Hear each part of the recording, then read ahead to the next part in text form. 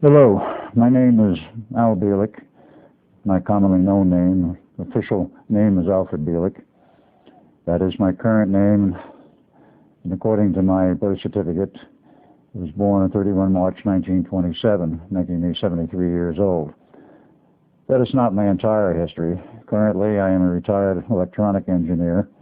I've done a great deal of research on things like UFOs, history, both ancient and modern. I have a background in electronic engineering. And of course, in some years of the past, I became interested in the Philadelphia experiment. My actual birth and my actual history is quite a bit different. I was born on the 4th of August, 1916, as Edward Cameron, son of Alexander Duncan Cameron Sr., my father, who was born in 1891. There's a long and suppressed history here. I'll go into the complete history of myself as it actually occurred, and then eventually get into Al Bielek. As everyone has known me for many years, including myself as Al Bielek, and it was only in recent years, in 1988, I started to recover my lost history, my lost memories, if you will, of the many, many government projects I had been in, both as Al Bielek and as Edward Cameron. We'll start at the beginning. I was born Edward Cameron, 4 August 1916, Bayshore, Long Island. My father was a Navy man, Alexander Duncan Cameron Sr., and he was born in 1891. Some of the history is perhaps lost and obscure. We don't have much of the real history of father, other than we know he was born in 1891, and I do have a copy of his birth certificate. Strangely enough, it was available from an archivist in Bayshore, Long Island. His history as to schooling and all of this, little is known. We do know that he went to Loyola High School in Brooklyn, graduated from high school, and joined the Navy sometime prior to World War I. And he remained in the Navy until the end of December, approximately December 30th, 31st, in 1929, when he retired with a pension and a disability. Now, I will not get that much into his history at this point, but that was my father. My mother was a common law marriage woman. As we found out much later, a German woman. What she was doing as a young girl in the United States, I don't know. A great deal of history has been lost, and we can only surmise part of it and fill in. But my father was a Navy man, and as was fairly common then, and perhaps today, Navy men are not exactly known for their scruples in terms of their women friends. Father had a common law wife in Bayshore, Long Island. That was my mother. He had another one up in Connecticut, because he did travel between the home, which was on Long Island, and the Navy base in Connecticut. And they had another female up there who was the mother of my brother Duncan. He was born about 8 months later. And his history is a little bit obscure also. Duncan and I actually grew up together, but the reason why that occurred, that we did get back together and grow up together, was because in 1917, the United States entered the war, World War I. Father was in the Navy, of course, and I was officially called as sea duty. He abandoned his 2 common law wives and, of course, went to sea. We, as the 2 sons, I being the firstborn, Duncan the second, were raised by our aunt, Auntie Arnold, whose maiden name was Cameron, in the big house in Long Island. It's a 23-room mansion built in 1905-1906, and was connected with the Arnold Constable family fortune. The family was, shall we say, well-heeled, had a great deal of money because of the Arnold Constable store and the history of that family and that group, which goes back to 1855 when the store was first founded. An Englishman by the name of Arnold came over from England, founded the store, brought it in some years later, a partner by the name of Constable, so it became known as the Arnold Constable store, and they were all over New York. That's a little bit of the background. There's not too much known about that history. The business of the Arnold Constable Store Company is no longer a business. They folded approximately 1965 under reasons which were obscure. The historians in New York and the Historical Society, whom I contacted, said there is not a financial problem so far as I knew. They just decided to close up operations. And nothing more is known than that. They had a very long history, operating over 100 years. But they had the money to build a very palatial home in Long Island in West Islip. It is still standing. I do have photos of it. And it is still a very large and outstanding home. It is now a place which is historically marked by the town of West Islip for the plaque in the lobby. I've been there more than once. We were raised by Auntie Arnold. Occasionally we'd see Father, typically once a year around Christmas. And he would take us around the city in various places and, of course, treat us to what kids normally are treated to. We went through the grade schools, went through high school, graduated 2 years early from high school, actually in 1932. We were considered rather brilliant students at that time. Father, in the meantime, had retired from the Navy in 1929. After that, we saw a great deal of him. He never worked as a person for another company or a job as such. And he had money, and he, in his retirement, used to build racing sloops. And he rented the Long Island regattas every year, won quite a few trophies. He got tired of a particular boat, he would sell it and go build another. They were hand-built in a boatyard which still exists on Long Island. I had the occasion to go by there and see it in looking up in the history of the family after I became aware of who I really was, which means in 1989 onward. My awareness fell back into place, you might say, in 1988, under circumstances I'll go into later. But in the early history, Father built these sloops, would disappear for a period of time, traveled a great deal, and even as such, we didn't see him all that often. We finished our high school, and Father insisted that we get a good education. Certainly the money was there in the family, and the prestige of the family was such that I was able to enter Princeton University. Brother Duncan, for whatever reason, decided to go to the University of Edinburgh, Scotland. He went his entire period of education there. We both entered in 1933. He in Edinburgh and myself at Princeton. Took a bachelor's degree in physics in 1936 out of Princeton, master's degree in 1937. And of course, during that period of time, I met Dr. John von Neumann. Von Neumann, of course, was a professor of mathematics. He taught in the school, as a graduate school primarily. But for reasons unknown to me then, he took a great interest in me.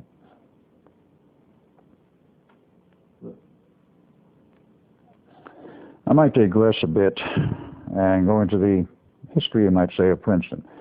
Princeton University is one of the prestigious elite schools of the United States, and of course it's a very old school. It's the second oldest in the United States. The oldest and original school in the U.S., of course, is Harvard. I wound up going there later. But Princeton, of course, very long-known elite school. A great deal of money has been endowed to it by various trust funds. And all of their building, all of their artwork, of which there's a great deal of original art in the various graduate school buildings, the study halls, the libraries, etc., which I did wander around at a later date, after, of course, going through my schooling. And it's all there. It's a very prestigious school, and of course, the type of people who go there are, shall we say, the cream of the society in terms of what one usually considers the people who come from moneyed families, who have a position in this sort of thing. It was not a school of, pardon my expression, it was not a school for commoners, not that I have anything against commoners, because I've long since learned from Bielek that there's a different side of life than one learned as, shall we say, Edward Cameron. The school was a very interesting school. I was in one of the fraternities. I've long since forgotten, and I've tried to research this, and I cannot find much out to this day. But I continued on. I finished my school there, went to graduate school, and von Neumann, during this period of time, kept saying to me, if I'm going to go for a PhD, which of course I did, that I should go to Harvard, that it was a better school. In those days, perhaps it was. Still has, of course, the great prestige of its past. But eventually, in 1937, I transferred to Harvard in order to do my graduate work for a PhD in physics, which I continued and finished the work in the summer of 1939. During this period of time, I had almost no contact with Duncan. He didn't come home. He stayed over in Scotland. And perhaps there was a reason, because the Cameron family has a long history which goes back into Scotland. And if you trace it historically in the Cameron clans, of course, they originated in Scotland. And there is a great deal of history involving Scotland for the background of our family. This is another subject I won't go into now. But I finished my schooling in 1939 in the summer, took my PhD, and all the usual things that go with the graduation. Duncan did the same. Father decided at this time that it was time I met my mother again, my natural mother. And we had to go over to Europe in order to pick up Duncan anyway. So Father picks me up, and we go to Scotland. Duncan becomes part of the entourage, and we go to Germany, to Königsberg, to meet my natural mother. I hadn't seen her, of course, in many, many years. Very many years. There she was when we got to the place, living in the family castle, if you will, overlooking the river right outside of Königsberg. I still remember this. And, of course, she was swannied in her own way. She was happy to see us. They had servants and all this sort of thing. And I might point out, we left there and returned to the United States. It was a short and brief trip on the 1st of September, 1939. We were back in the States. And, of course, 1st of September, 1939 was when hostilities broke out in Europe over World War II. Königsberg today is part of Russia. It was part of East Germany, which was captured by Russia as part of the end of the war divisions of Europe. And even after East Germany went back to become a part of unified Germany, Königsberg remained as part of Russia and is still. All of the castles there were no longer under private ownership. That was ended when Russia took over, and they're now part of the state system, and for the most part, they are museums. There's no private living in any of those. In that section of Russia. That's another long story. I will not go into as to what happened to Mother. Part of this is still, in terms of her, is current. She is still alive today, believe it or not. She is actually 100 years old. Will be 101, I think, this summer. Her birth date was June 30th. But at that time, she was still a relatively young woman. And when we returned to the United States, of course, Father said to us, Duncan and myself, "We want you to continue in the family tradition, that has been the Navy." And he had, of course, going into his background, which I will, had many connections. He had already set things up for us, had already, shall we say, greased the skids, so that we would enlist in the Navy, there would be certain opportunities open up for us. So we enlisted in September 1939 at the Naval Enlistment Station at 50 Church Street, New York. We're given commissions as Lieutenant J.G. because of our education. And, of course, this was all tied into what Father had already set up for us, which was to work on a specific project. We were not informed in advance of what plans he had already made with certain groups in the military. And we finished our schooling. Then, of course, we went into a Navy school, which is what was typically called a 90-day wonder school at that time for officers and officer candidates. We finished that, and we were then assigned to the Institute of Advanced Study at Princeton, New Jersey. Now, I might go into a little bit further the background here of Father. My information on Father was very scanty at that time. Of course, he was alive and in the family, and we saw him a lot. And he made many trips to Europe. We didn't know what they were all about at that time. But we found out since, that is Duncan and myself, researched with some other people, he made many trips to Europe, and during the period from 1933 to 1941-42, he literally spirited 9 different German scientists, mostly Jewish, out of Nazi Germany to the United States. They brought her over across the ocean on an ocean liner, buried in a cubicle, which typically the store, the company store, that is our family history. They had to bring many goods in from Europe, and they typically were packed in a 12-foot on-the-side crate, which was typical for handling at seas when the crane dropped them in the hold of the ship and all this. They would build a special one up with living quarters, which included, of course, food, water, light, sanitary facilities such as they were. And this crate would be dropped in on the top of everything else, so it was on the top of the stack, as it were, in the hold. Whether or not the person got out during this trip or not, I don't know. Arrive in Brooklyn, or in the New York Harbor, as the case may be offloaded. That person would be removed and would then go literally to our home, be given a disguise, and after a period of time would sort of sink in and disappear into New York society. These people were held in reserve. They were not used at all during that period of World War II until the war was over.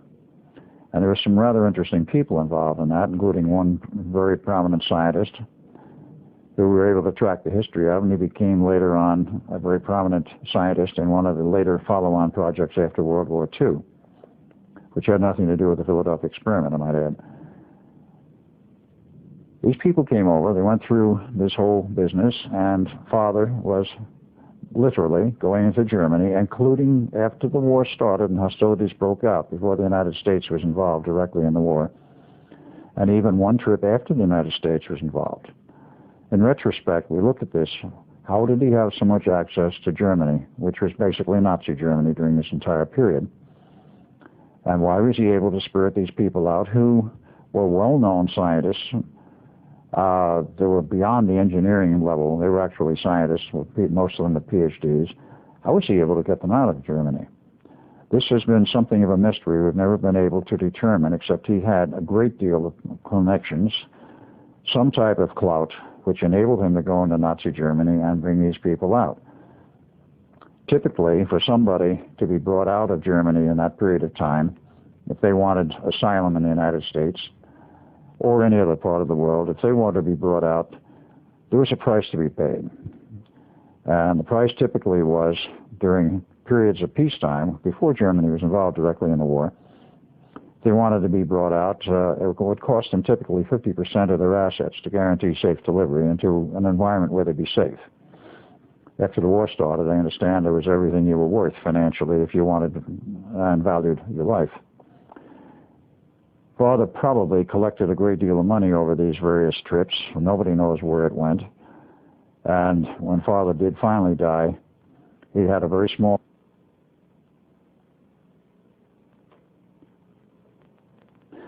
In 1981, according to the official records, monies were inherited, and he had a small trust fund by Brother Duncan and his sister. Later Duncan than the one I'm discussing from the period I'm now talking about, namely my early history as Edward Cameron.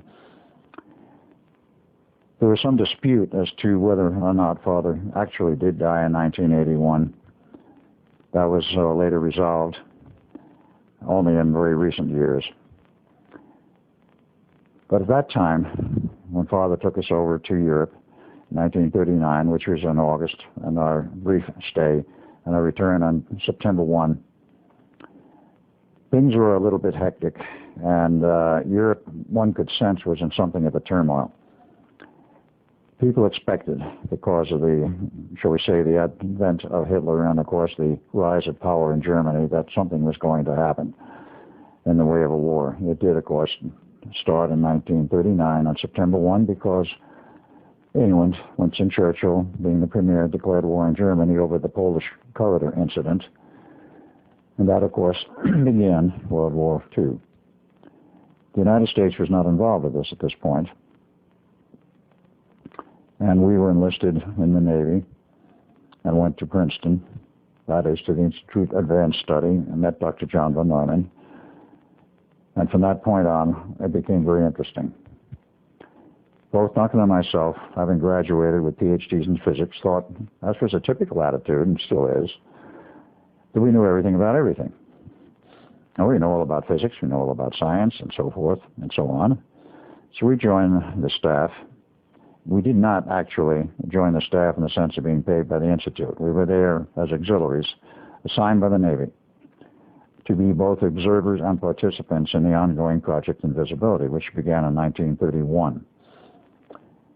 But what was interesting was the fact that John von Neumann had to sit us down in a class, quite literally, just between Duncan, myself, and von Neumann, and tell us what the project was all about, and not only tell us what the project was about, but what the mathematics were, what the physics background was, and so forth. And in this period of time, which took over a month, not full time because he had other duties, but in this period of time, he brought us up to speed to discuss various things like the advanced mathematics at the time, rotating time fields, the physics of time fields, the interlocking of various energetic systems, which we all know and understand, except the interpretation has been wrong on some of them.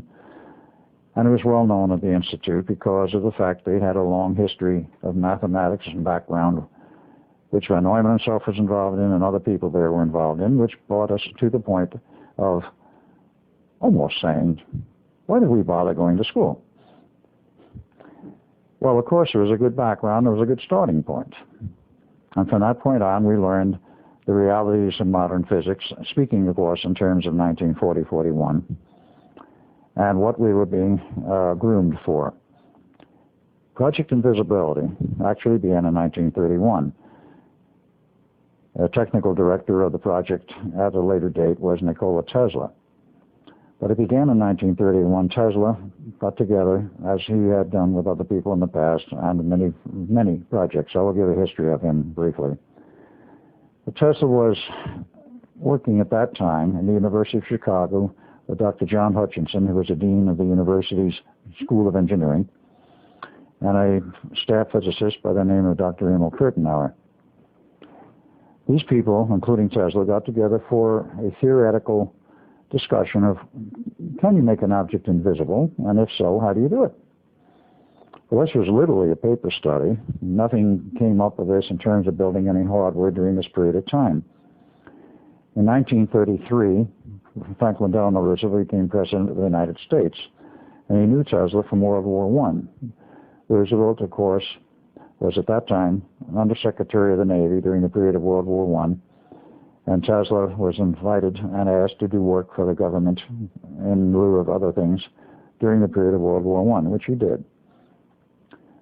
This, of course, established a friendship between Roosevelt and Tesla, and when Roosevelt became president, Tesla was invited to Washington for an old get-together of old friends.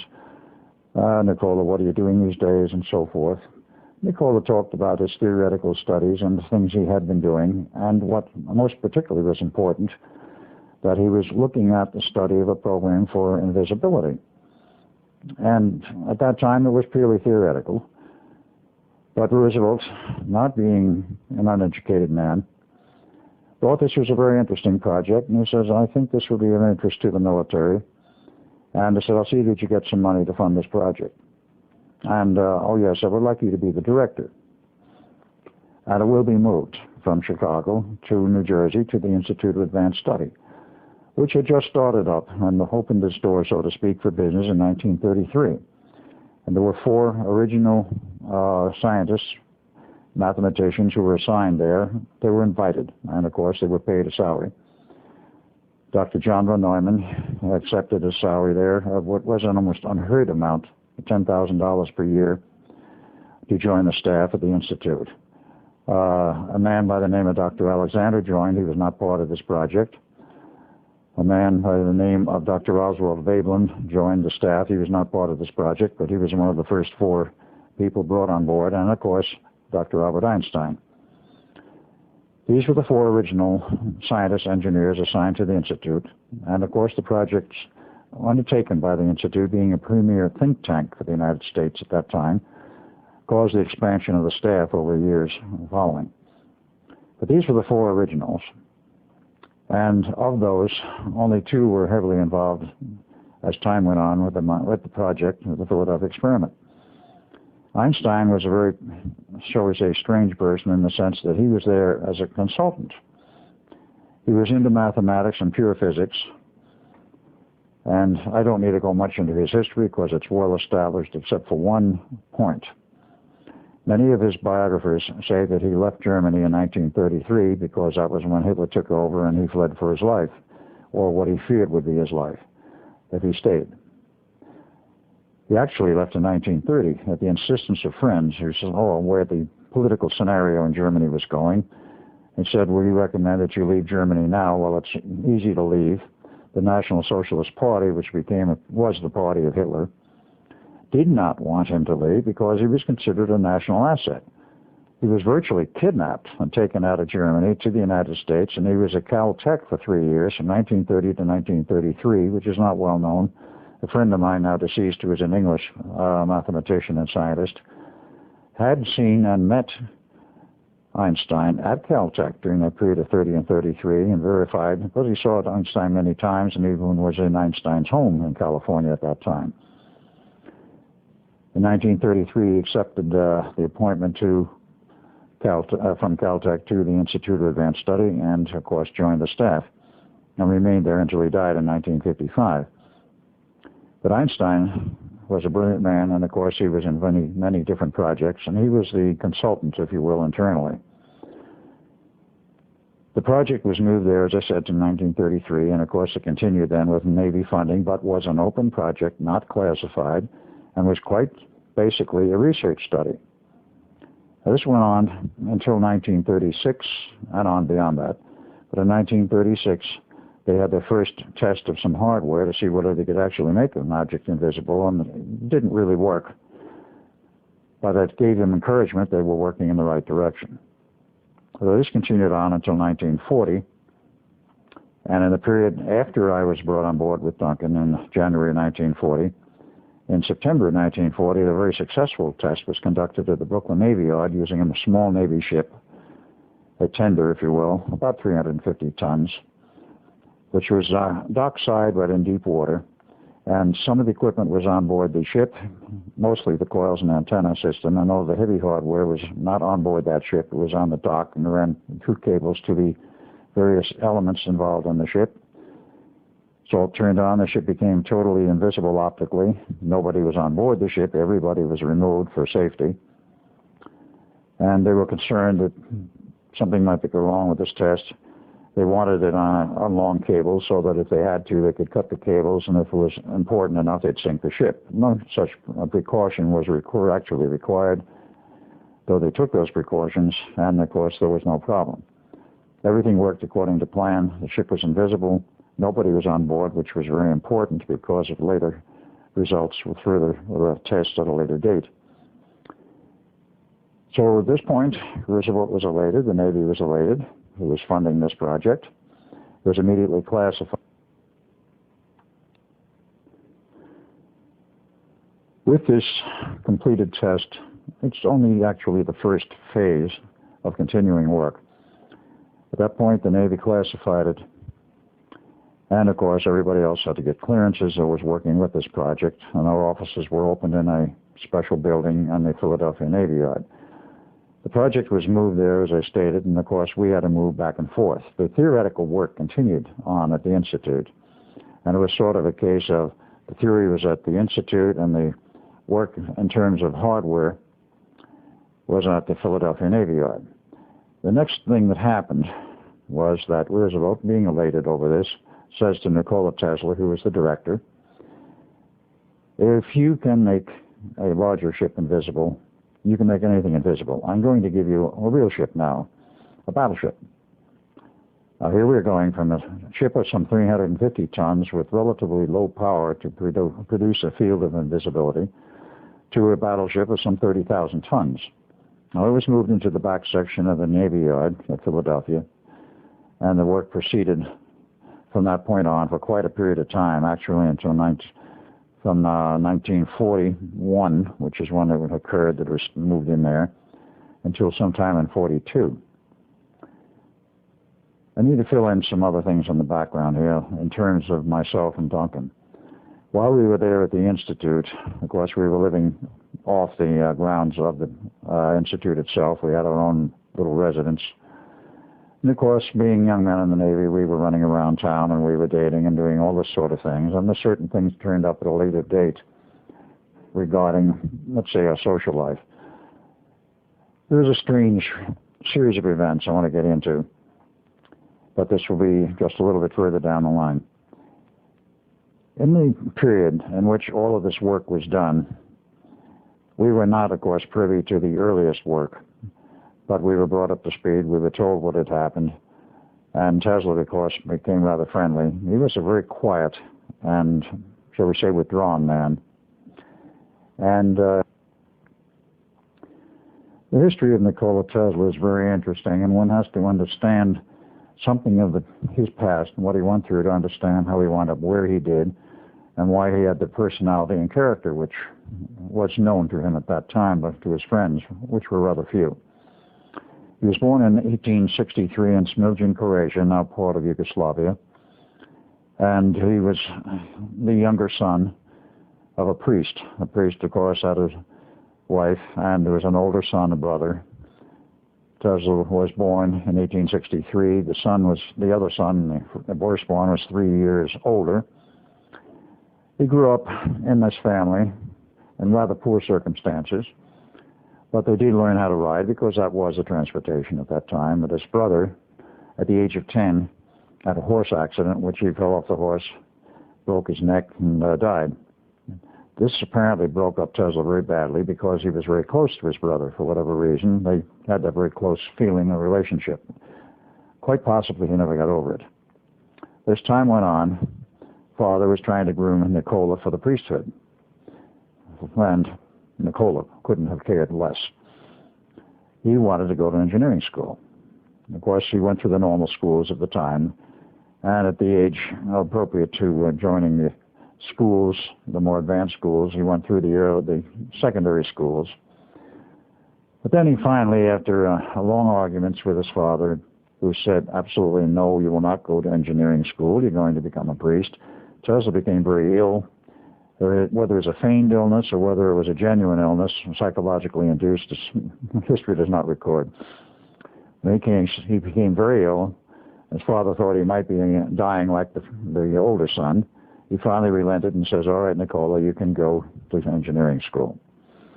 Nikola miraculously recovered. And, of course, when the time was appropriate, he went to engineering school. He went for 1 year. And in 1879, his father died. And, of course, therein the funds were cut off. He could not continue on in school formally. So he went to work, first in the telephone system works in Bucharest, I believe. Tried to continue his schooling on the side, as the saying goes, monitoring the classes without being a matriculated student, being the normal tuition. Considered very brilliant by his parents, not only his parents, but most particularly by his professors. And then in 1882, he went to Paris, went to work for the Edison Works in Paris. He was there until 1884. During this entire period of time, he had argument after argument with his professors because he was, at that point, even so brilliant that he envisioned new forms of electricity. DC, of course, was the common thing at that time, developed by Thomas Alva Edison. And, of course, Edison's works were all over the world at that time, and they had a major installation in Paris, which he went to work with. And the head of the engineering works in Paris considered Tesla very brilliant. Tesla decided he wanted to come to the United States in 1884 for greener pastures, if you will. And he got a letter of introduction from the works manager in Paris to Thomas Alva Edison at Menlo Park, New Jersey. So he bid his farewells and got on, went to England and, of course, got on one of the regular steamboat trips and didn't have much money. Someplace along the way, he lost a suitcase of clothes. The only thing he managed to keep and to survive on his trip was a book of poetry he liked, the letter of introduction to Edison, and literally 4 cents in his pocket. This was, of course, the way he arrived in New York. So what does he do? He tries to get temporary work in order to survive, and eventually meets Thomas Edison in New Jersey and gives him the letter of introduction. Tesla was, Edison was impressed by this. Tesla was perhaps not quite so impressed with Edison as Edison was with Tesla because of the letter. And he says, tell me, Mr. Tesla, what are some of the things you have done and what are you interested in? So he told Edison about his ideas, in which he envisioned a new form of electricity, AC, alternating current. Edison, of course, having been the shall we say, the principal proprietor in terms of building hardware, all DC motors, DC generators, a lighting system which of course didn't care whether it was AC or DC, but having invented the light bulb and a few other things, that is the incandescent lamp, he saw in Tesla a man who was, to his idea, argumentative, but nonetheless brilliant. Tesla felt that he had no chance to be with Edison and was about to walk out, and Edison said, no, we may not agree on some things, but I need all of the engineers and good engineers I can get. Report 7 a.m. in the morning for work. So we did. The first project that Tesla worked on, and the only one apparently that he worked on during this period of time, was one that Edison gave him, how to stop the arcing of the brushes in DC motors. It was quite a problem at that time. And we're talking in the period of around 1884. Obviously, there's been a great deal of change and progress since, but this was the beginning of progress, if you will. And he also promised Tesla that if he completed this project in time, he would give him a $50,000 bonus. Well, of course, Tesla went to work. He wanted to establish his own laboratory. And of course, he couldn't do it without money. So he completed the work in proper time. Everything was according to what Edison wanted, so he asked Edison for the bonus. The bonus Edison sort of laughed and says, bonus? He says, you don't understand the American sense of humor. And Tesla looked at him and says, no, I don't, and walked out the door. And went back to work digging ditches, quite literally. He had to survive, and of course, he had no resources at that point. While digging ditches, of course, the word got around New York that he was a brilliant man digging ditches. You had a great deal of capability in the electrical field. The first person that contacted him was the then head of and owner of the telegraph company in New York, and he approached Tesla and says, Mr. Tesla, I would like to have you go to work for me. I've heard about your ideas for AC motors and generators. How much money would it take to establish a laboratory? And Tesla thought for a moment and says, well, I think I could establish a working laboratory and go to work for about $35,000. This man, being the president of the telegraph company at the time, wrote him a check on the spot for $35,000, or so goes the history that is recorded, and says, go to work. So he got himself a building and started building his laboratory. He built some of the earliest motors and generators. And interest at that time, when he arrived in the year 1884, was the year that the Institute of Electrical Engineers was founded in New York City. Of course, it persists to this day and is now known as the IEEE, Electrical and Electronic Engineering today, but at that time it was the Institute of Electrical Engineers. Tesla became a fixture there in that he gave many lectures. And at one of them, he demonstrated his AC system of AC power, generators, the lighting, and so forth. A very impressive demonstration. And in the audience, unknown to him at the time, was a man known as George Westinghouse, of Westinghouse Air Brake Company, Westinghouse Rail Car Company, a man who already had a lot of money and was very successful in business. Westinghouse liked what he heard. He says to Tesla after the lecture's over, would you join me for dinner at the Waldorf? And he said, of course. They discussed the history. They discussed the possible future for Tesla. Tesla at this point already had 20 patents assigned for AC power, AC theory, and the whole 9 yards of AC equipment, or issued patents. And he says, how much do you want for all 20 patents if you sign them to me? What kind of money is involved? Well, I'm sure they negotiated for a period of time, but they finally worked out a deal, which history says Westinghouse gave him a check outright for assignment of all of his patents to a Westinghouse company for $1 million cash. This was in approximately 1887. A lot of money in those days. Oh, yes, and we'll give you a royalty, $1 per horsepower for every AC motor and generator we build. Well, Tesla was very much in business over that, and of course his laboratory expanded, and he continued his work.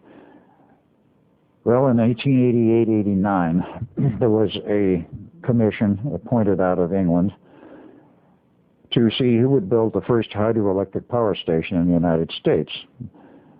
And I might add, during this period of time, there was a great deal of animosity between Tesla and Edison.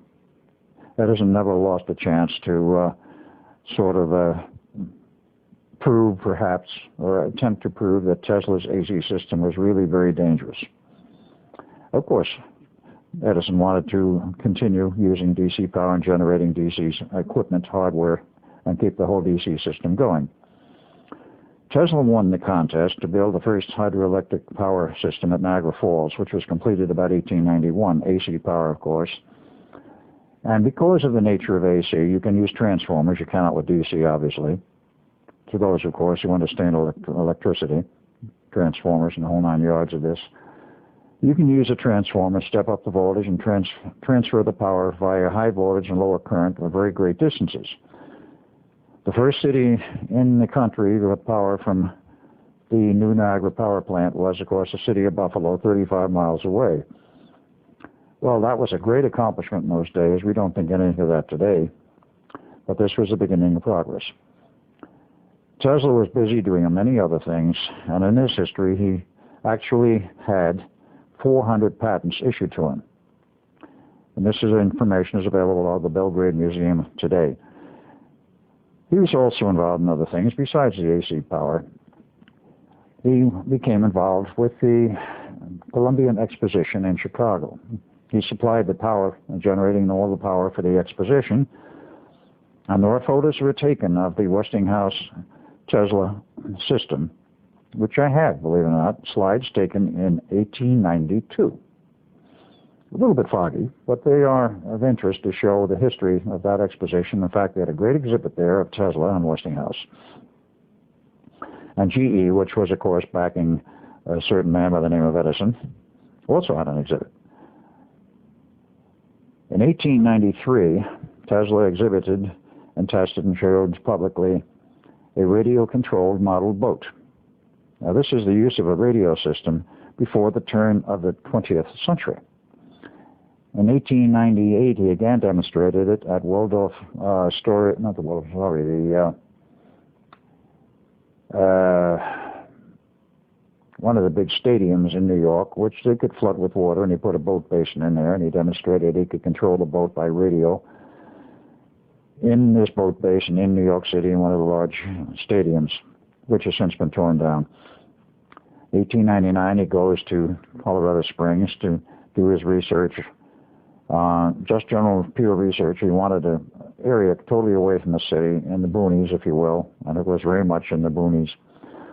And he took power, of course, from the local power generating system, which was in Colorado Springs, built his huge Tesla coil, and he wanted to demonstrate and prove that it could prove and demonstrate conclusively that power could be transmitted a great distance without wires, without any visible means of transmission.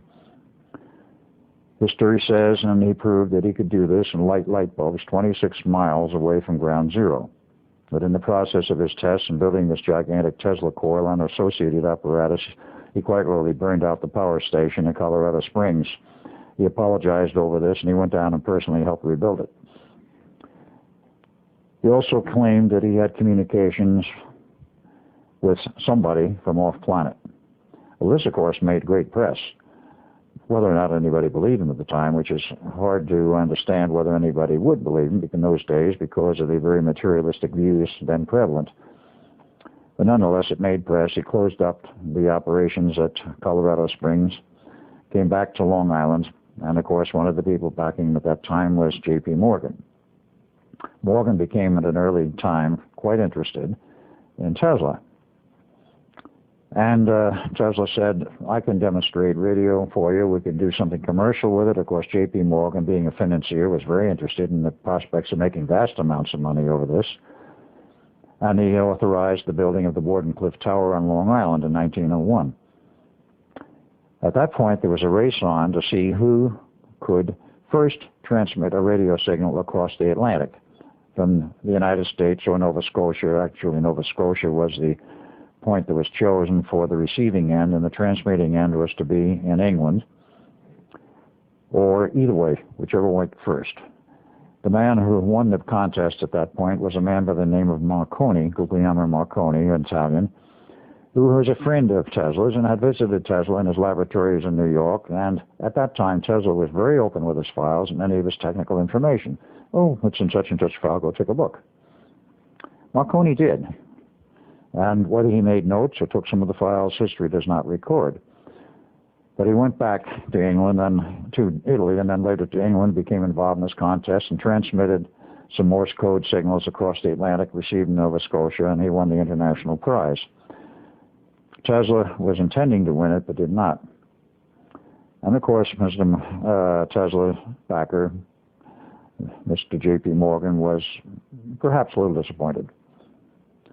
But then Tesla goes to Mr. Morgan and says, Mr. Morgan, what I really want to do with the Wardenclyffe Tower is demonstrate the feasibility not only of radio and television transmission, which was why it was built in the first place, as he called it at the time, transmitting sound and pictures through space, what we now call television, and of course radio.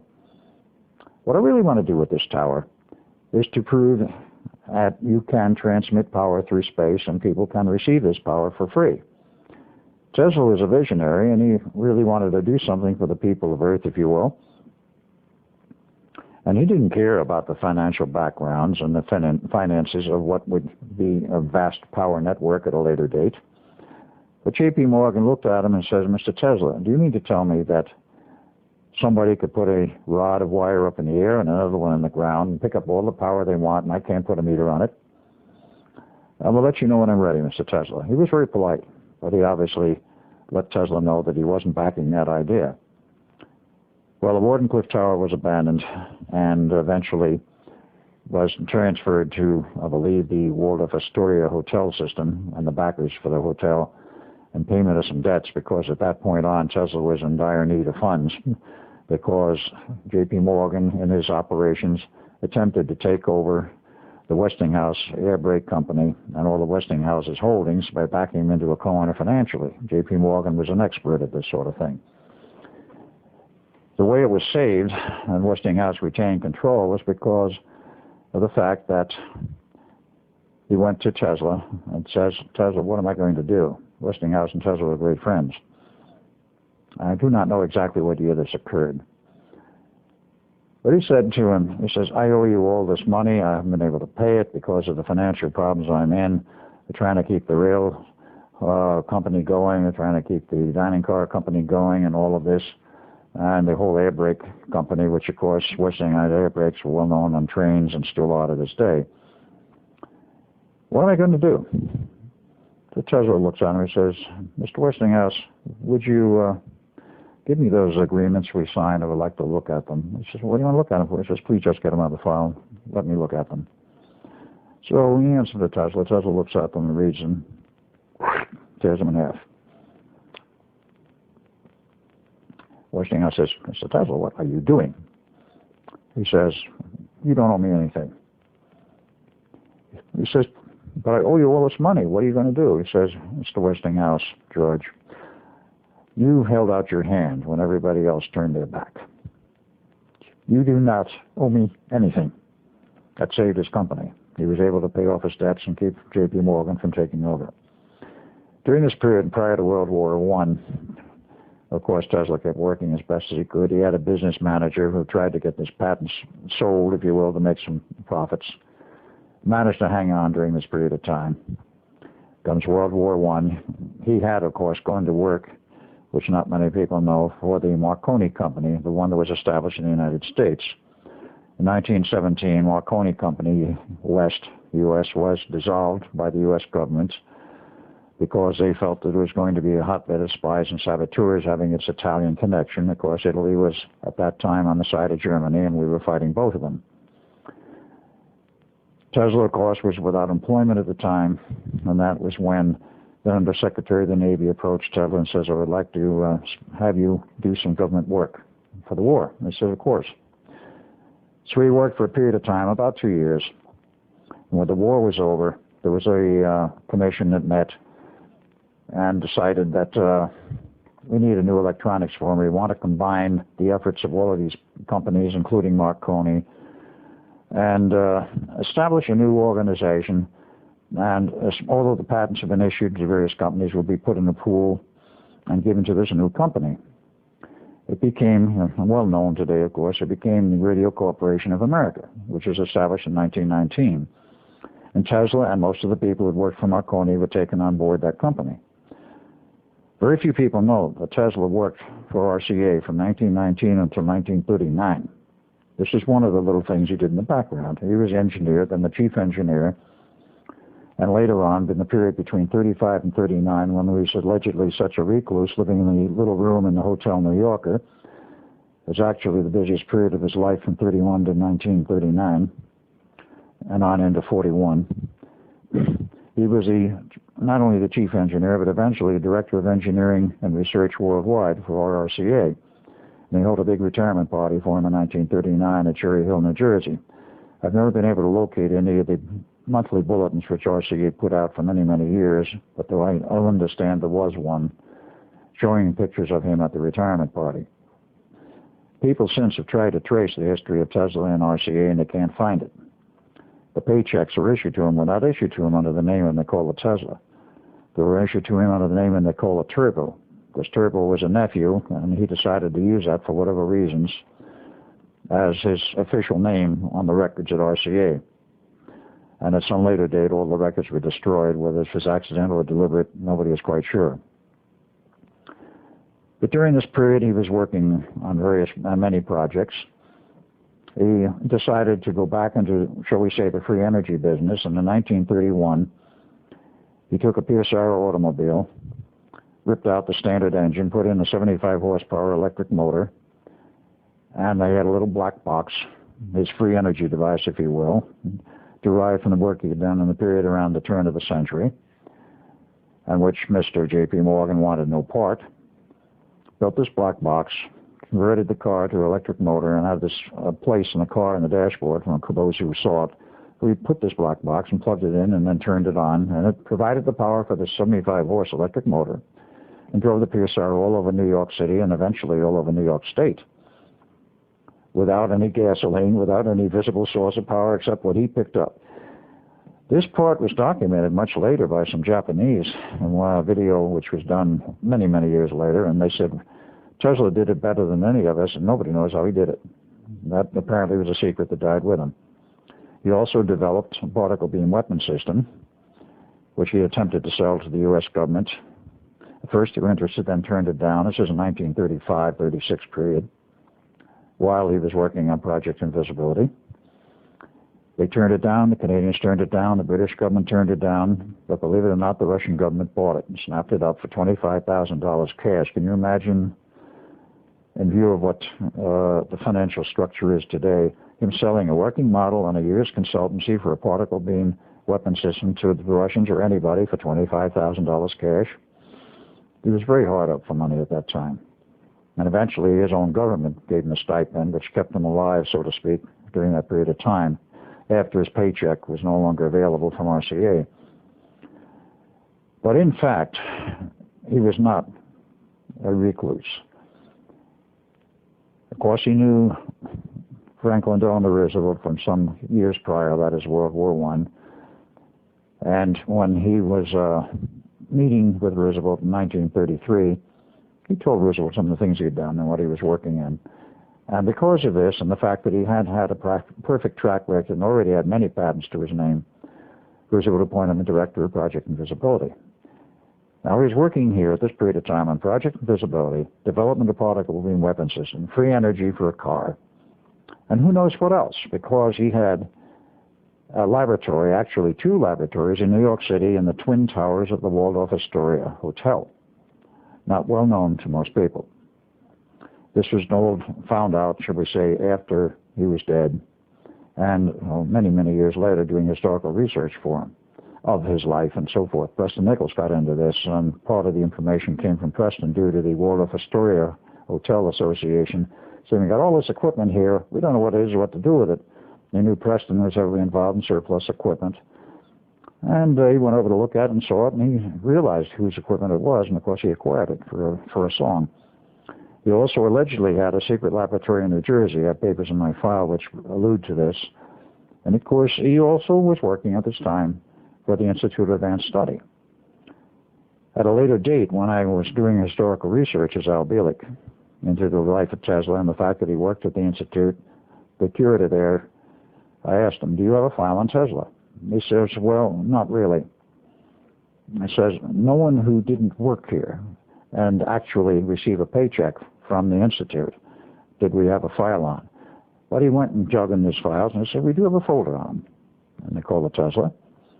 And he showed it to me. It was a telegram sent to the Institute from New York saying that Nikola Tesla had died on the 7th of January, 1943, and announcing the plans for his funeral. This is getting a little ahead of the story, of course, but this was the only thing they had in the file.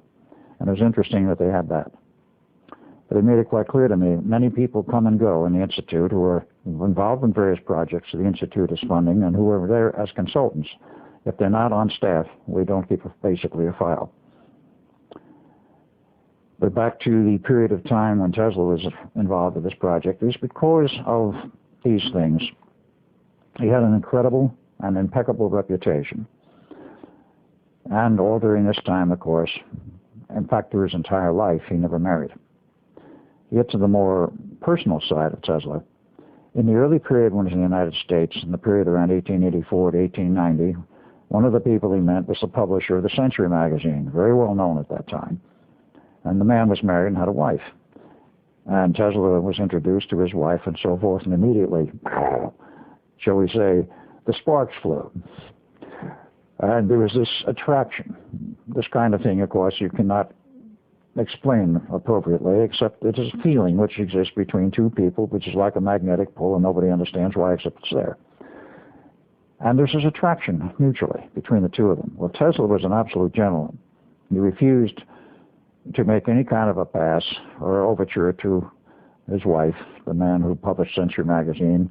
And she, of course, and as women in those days were far more demure, she just didn't do anything except be totally polite to Mr. Tesla. They met many times because there was a lot of correspondence and a lot of reporting being done by the head of the Century magazine on some of Tesla's work. But he never married. That was the only woman who he's ever known to have been interested in his entire life. And eventually she faded out of his life. So the rest of his life, it's not known that he ever had any female relationships. He was totally devoted to his work. And scan in on that, and then I'm going to come back. You know, when you start getting off the book or talking, I'll get back. So when you see three fingers, we're up.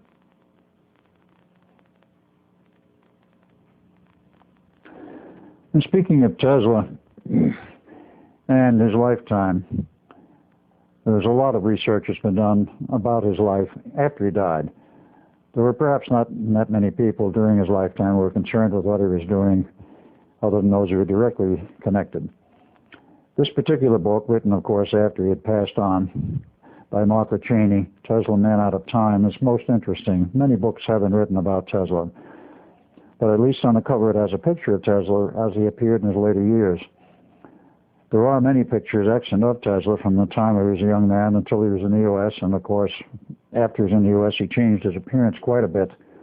He wanted to give the scientific or professorial look, so he grew a mustache, his hair darkened, and the usual pictures of Tesla, though perhaps younger than this one, showed him in a very similar way, in a very similar outline. The group that had the best collection of pictures was the now defunct Tesla Society of Colorado Springs, Colorado. They went belly up a few years ago. They had a great collection of pictures of Tesla. I never did get all of them. And one of them showed him as a very young man, in which he was an extremely good-looking person. It's surprising in many ways that he never married and that he never had any close relationships, but many tales have been told about him, and he was so totally devoted to his work, apparently he bypassed everything else. And I'll go back now to the later part of the life of Tesla. One of the people whom I met, who, when he was still alive, namely Mr. Ralph Bergstresser, was a principal technician for many years for Mr. Tesla. And he told me many interesting anecdotes, many interesting stories. Tesla, of course, was known for years to have a room he lived in, if that's the proper term, at the Hotel New Yorker. It was not a very large room, not very large quarters. But he also had for many years an original laboratory in New York City back around the turn of the century and later, which was burned out with a fire. He lost most of his equipment.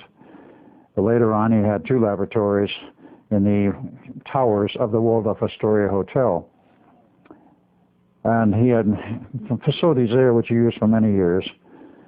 He also had facility in New Jersey, and of course during the period of the time which we were discussing the Philadelphia experiment, he had a secret lab someplace in New Jersey, as well as his occasional, not regular visits to the Institute of Advanced Study.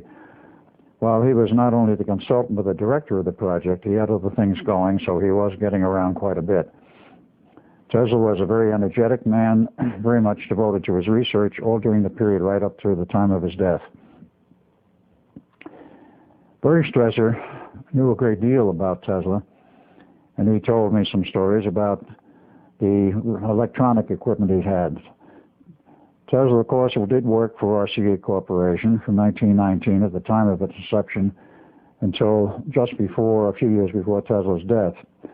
From 35 to 39, he was, of course, the Director of Engineering and Research worldwide for RCA. And he had a retirement party at Cherry Hill, New Jersey in 1939. So that was one of the reasons why he didn't show up at the Institute that often. After 1939, he had a lot more free time, as I'm sure his duties at the RCA Corporation in Cherry Hill, New Jersey, where I believe he worked most of the time, were very demanding. But Tesla, as he went on, became more involved with this project. He had a great insight, and his approaches, or I should say his approach to the idea of the object of invisibility is most interesting. Now, his ideas were not only mathematical but electronic, but in addition to the work that he did and his approaches, there were other people who theoretically fit into the whole background of this project. Remember, it started in 1931 in Chicago at the University of Chicago, and then was moved in 1933 to the Institute of Advanced Study at Princeton. There were a number of things in the background which are very important. One of the people who was very important to this project was a mathematician known as Dr. David Hilbert in Germany. He dates from before the turn of the 20th century, lived until sometime in the 50s. So far as I know, he never left Germany. But he developed many systems of mathematics, 5 in actual count. It was the last one was the most important. It became nicknamed Hilbert Space because his mathematics described multiple realities and means for, shall we say, connecting to them, at least theoretically, to the alternate realities. Among the people who was in Germany at that time, of course, was Dr. John von Neumann, who I've given very little history of at this point.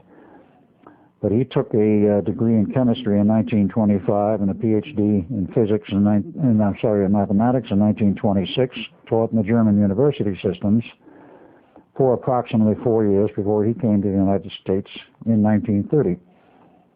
During this period of time, of course, he met David Hilbert, learned a great deal of his mathematics, and von Neumann, in his most inimitable way, went on and developed some more of his own mathematics. Things known as operators, polar operators, and what became known as the von Neumann algebra eventually, to make it perhaps more palatable to a student. These were some of the people who figured in the background. Hilbert made his contributions in terms of mathematics, which was brought over to the United States basically by Dr. John von Neumann, who was on staff full-time there, working perhaps most of the time on the project itself. The approach which Tesla used,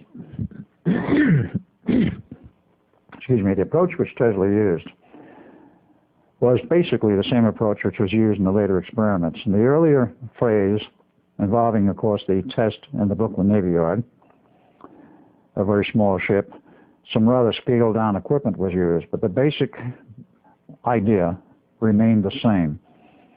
One has to understand the 4 basic energetic systems of our physical universe. a little bit of theory here. I'm not going to get into math and highly involved because this is not intended to be a scientific dissertation, but a more popular presentation of the ideas of what was going on. I'm sure everybody has heard about electric fields, both static and, of course, current flow as the AC system we use today and have used since before the turn of the 20th century.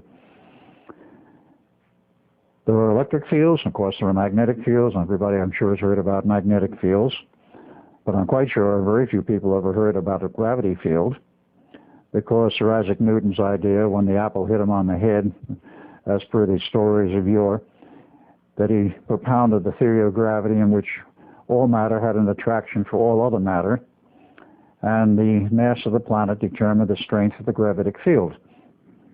Happens to be incorrect.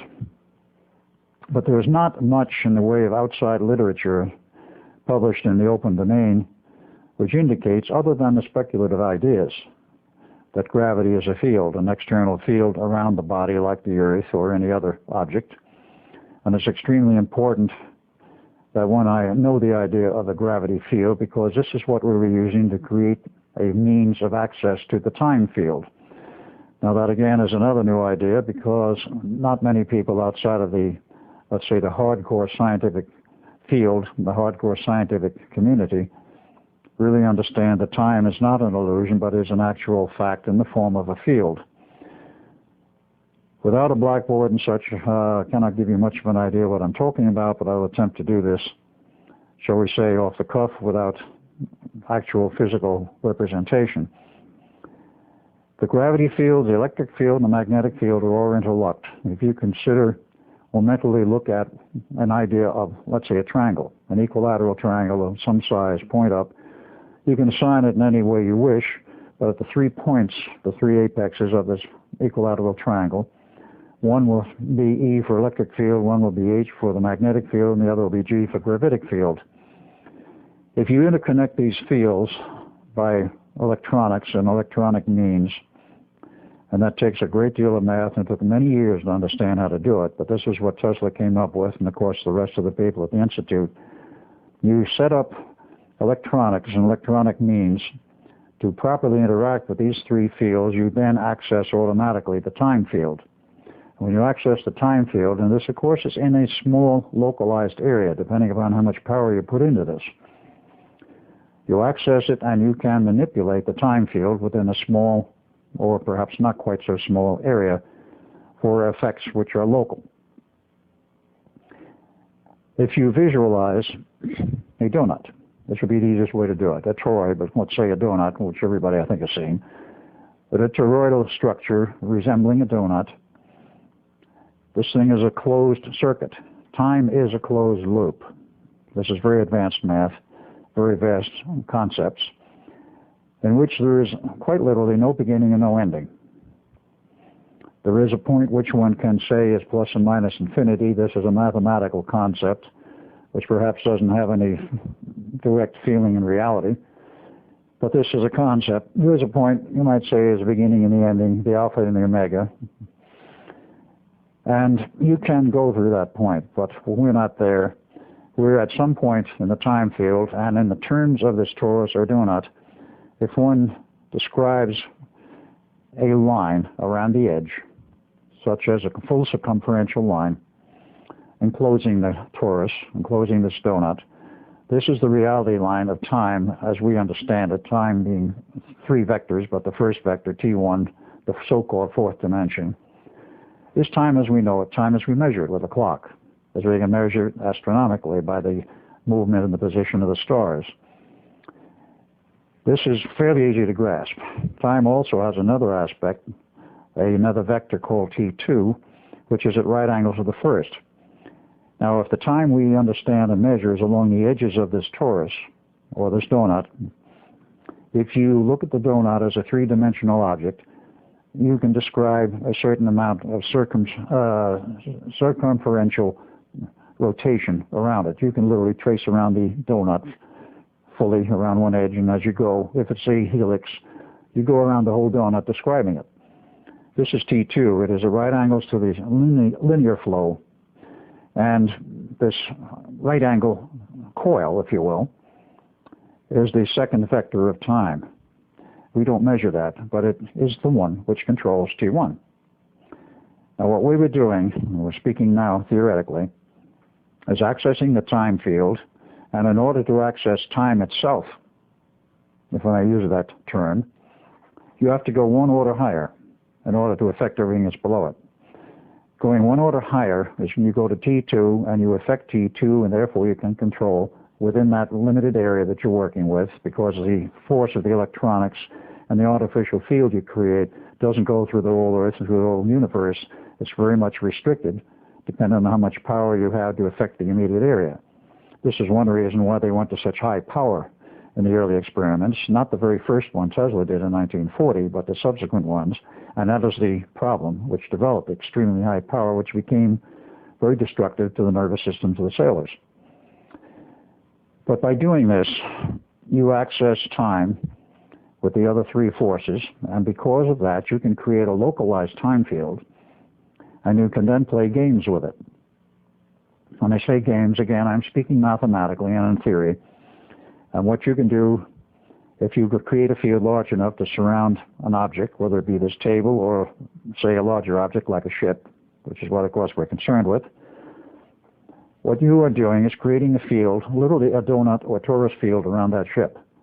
The ship is within the hole, so to speak, but the fields are around it, and it affects time around that ship.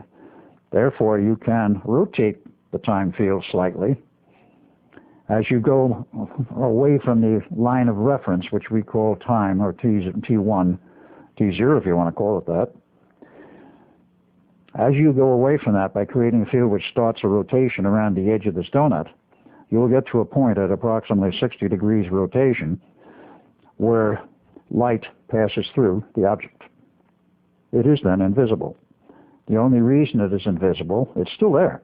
The only reason it's invisible is because there is no longer a reflection of energy. If you reflect light, the radar energy, you will get energy fed back to you. You will see it, a camera will record it, or the radar system, of course, will record a return of energy and create an image. No return, no image, i.e., it's invisible. That sounds very simple. It's really not. There are other means for, let's say, portraying or actually creating an idea of invisibility. There are other systems proposed. One of the magicians went to the Navy many, many years ago and says, I can create a illusion which can be made effective to make a whole ship invisible. The Navy listened to this man and then classified the whole project and everything he said. So nobody knows what it is he really said. Apparently the Navy thought enough of it, they thought they had better classify it. There are other ideas which have been proposed, but there's one other aspect of this I want to make clear. There are certain chemical solutions, I at the moment forget what they are. If you put them in a glass, and set the glass, let's say, on a table, the chemical solution, if it has the same index of refraction as the glass, becomes totally invisible. You can't see it in the glass. This is essentially what I'm trying to say. If you make the index of refraction in the area where the ship is 1, there's nothing there to see. It's there, but you can't see it, just like the chemical solution inside the glass. You can't see it. Water you can see. It's close to the same index of refraction as glass, but it's not the same. It's different than air. It bends light. Because it bends light, you see the water. Light will bounce off of an object or it will go through it.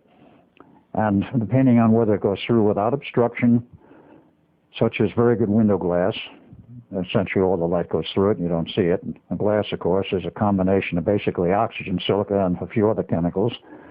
And it's almost pure oxygen, which perhaps most people don't know. But there are many ideas, and the basic one we were working with was very complex. It required enormous amounts of power. But an initial test that as Tesla did, as he conducted this in 1940, didn't require the power that was used later. And they did take the precaution. All personnel were removed from the ship when they had the power turned on, and the ship was completely invisible to sight or to a camera. Radar has nothing but electromagnetic energy at a lower frequency than light. So if you can make it invisible to light, theoretically it's invisible to radar, which did prove to be the case at a later point. Tesla was involved with this all the way up through March of 1942. With that successful test, what happened was, of course, that Roosevelt got the news and he says, well, Mr. Tesla, I'm going to give you a real ship now. I'm going to give you a battleship. If you can make that invisible, you can make anything invisible. So a battleship was moved into the backyard of the Philadelphia Navy Yard in the area which is, at that time, was for classified work, classified efforts. Tesla went to work, of course, to prepare the equipment for that. And, of course, he was backed up by the people at the Institute. I mean, he was not working alone. He had John von Neumann working, he had Einstein there as a consultant, and other people who became involved, including a man by the name of T. Townsend Brown, who was a Navy man in the reserves. He had a bachelor's degree in electrical engineering. I'm not going to go into his whole history. But in 1938, he was pulled out of the Navy Reserves into a full-time commission and then assigned to a number of projects. For one of them he was involved with the Philadelphia experiment. He contributed a lot of work in terms of the RF systems, particularly the antenna system, which was used to create the electric field. And that was one of his contributions to the experiment. He perhaps is better known for the fact that he worked on the degaussing systems, and he developed the degaussing systems for the German magnetic mines. In the early stages of that, they used to wrap cables around the entire ship, create a pulsed magnetic field strong enough so that if a magnetic mine was near the ship, they would, at a safe distance, would be exploded. Not too near the ship, obviously. The magnetic mine worked not by contact of a probe, but by the proximity of a large mass of iron or steel, which of course all the ships were then. Today there's a lot of them aluminum, the hulls of the smaller ships. It would detect the mass of metal, it would change the magnetic flux of a magnetic system inside the mine, trip it, and of course would explode, theoretically would blow the ship apart without any physical contact with the ship. That system, of course, the Germans developed about 1938. T. Townsend Brown found the remedy, if you will, for it. And that was one of the things he did. And it did bear some relationship to what came later in the Philadelphia experiment. Some people, such as John J. O'Neill, thought it was nothing but an extension of T. Townsend Brown's work on the magnetic mines. It was not. There was similar technology involved, but only a small part of it.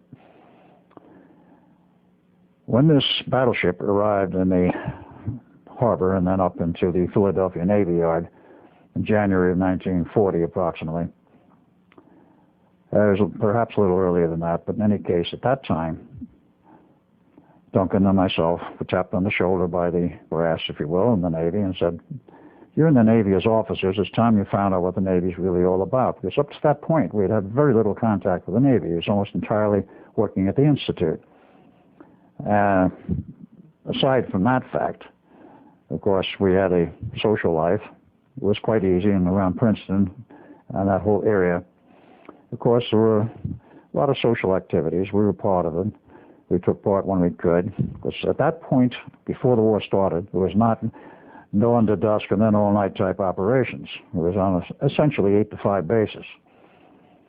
So we'd go out and do various things, and we'd have a social life, and we'd do some dating, and eventually, a little bit later, I became engaged to a woman to marry, but that became the case in 1943. In that period, we had some social life. We went around, we learned a lot about Philadelphia, because it's not that far from Philadelphia. It had a great deal of social life going. There were a number of people I remember dating. And of course, being that I came from the Cameron family, and there was a certain degree of prestige to that, and of course, you wear a white officer's Navy uniform, I mean, the women were falling in love with you. In this case, they were falling in love with me and Duncan. Duncan was still the better looking of us. We never had any problems, shall we say, socially. The problem was how to fit the social life into the work life. That was an interesting competition. When we went to the sea in the Navy, of course, that ended. And we were all over the Pacific until October of 1941. The Pennsylvania came into dry dock at Pearl Harbor. It was due for an overhaul. It, of course, had been launched in 1916, commissioned in 1916. It was a quite old battleship, actually, but still, shall we say, very seaworthy. It was a favorite of Roosevelt, and it was, at that point, the flagship of the fleet. It went into Pearl Harbor, into dry dock.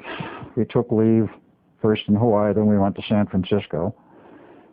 And on December 5th, 1941, we were about to board a Navy plane at the Alameda Naval Air Station when we were intercepted by a Navy captain that says, "Gentlemen, your orders are canceled, come with me." And we followed him into an upstairs room at the Naval Air Station and met Hal Bowen Sr. This was the first time we had met him. He was the director of the Office of Naval Engineering, as they called it in those days. It's since been renamed the Office of Naval Research. And he says, "Gentlemen, your orders are canceled.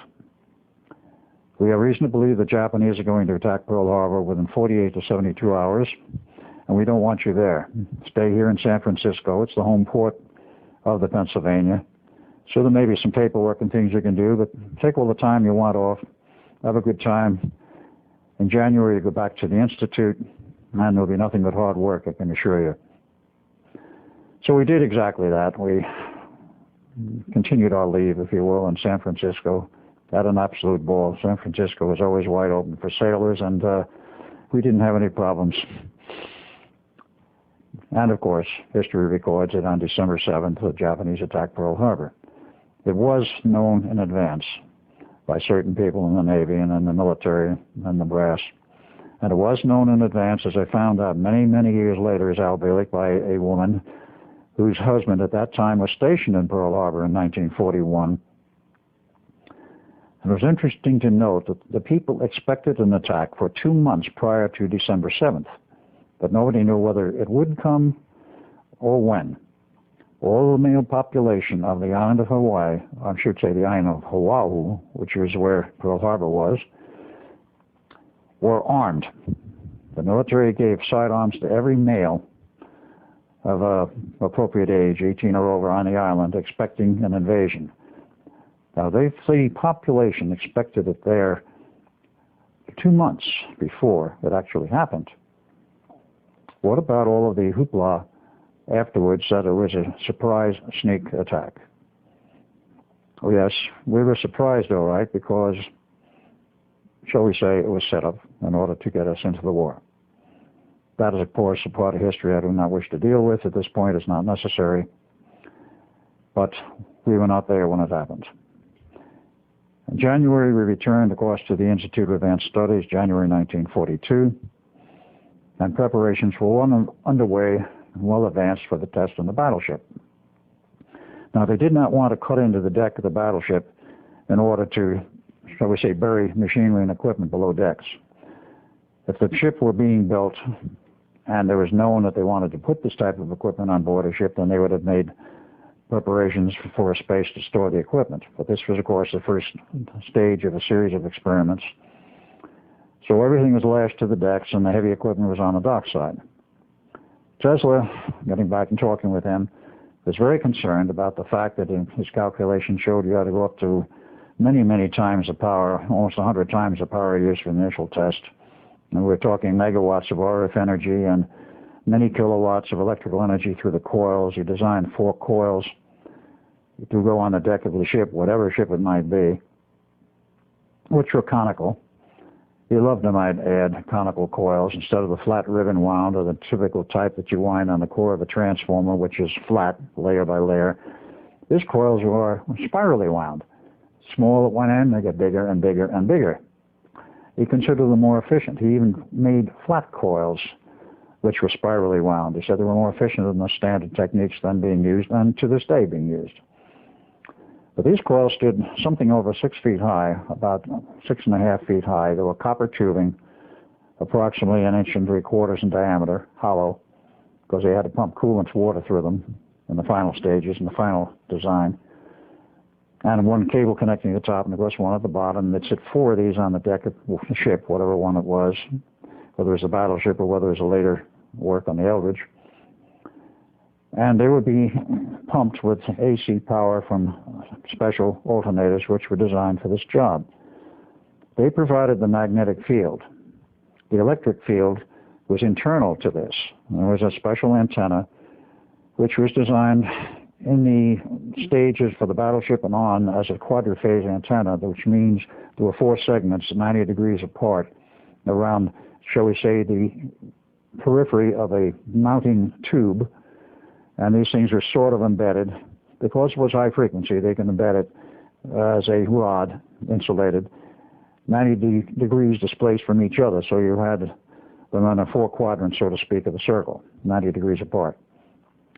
And each one of those are fed separately with an RF system where the energy that was pumped to them was 90 degrees out of phase with the next one and so forth around the whole circle. By proper use of much electronics, separate from the antenna and separate from the coils, you would produce a rotating field, a rotating electric field and a rotating magnetic field. The electric field rotated counterclockwise inside the magnetic field, and the magnetic field also rotated counterclockwise. Excuse me. The interaction of those two fields in relationship to much other unmentioned mathematics, and still classified for that matter, even though the Philadelphia experiment today has been essentially declassified because of a 50-year limit on classification of anything unless a special dispensation to keep it going longer, will not, I'm certain, show the mathematics. I have not had access to those records, even though I've tried to get them. There are ways of keeping people from getting them, even though it's declassified. I'm speaking of the current time. Going back to that time, the power was quite excessive, and Tesla knew it. But I might add that in terms of the knowledge of the effects of electric and magnetic fields on the human body and the human nervous system, there was little or nothing known at that time of those effects. We're dealing at a time where the only high-power transmissions were radio. There was no television except to its earliest phases, not as we know it today. And they had no medical knowledge to indicate at what point the human nervous system will break down, fry, or break apart completely due to the exposure to electromagnetic energy. The magnetic field component is, in terms of a DC field, not damaging. In terms of an AC field, can be extremely damaging. Tesla was the only one who had a real feeling for the dangers involved. And he kept saying to everyone, to Duncan, to myself, and other people, we're going to have a problem. He says, I'm not sure whether we can run this equipment safely without affecting the safety or the welfare, or perhaps even the lives of the sailors who may be near it. So he went back to the Navy. They already had signed a test date in March of 1942.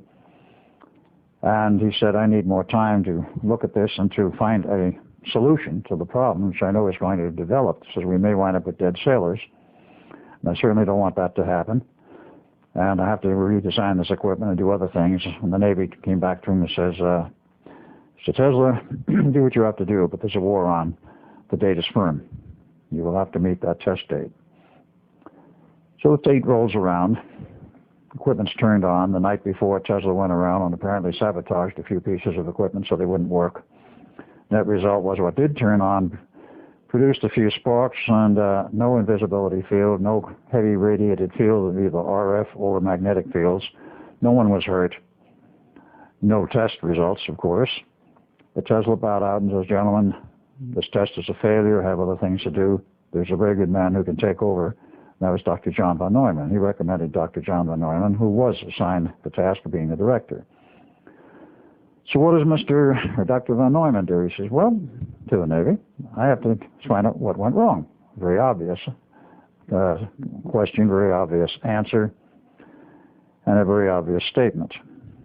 It didn't take him long to find out what went wrong, the fact that the equipment had been sabotaged. But he decided he wanted to redesign the whole system. Now, that does not mean that he wanted to take a totally different mathematical approach, because the mathematical approach was correct, as we were using it in those days. He decided that he wanted to scrap the analog system, which Tesla was using. By analog, I mean very much like current radio. You have an RF carrier that is modulated with the voice or music, and it's a continuous modulation. It's not digital. There's a continuous modulation at varying amplitudes. In case of frequency modulation, the amplitude is constant, but you, shall we say, cause a deviation or a variation in frequency in accordance with the modulation that you want to impress on it. But it is continuous. Now, the idea which von Neumann had, and which he wished to do, and he did do, was that instead of it being continuous radiation, it would be pulsed at about a 10% duty cycle. And this meant he was going to pulse not only the magnetic fields, but he was going to pulse the RF fields, more efficient in his view. Now, Neumann was a strange man, I might add. He was not only a very good theoretician mathematically, he was one of those very rare breed who could convert it to engineering hardware and design the hardware himself. Very few people had that capability. You think of mathematicians like Hilbert, like many others in history, Einstein. Einstein probably couldn't tell you which end of a wrench to hold. When it came to mathematical equations, he had little or no peer. Von Neumann was probably equally as capable in some areas of mathematics, but he had the additional expertise of being a good engineer. He decided it had to be a pulse system and he needed much time to redesign. He also decided that, unlike trying to lash equipment on the decks of a battleship, he wanted a ship from the ground up, designed for the project. So we went to the Newark shipbuilding yards, not too far away, took a number off the drawing board, DE-173, and decided that this is what I want done. The Navy concurred, told the builders, we're going to change the design slightly here. We want number 2 gun turret left unfinished. We want a quite large area in the hold of the ship which is left open. We're not going to have all of the usual compartments. Of course, the main machinery had to be functional. The ship had to be able to go to sea. Excuse me. And you will build the ship this way, run it down the ways with the unfinished section in the interior on the unfinished gun turret number 2. But you can provide a dummy gun turret if you wish to cover up the hole. In fact, if it's going to go to sea, you'll have to. Well, that ship was on the ways in the summer of '42, and I'm talking about DE-173. The official Navy record shows, if you care to look it up, that it was commissioned in August 27th, 1943, and it went down the ways about 2 months before that. And was in construction in 1943, not 1942. I'm speaking, of course, of the official record. The Navy does not and never has denied the existence of DE-173. It has only denied the much earlier date of launch and of its use in the Philadelphia experiment. To this day, they insist there never was a Philadelphia experiment. Well, I've got news for them. There was, and I was there. As were. Let me give you a picture of, shall we say, what our daily work was like. We reported in every day. We didn't live on the base, Duncan and I. We reported in every day, typically around 7 in the morning, through the main gate. It was interesting to note, and anybody can check the old maps on this, there's an old trolley line that may to this day be running on Broad Street, which went right through downtown Philadelphia and straight and directly to the Navy base. In fact, at one point it ran on the base, but they cut it off eventually right at the entrance, with the entrance gate, and you walked from there. Direct trolley line, no problems getting back and forth. And we lived off base. And of course, actually, we shuttled back and forth between the Institute and the Philadelphia Navy Yard. We'd come in the morning and go to work. And our job there in the yard was really more supervisory than anything. We were not involved in design. We were not actually part of building equipment or moving equipment on board. We were supervisory. But we had to know everything that was happening. We had to know everything that was being done. And watch, literally, the equipment that was installed. After the Eldridge was actually launched in September of 1942, I was transferred to the Philadelphia Navy Yard, and the finishing work was done on the ship there in the Navy Yard. And this, of course, included, as time went on, the installation of some very heavy equipment on board the ship. The ship's power was totally inadequate to supplying the power necessary for these tests because we were using megawatts of power as equipment was designed. We had an 8-megawatt diesel-electric generator, which was the biggest piece of equipment to be moved in the hold. That took a lot of work. Then there was a pair of alternators, 75 kVA each, with a huge motor drive system and gearboxes. They had to be rolled and bolted into place very securely. And then some additional work was done by another man I've talked with since, as Al Bielek, because he is still alive, last I heard, and he designed the synchronizing equipment, which became a real problem because von Neumann knew, and without going into the specifics of the theory, the two alternators had to be electrically synchronized in an exact phase relationship. And that could not be done mechanically. It was tried, but it was a totally hopeless task because you're dealing with huge gearboxes and a 75 horsepower motor. And all of the adjacent gearboxes and other systems, and there was always mechanical slop. Finally, it had to be done as an electrical synchronization directly between the two alternators. That was accomplished. It took a lot of work. Like so many other pieces of equipment on board that ship, you put them in, you test a particular system, a particular piece of equipment. There were all kinds of failures, all kinds of frustrations, and everybody took it out, their frustrations, that is, typically that night in one of the downtown bars in Philadelphia. The Blue Lagoon, to be specific. That bar was mentioned in the movie, the commercial movie of the Philadelphia Experiment, titled The Philadelphia Experiment, produced in 1984, but they never mentioned the name of the bar. The scenario they showed in there was essentially correct. The bar, in fact, existed far beyond the period of 1943. It was finally shut down, I understand, about 1993, which is quite a few years. As I remember it, and Duncan remembers it, because we usually went together, unless we were on dates or something. We go down there and have a beer or two or three with the boys, and that is the sailors who were non-coms or had no rating, whatever. It was rather an interesting group because we stuck rather closely together. We had to for a reason. We were all under orders not to talk about the experiment. Now, people would ask us in those days, what are you doing? You're in the yard? Yes. What are you doing? Well, we're working on a project. Well, what are you working on? Well, we couldn't talk about it. And we beat around the bush, and occasionally there was a little leakage and reprimands. But basically, people kept their mouths shut and just said, we were working on a war project. That was the password at those times. Nobody asked much more. So time went on, became very familiar with the bar. And of course, the night before the final test, there was a sort of farewell party. And I say the final test of the Eldridge. Actually, I'm talking about test number 2. Even before test number 1 for the Eldridge, there was a sort of going away party. But the whole process of getting the equipment ready took months and months and months. It went on from December, when they took the Eldridge out of dry dock finally, where they put in the very heavy equipment and did the finishing work on the ship, which was December of 42, and put it in the back section of the Navy Yard where all of the other equipments were put on, and there were subsection tests and various pieces of equipment were tested. The radio communication system was tested. And they made their final assignments of personnel. And the crew, I might add, was a specially selected volunteer crew. Now that gets to another interesting part of the history. Before I go into that, I just want to say that with all of the frustration of all of these tests, we finally decided the ship was ready for testing. And von Neumann conceded it was ready for testing sometime in early July of 1943.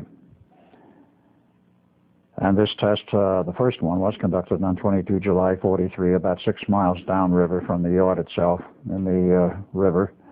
Not where it became already the bay, the Delaware Bay. It was up near actually part of the city, in an island called Tinicum Island. They did not drop anchor. This, of course, was not to be done because nobody knew what would happen to these fields if you dropped anchor. It might short them out. So no anchor was dropped. It was put on station, became stationary, and equipment was turned on. The results I will describe shortly. But that only came on 22 July. There was a lot of grief and work to be done in the interim.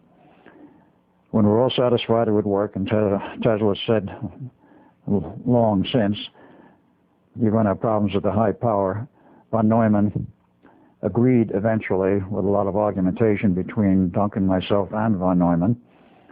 Tesla said so, and he'd want to hear this, but eventually he agreed there was a possibility, because we were dealing with some rather high powers. Now, what kind of power were we dealing with? Von Neumann decided to up the power output of the RF transmitters from the original half-megawatt design to each antenna to a 2-megawatt design, and this is operating at 160 megahertz.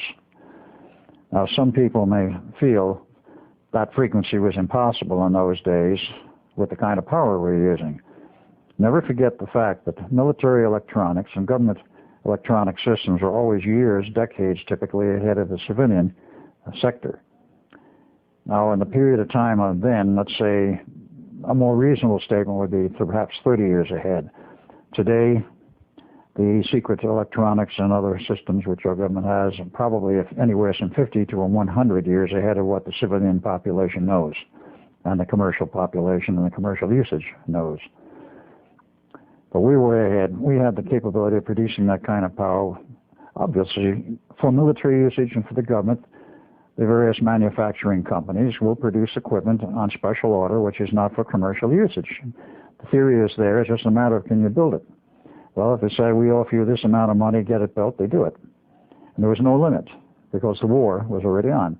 There was no limit on the money that was expended to just get the job done.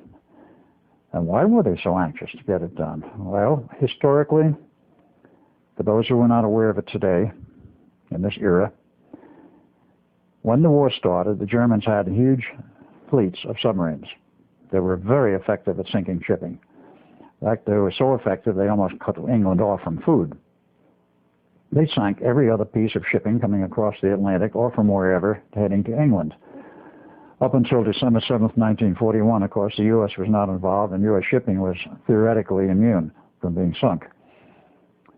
Comes December 7th, with the attack in Pearl Harbor, we were part of the war, and of course we were just as vulnerable as anyone else. With 50% of the shipping going down in the Atlantic, it was quite a problem. They wanted, of course, to reduce this as much as possible, and get shipping, munitions, food, whatever, through to England. And the idea of the whole basic concept of invisibility was that if you can make the ship invisible to radar, the Germans had good radar.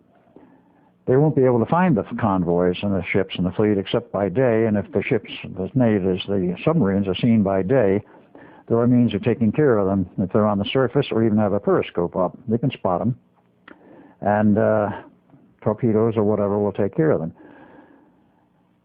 If the convoy is invisible to radar, they're not even going to be able to find the general location by radar, and they'll probably miss most of the convoys. That was their hope, and that was the idea, and why so much time and money was spent on the Project Invisibility. In the background, but just a little bit after this, not concurrent, was another major war effort, of course, the atomic bomb. That work started about 1942. The theory, of course, was laid down much earlier. But the work on that was totally separate and began in Los Alamos Laboratories in 1943. I will go into that in a little later, because I was part of that. The concern was, how do you stop these Wolfpack fleets from being so effective? Invisibility seemed to be the answer, if it worked properly. So with all of the work and the effort, and having our little farewell party on the night of July 21, the test crew was on the Eldridge, was taken downriver, and on the orders from the observer ship and the man who was in charge of this whole test for the Navy, let's say the official coordinator running all these tests, was a man by the name of Captain Harrison. Harrison was a very interesting man in his own way. He was the first Native American to achieve the rank of captain in the U.S. Navy. And it was sort of an honor for him to do this. I know this because I know his son, who's currently alive today.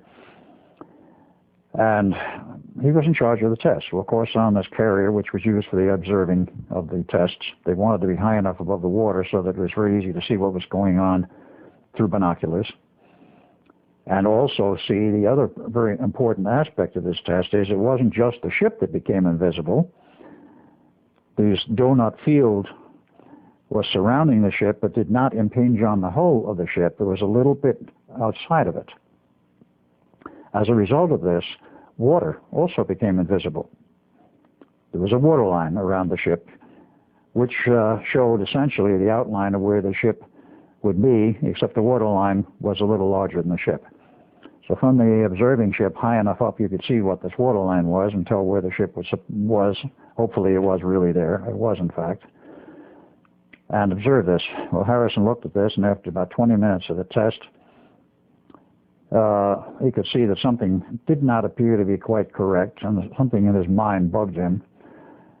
Namely, if the ship is sitting there invisible, and we can't see the water under the ship and so forth, is the ship really in water or is it in air? This is what bothered him. It says terminate the tests after 20 minutes. And they were terminated. The ship became visible. It was totally invisible to sight, not to radar, which they did test for, because 43 already had good radar systems. Told to return to the yard, which it did, back in the back section, and then we knew there was a problem, because all those sailors were deliberately stationed on deck to be observers of what they could see from inside, i.e., could you see anything outside the ship? No, nothing. Gray field, gray fog, thick gray impenetrable fog, but everything on board the ship appeared to be normal, within the purview of up to the rail. But those who were on the decks became very sick, very nauseous, totally out of it mentally. They weren't injured physically, but they were totally, shall we say, incapacitated mentally. So Von Neumann sees this when they get back and says to the Navy, we got a problem. I've got to find some solution to this. The Navy says, not to worry, we have another test crew for you. About half of the volunteer crew was used on the first test, and the second half was used on the second test. To get into that aspect of the volunteer crew, where did this come from and how did this occur? So I mentioned previously my father, who left the Navy in December of 1929, unbeknownst to us at that time, was not only building racing sloops in Long Island and putting them in the racing regattas, but he was also, as I have already mentioned, bringing some German scientists out of Germany. Why was he doing this? What were his connections? What else was going on? It took many, many years, long after I was no longer at Cameron, when I was Al Bielek, to find the answers to what Father was really doing and what he was involved in. That I'll get into later, other than to say, at this point, that he was doing many things we weren't quite aware of. Now, what is of record in that period was that when the war started, the Coast Guard tapped him on the shoulder and asked him if he would give volunteer service to the Coast Guard. He did. There are pictures of him in his Coast Guard uniform at the age of 50. He's still a very good-looking man. And he became literally the man who is the, shall we say, the schoolmaster for the special volunteer crew. The Navy went, as von Neumann wanted, not only a special ship, he wanted a volunteer crew, which the Navy agreed was a very good idea, because nobody knew what might really happen. And Tesla let it be known that some things might happen. He went throughout the whole Navy and asked for volunteers for a very special project. These were the requirements. You had to have at least a normal IQ, you had to be in good health, and so forth. And if you volunteered, you would be taken out of your present billet and be put on some other special project. You go through a special school and all of this. They got a number of volunteers and eventually selected and settled on some 33.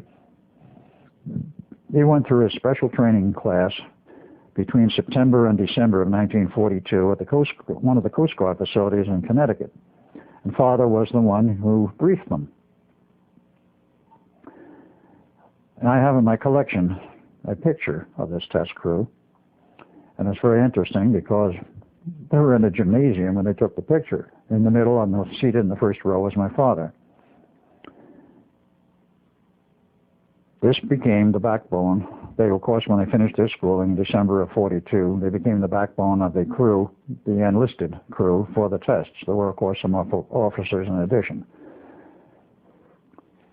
These people stood by, quite literally, in the Philadelphia Navy Yard during the period from January of 43 until they were required on the Eldridge, with some training on board ship, of course. And then, of course, we had the first test on July 22nd, 1943. To the radar systems, the ship was invisible. To those optically viewing it, the ship was invisible. It just faded out, if you will. according to what I was told, not being on the outside, but on the inside with Duncan running the equipment. It just sort of faded out from view like some of the modern fade-out montages they do on television and in the movies, which they're expert at creating these effects now. But this was a real effect, not an illusion. It was an illusion in the sense that you couldn't see the ship anymore, but it was very much there. But it had a price, and the price was what happened to the crew on deck. Those below deck were shielded by the steel and not affected. So Von Neumann looks at this as, we got to solve this problem. I went to the Navy and says, I need time to solve it. The Navy didn't give him an answer at first. Finally, they came back to him about August 1 and said, you have a drop-dead date. You complete these tests by 12 August 1943 or forget it.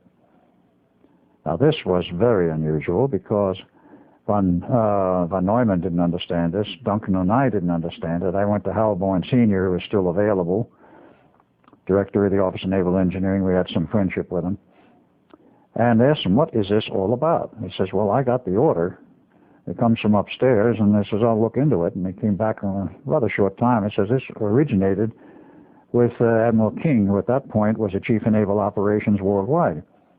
Now, what is a man, as I asked, and Hal Bourne couldn't understand it, why is a Navy admiral running all of the Navy's affairs in the war out of Washington concerned about a date on an engineering test and having it end on 12 August? Or be completed by 12 August, or, quote, forget it, unquote. We didn't understand this, and frankly, we never got the answer to what this was all about till quite literally the late 1980s.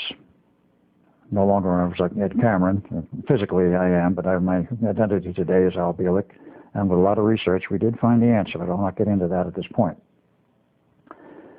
That is quite a bit of explaining as to what that was really all about. Von Neumann didn't understand it. Nobody did, but we had the date. We had to live with it. So it was around the clock.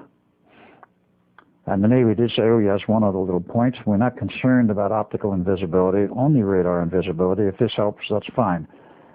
The reasoning at that time was, at night in a convoy, you better be able to see the ship in some manner or other, optically by eyesight, because you had no satellites at this point, no low-end, no shore-end, no long-range navigation. All we had is by the seat of your pants and by sight and by radar. And if the radar invisibility was in effect, then of course you're not going to see anyone else in the fleet by radar.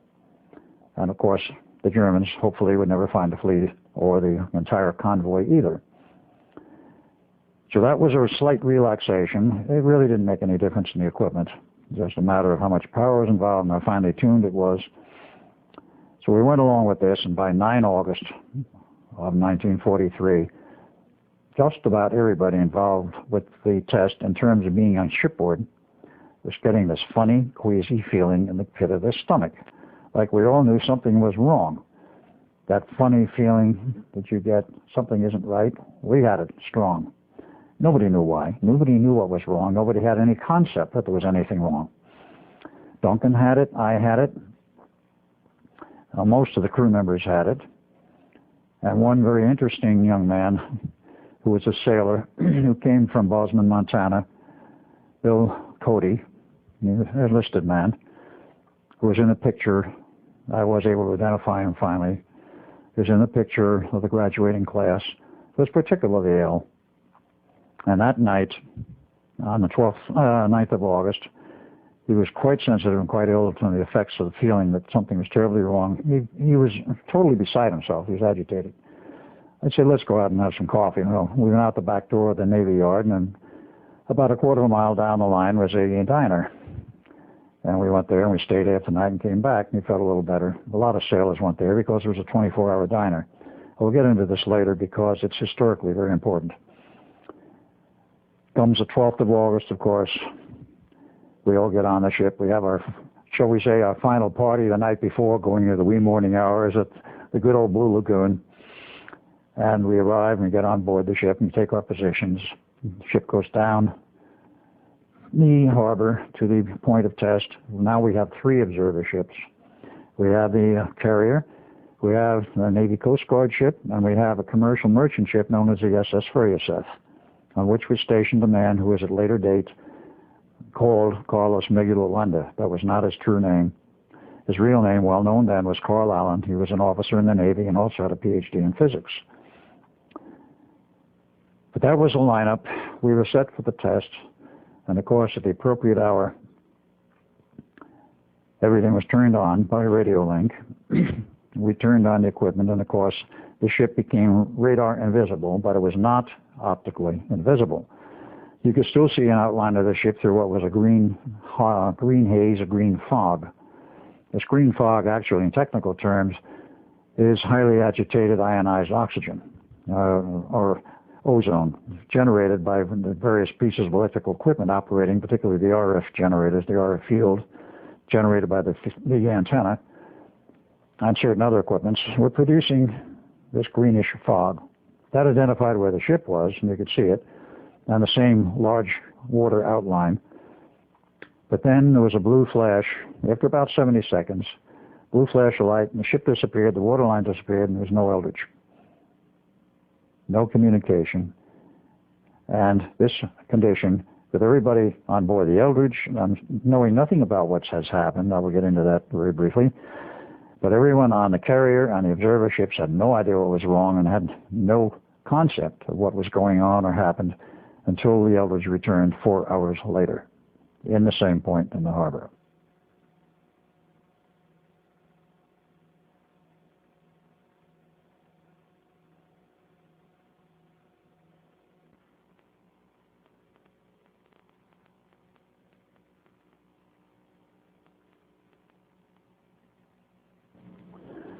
While the crew of the Eldridge is in limbo, shall we say, for 4 hours, I want to interject a few pictures which I think are appropriate to put in at this point.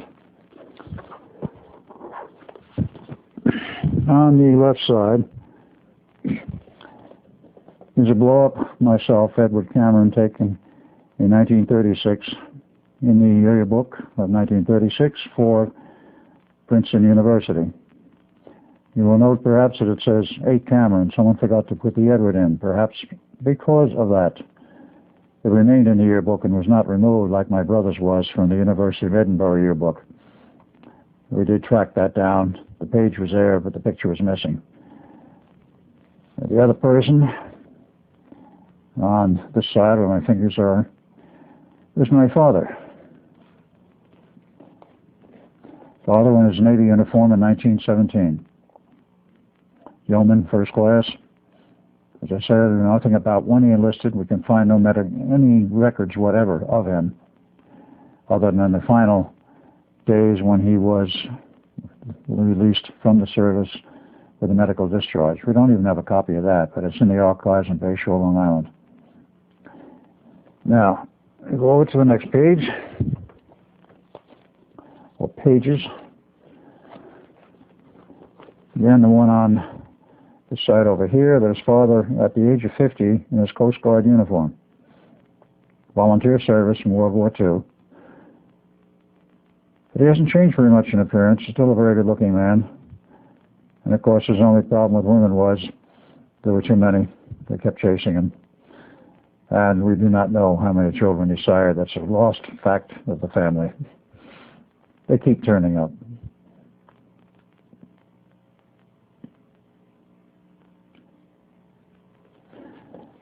This one is the famous or infamous picture of the graduating crew for the test crew or cruise for the Eldridge. Now, down seated in the middle in a Coast Guard uniform again is my father. None of the other people can I identify at this point except one, and that is the person seated directly above father in the bleachers. That was Bill, sometimes nicknamed Wild Bill Cody, one of those who died in the steel, face down on the deck. That, of course, is getting slightly ahead of myself on the story, but he was one of the many who died.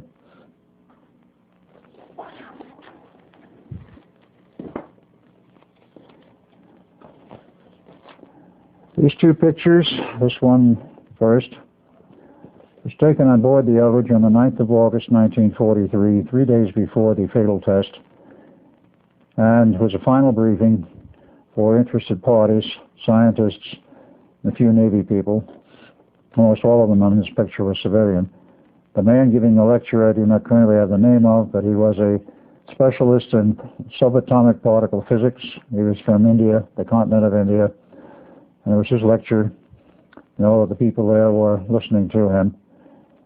The man in the foreground on this side in the Navy uniform is Dr. Oscar O. Schneider, the MD, who is officially in charge of the medical aspects of the experiment. The man I'm pointing to is Oscar Schneider, is this one down here. And next to him, slightly over towards the middle, is a man that looks like he has graying hair. It's because of the black and white, it's not gray. It's a very strange individual by the name of Don Thor. He's holding a sheaf of papers in his hand, as you may note. He was a civilian, and we do not know all of his history, except it is alleged that he, as his brother Val, were from Venus. And why he had an interest in this experiment, we do not know to this day. Nor why he was there, we do not know to this day. Many other people, the scientists, we cannot identify. In this picture also included was Dr. Vannevar Bush, advisor to the president, and he's lost in the crowd in the background.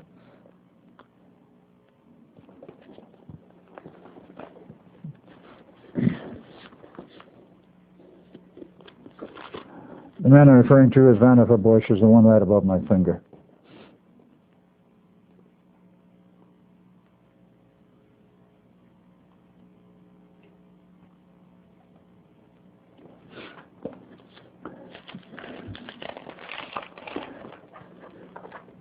Again, right below my fingers, Dr. Oscar Schneider in his captain's uniform for the United States Navy. He had a very strange history. The official Navy version says that Dr. Schneider was born in 1905 in Chico, California, went through U of C Berkeley, got his pre-med, went to Harvard for his medical school, took his internship, and then after he had completed his work and became an MD, he joined the Navy and went up through the ranks in the Navy and became eventually a captain of the United States Navy as a medical officer. The story which he told to his son, Phil Schneider, approximately 2 weeks before he died of cancer, was a bit different. Schneider's story, an official story, is that he was born in Germany before the days of the Nazis, went through school, was a master machinist at the age of 14, eventually enlisted in the German Navy, and worked his way up in the ranks, became a captain in the Navy of a submarine.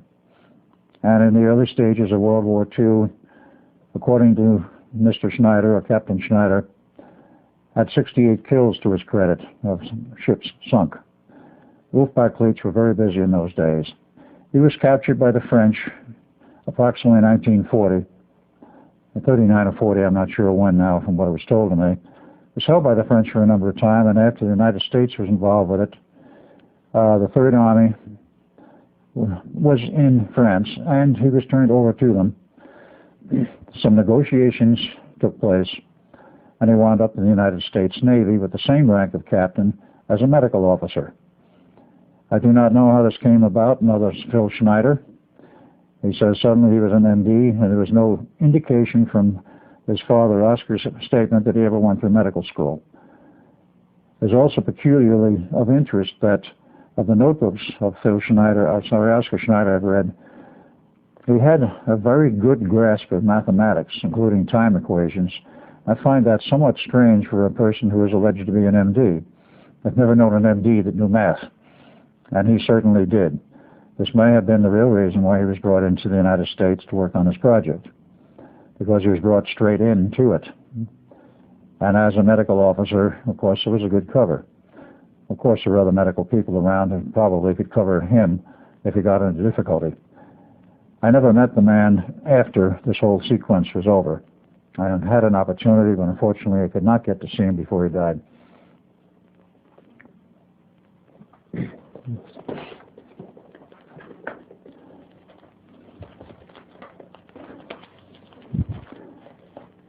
I have some other things I want to show, but I'll wait until after the story that I'm in the middle of has been completed, namely what happened to the Eldridge and the crew.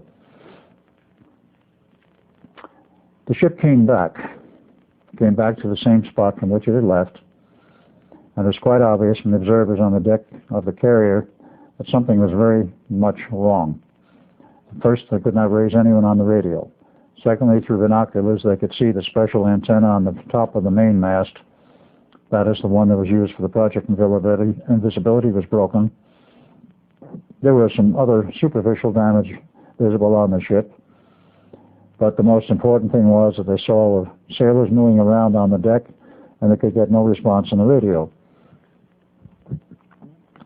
A boarding party was told aboard the Eldridge, which it did, and that is when they found the real extent of the damage. They found 2 sailors buried in the steel deck, dying. Their bodies were intermingled with the steel, and of course nobody could understand how that happened, not at that point. 2 more were found upright, buried in the steel bulkhead. One of them was our younger brother, Jim. We had a younger brother by the name of Jim, 6 years younger than Duncan. He enlisted in the Navy in 1941 after Pearl Harbor, and one could say he drew the short straw and became part of that second fateful crew. He was dying. This is what was observed. And one other man, a 5th man, had a hand up to his wrist buried in the steel bulkhead, and he lived. They cut his hand off, gave him an artificial one later. There were also found some other very strange activities. A number of sailors were running around on the deck, I should say, milling around rather crazily on the deck, totally disoriented, totally out of it, and to all intents and purposes could be considered as quite insane. They certainly were oblivious to their location, their whereabouts, and what was going on. And with all of this, of course, radio communication from the boarding party, they put a second boarding party in to take the ship back up the harbor and back into the location of the back section of the Nord. And then, of course, after that was accomplished, and the sick ones and the dead were removed, complete with steel plates and buried complete with steel plates in this unmarked cemetery south of Arlington. The Navy, of course, during this period of the 4 days following, had a board of inquiry. Navy loves boards of inquiry, and of course they pulled up everybody possible. What happened? They wanted to find out, quite obviously. Several officers gave their testimony. I gave mine. They didn't believe me after I gave my testimony. John von Neumann gave some testimony, but he didn't really see what happened. And after all of this, John Neumann took me aside. I might add, Duncan, my brother, was missing. He was not there among those available to give some enlightenment as to what had happened. After all of this, and a decision made by the board some days later, they decided they wanted to do another test with the Eldridge, a 3rd test. There was a lot of destroyed equipment on board the Eldridge at that time when it was returned to the harbor and when they took it in the back section of the Navy Yard. And they replaced it. Over a period of time, they removed it all. They had spare systems in storage because they expected everything to be fully operational and to be fully a success. About 10 sets of spare equipment, complete, were available. So they ripped out the damaged equipment, replaced it with some good working equipment, did some subsystem tests, and on some day late in October of 1943, they took the ship back down much further below where they had been in the wider part of the harbor at night, put it on station, removed all of the personnel, and ran all of the equipment, remote control on very long cables, something between 1,500 and 2,000 feet to an adjacent ship, where controls were set up. And this took quite a while to set this whole setup, to design it, build it, and get it in place. And with the return of the Eldridge from this late night test down the harbor in a very broad part of the bay, the ship returned. They found again burned out equipment on board the ship. That is the equipment related to the invisibility test. At that point, the Navy threw up their hands, decided to scrap the entire series of tests, returned the ship to the Navy Yard with orders to remove the heavy equipment and re-outfit it as a standard vessel of war, because they were very short of Navy ships at that time in the middle of the war in 1943. and they couldn't afford to leave one laid up someplace. So the ship was re-outfitted. The second gun turret was replaced with the wooden dummy with a real turret. And about 1 January of 1944, it went out to sea. And Soul War service through that period of 44, 5, and into 46. And 47, it was put in mothballs, not decommissioned, in storage along with many other Navy ships. And in 1951, the Eldridge was taken out of mothballs along with a sister ship and given to the Greeks for whatever purposes. At the time, it was stated that they were giving these ships under the Lend-Lease program established by Harry Truman, then president. And it wasn't stated that they were under loan. It was merely stated they were given to them under Lend-Lease. The Greeks kept the ship for many, many years.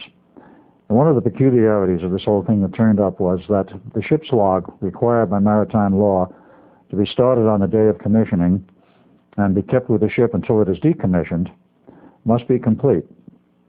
Now, when the ship is decommissioned, of course, the log can be given to somebody else, whoever might be an archivist or whatever the case may be. The Greeks inherited the ship, and they found that every page in the log prior to January 1, 1944 had been ripped out. Total violation of maritime law, but nevertheless that was the way it was. So the Greeks could not establish anything as to what had happened to the Eldridge prior. The Eldridge remained with the Greeks for a rather long period of time, up until about 1995. And at that time, a period, I'm not really sure what they used it for, but it was used primarily as a training ship. It was left at dockside most of the time at a port in Greece. And the Navy then approaches the Greeks and say, we want the Eldridge back. But you gave it to us. Oh no, we just loaned it to you. We want it back. So the Greeks had to clean it up, scrape the decks, do whatever preparations were required by the Navy.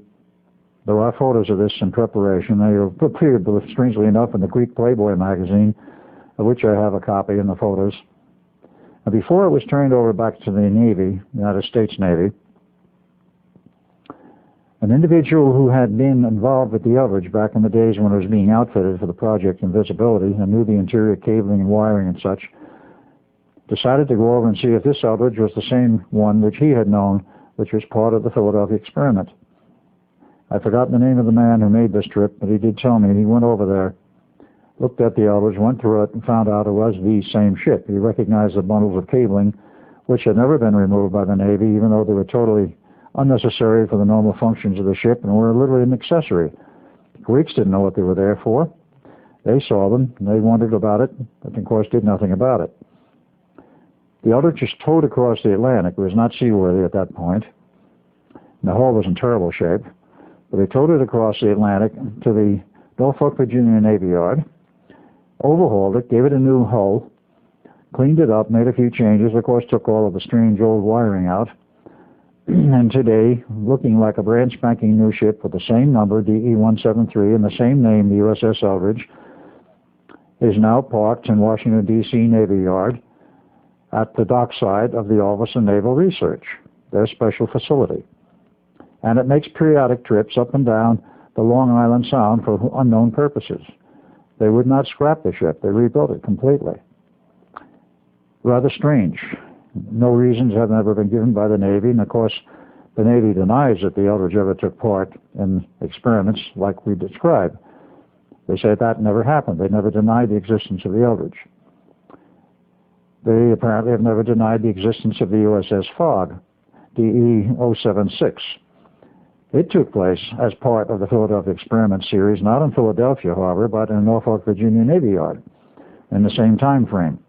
Whether it's the same day or not, I don't know. But the reports I get from the son of one of the sailors who was on board the Fog in that period of time, his father insisted, and his son said directly to me, and I have it in writing in a letter from him, that the Fog, when it was put under test and the equipment turned on, disappeared from the harbor of Norfolk, Virginia Navy Yard. It appeared in the yard known as the Philadelphia Navy Yard for a period of time and then returned to the yard in Norfolk, Virginia. And he swears up and down, that is his father did, that this actually happened. He was on board when it happened and he saw it. Now, a testimony like that, I'm not inclined to doubt it. But in terms of the Eldridge, the same claims have been made over a period of years that it disappeared from the Philadelphia Navy Yard, appeared at Norfolk, Virginia Navy Yard, and then reappeared in Philadelphia. This would be on the second test and prior to its total disappearance. I have no proof of the statements about the Eldridge. I've never been able to find anyone who was actually witness to this happening or was on board the ship and saw it reappear at the Norfolk, Virginia Navy Yard. I'm not discrediting it, saying it could not have happened, but I have no proof whatever that it did happen. But what did happen that is of record to the Eldridge is something else. And I might add, there was a third ship involved in these tests, the DE-013, name unknown to me right now. And it was tested out in the Azores, truly at sea. And it sank with all hands. As far as I know, the Navy never attempted to salvage the ship. Now, why the ship in the Azores sank, I have no idea. There have been some strange stories and rumors, and of course the only one that is really well known is the one of the Eldridge. Now, to go back to the Eldridge and the aftermath, that is immediately after the tests were over, and it was for some time sitting at dockside, and then of course disappeared out to sea in the normal sea service. Mr. Schneider, that is Captain Schneider, wrote a series of letters to various people in and out of the Navy regarding the whole event of the Eldridge. I'm going to show these letters on the screen here. But understand that this is of a ship which allegedly never took part in anything like the Philadelphia experiment. But here is the chief medical officer describing the problems. The fourth and last letter is the most interesting of all. How I acquired these is very interesting. It came from Phil Schneider, his son.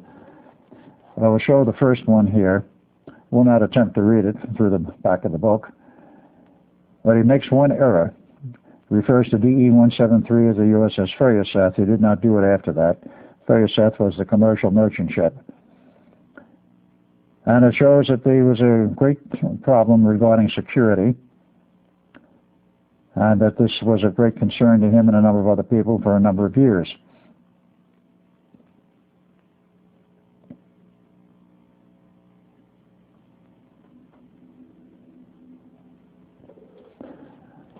That was letter number 1, written on 12 December 1944, and as you may have noted, U.S. Naval Air Station, Pensacola, Florida, official Navy stationary for the non-existent test.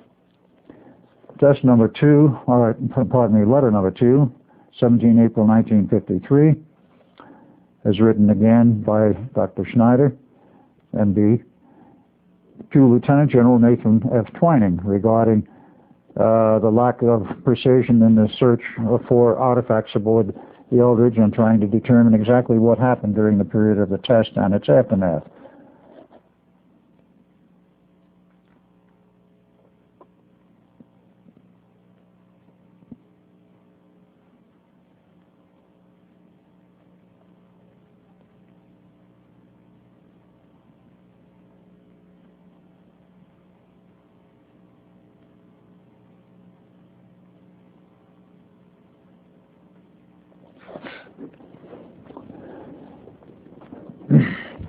You will probably have noted in reading this that on 21 April 1953, J. Edgar Hoover got into the act requiring maximum security and personnel evaluation of the psychological unit at Quantico, Virginia. Quantico, of course, being a Navy and Marine base. Letter number 3, 23 April 1953, just a few days after the third one, to Dr. E.U. Condon, regarding, again, the whole problem with the Eldridge and Hoover's involvement and so forth. And this is another rather interesting letter.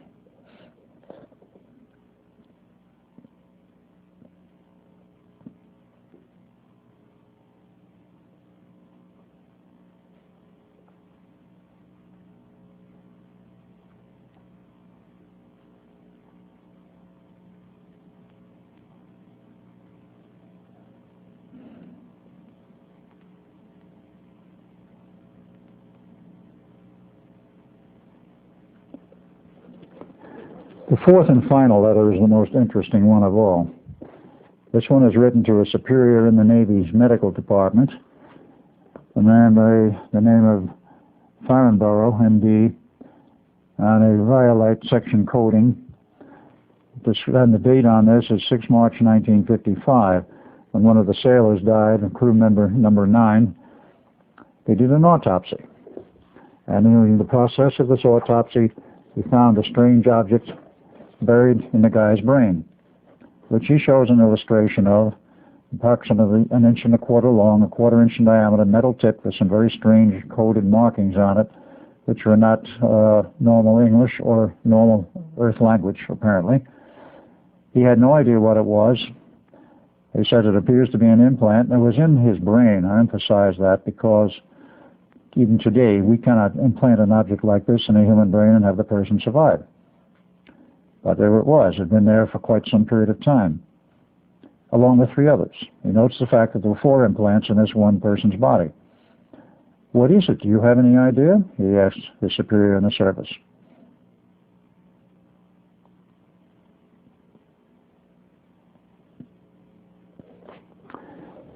This last letter was, I think, the most important of them all because it answers a question which I had in my mind for many years, and at the time, right after the experiments, that number 1 and number 2, especially number 2, were completed, there were rumors among the sailors, while the ship was in hyperspace, that something very strange happened, and there were extraterrestrials running around on board the ship on the deck. Apparently those below deck, no one ever reported any such incidents, but those who survived on deck did report strange incidents. I dismissed them. I didn't believe it. But after reading these letters, as Al Bielek, because I never saw them until a few years ago, it now answers that question. Were there extraterrestrials on board the Eldridge in northern hyperspace? The answer appears to be yes. Because those objects were not something we had any technology whatever to replicate at the time of 1943. And implants at that time were unknown. Now, what actually happened? I told you what happened on the outside, and in that period of time, as noted by people watching the Eldridge disappear and reappear, and then I gave my testimony. Now, what was my testimony? At this point, it gets perhaps a little bizarre to the ideas of some people, but it needs to go into the record. On the inside of the ship, where Duncan and I were running the equipment for this test on 12 August 43, on command, we turned everything on. Everything seemed to be working, functioning in a totally normal manner, and we didn't notice anything unusual for about 30 seconds. Then things started to happen. At that point, we've got a very strange phenomenon appear in the control room, which appeared like high voltage arc over some equipment. There was no high voltage equipment in that compartment, therefore it was all the more strange to us because while it resembled high voltage arc overs, there was no high voltage equipment. It was in multiple colors too, by the way, which would follow some types of high voltage discharge. And we tried to get someone on the radio. The radio had nothing but static on it, so we didn't know at that point what to do. We had no one on the outside to give us instructions, so we were on our own. And of course, we had been instructed. If you are on your own, if something goes wrong, it's up to you to make the judgments as to what to do. If you have to, shut the equipment down. So that's what we attempted to do. We found that the main control handles for the AC power coming out of the very large 8 megawatt alternator, diesel electric, we could not budge them. They were frozen in place. As conditions started to get worse and other conditions started to show, namely of the 3000 6L6 tubes which drove the field coils of the 2 alternators, the standard old-fashioned glass bulb type, stand about this high. The smaller ones have been built since, but they were about that high. I'm sure anyone who knows any of the electronics around the beginning years, the 30s, 40s, and the beginning years after the war, knows what a glass envelope 6L6 looks like. They get rather hot. They have a very pleasant glow to them from the heater or the filament inside the cathode. But with 3,000 of them, you generate quite a bit of light and quite a lot of heat. That was one of the problems keeping that compartment cool. But they started to glow in a very strange manner, and they started to waver. Instead of it being a constant level of illumination, which is to be expected, they got brighter, and then they got weaker, and they were doing a fluctuation type of thing in terms of the illumination level. We considered this as very abnormal, because we've never seen a phenomenon like this before, and the amount of power involved, with 3,000 of these in terms of heater power, was quite sizable. And with the high voltage arc over and the inability to shut the equipment off, we decided it was time to get out of there. Ran out, opened the bulkhead door, ran out on deck, saw sailors milling around, but again, did not see anything abnormal. We went for the railing. We both had the same idea at the same time. Let's jump overboard and swim ashore. There's nothing we can do. Everything appeared normal to the ship, up to the railing and slightly beyond. But a short distance beyond the railing, there was nothing but a solid gray fog. Well, we didn't think anything about that. We said, let's jump overboard, and we did. I mean, we didn't say this verbally. This was, shall we say, simultaneous mental thinking. We jumped overboard, and we never hit the water. We were good swimmers. We weren't worried about the height. Never hit the water. We started to fall. The sensation was like falling down an elevator shaft with no bottom. And down we went, and down we went. And suddenly, we were, shall we say, perhaps panic-stricken. We didn't have enough time to worry about being panic-stricken, but we were totally dismayed. We had not the slightest idea what was going on. We were more or less side by side. And this went on until what we estimate was about 2 minutes later. We arrived at a very strange location. At night, standing upright, next to a chain link fence. And it was dark. We didn't know where we were, but we knew it was a military base in all likelihood because the chain link fence was of a military design. At that point, very suddenly, a very bright spotlight beamed down on us, illuminated us very brightly. And we wondered what that was. Well, we knew what searchlights were, but it was on a helicopter, and helicopters were unknown to us because in 1943 there were very few. They were experimental. But as it turned out, this was a production-type helicopter, as we learned later. But MPs came out of someplace and grabbed us and took us to a building. In the building, on an elevator, down the elevator shaft, the door opens. We see a lot of military personnel and a very elderly civilian in a gray business suit, white hair, what was left of it on the side of his head, walking towards us. He looks at us and says, "Gentlemen, I've been expecting you. Now, Dr. John von Neumann." So we look at him. He says, "You're who?" And I says, "I'm Dr. John von Neumann." Couldn't be. We left him approximately an hour or so ago. And he's a much younger man. Couldn't be you. He looked at us rather sternly and says, "Gentlemen, this is not 1943. This is 1983. I am the same Dr. von Neumann you knew in 1943, except I'm 40 years older.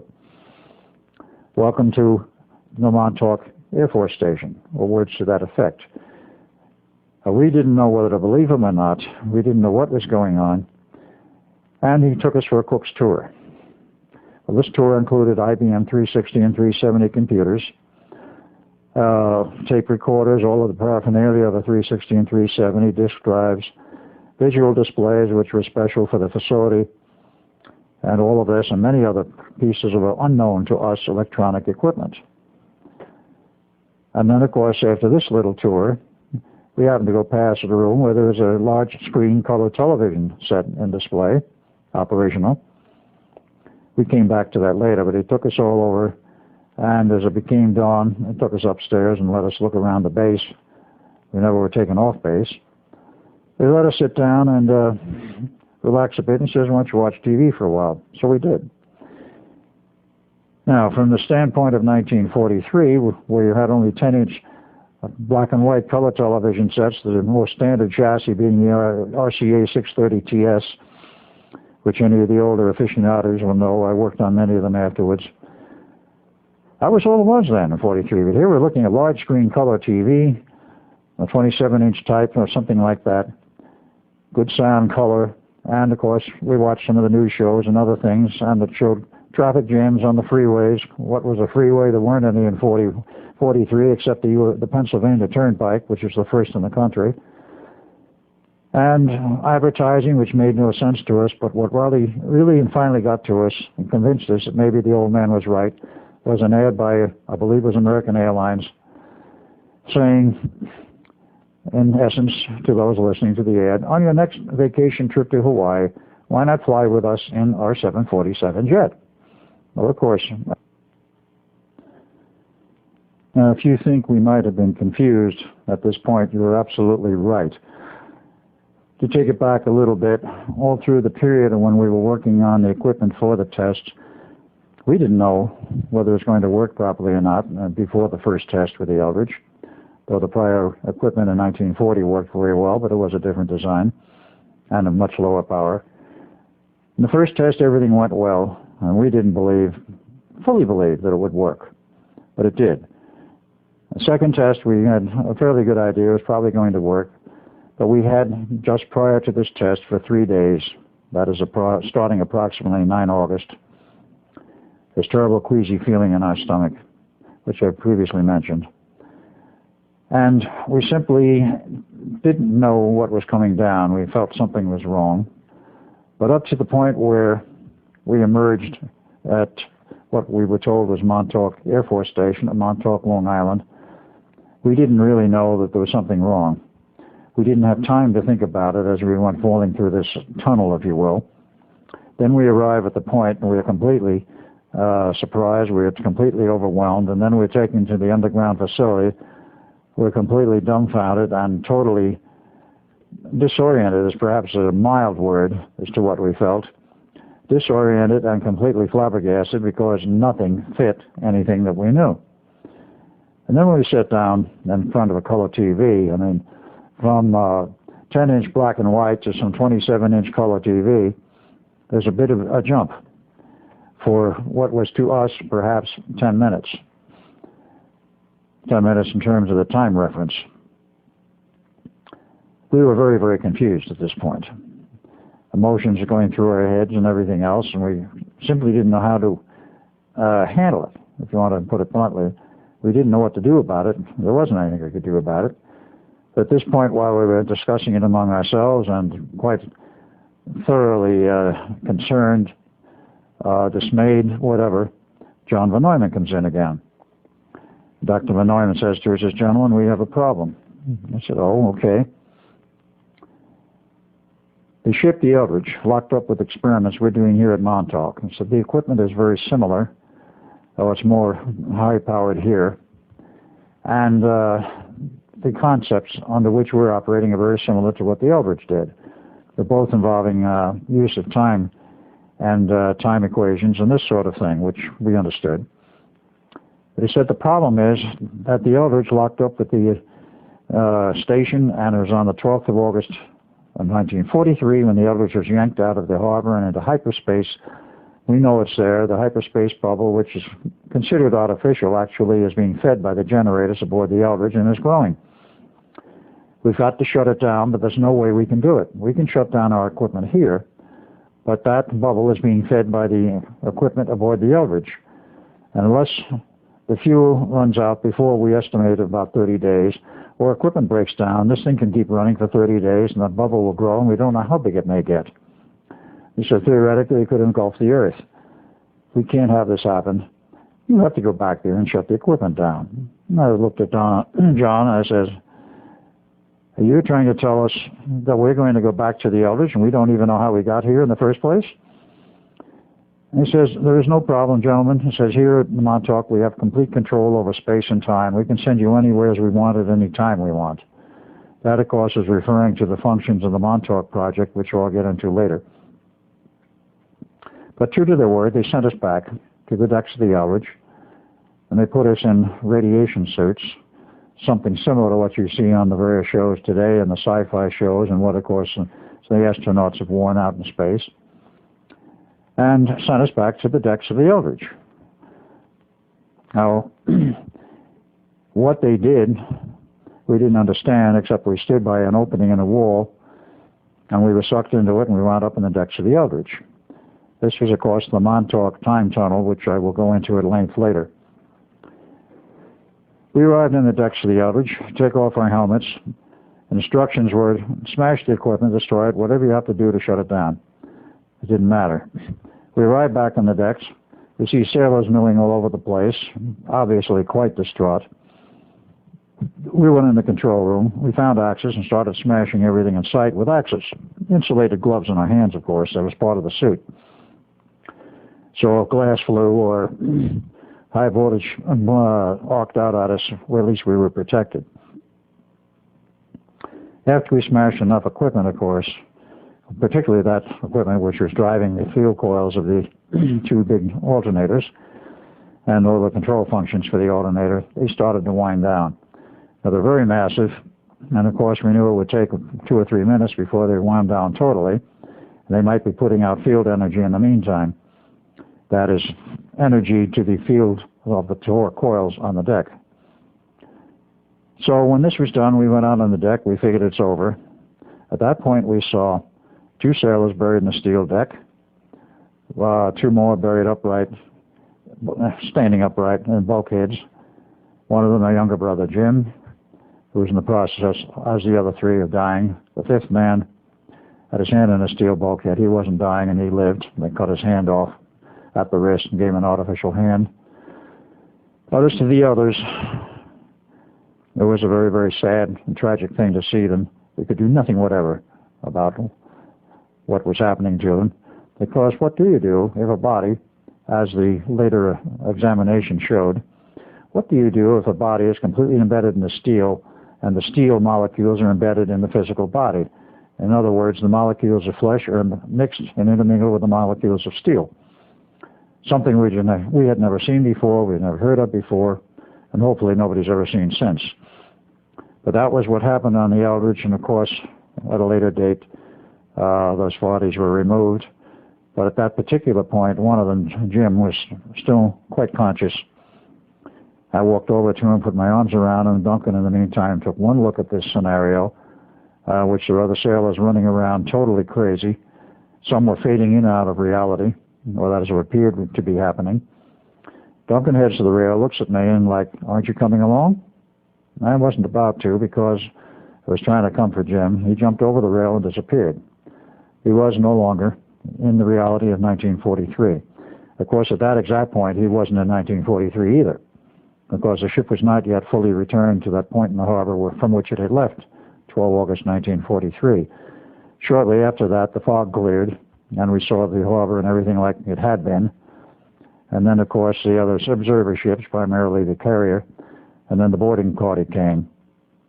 They were rather dismayed themselves to see what had happened. And the rest is more or less history, as what I have said. The Eldridge with another boarding party was returned to the from the harbor to the Navy Yard, and then, of course, the Board of Inquiry.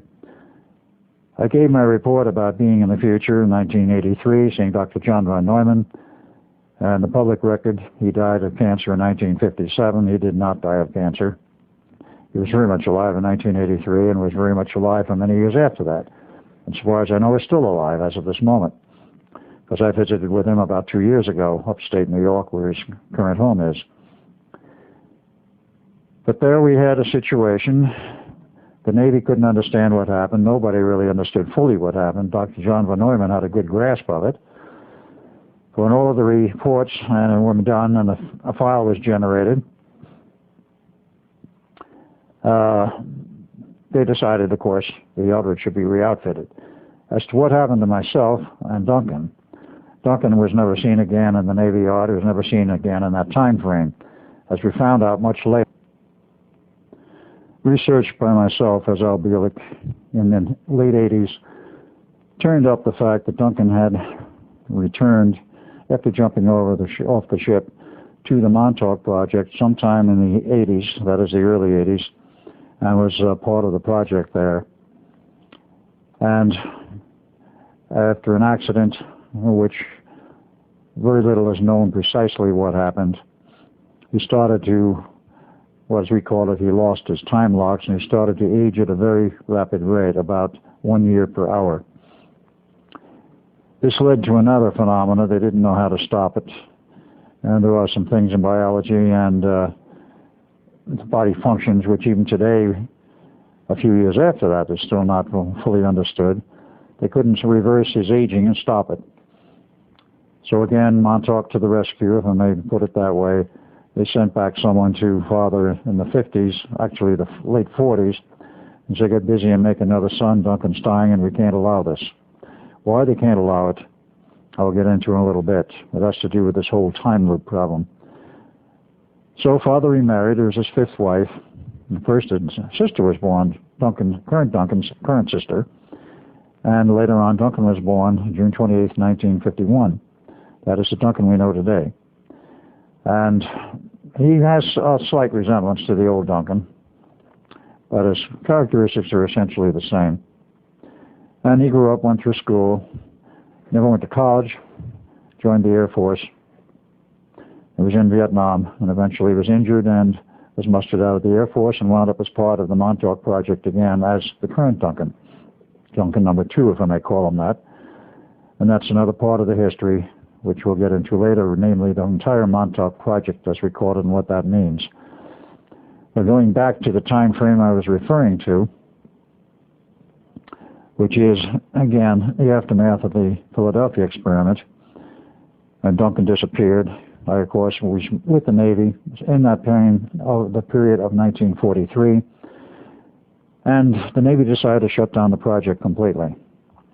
They scrapped it, as I'd already mentioned, but I was there footloose. They didn't know what to do with me, because they knew I knew too much about what had happened, and they didn't want me talking to everybody, so they kept me somewhat isolated.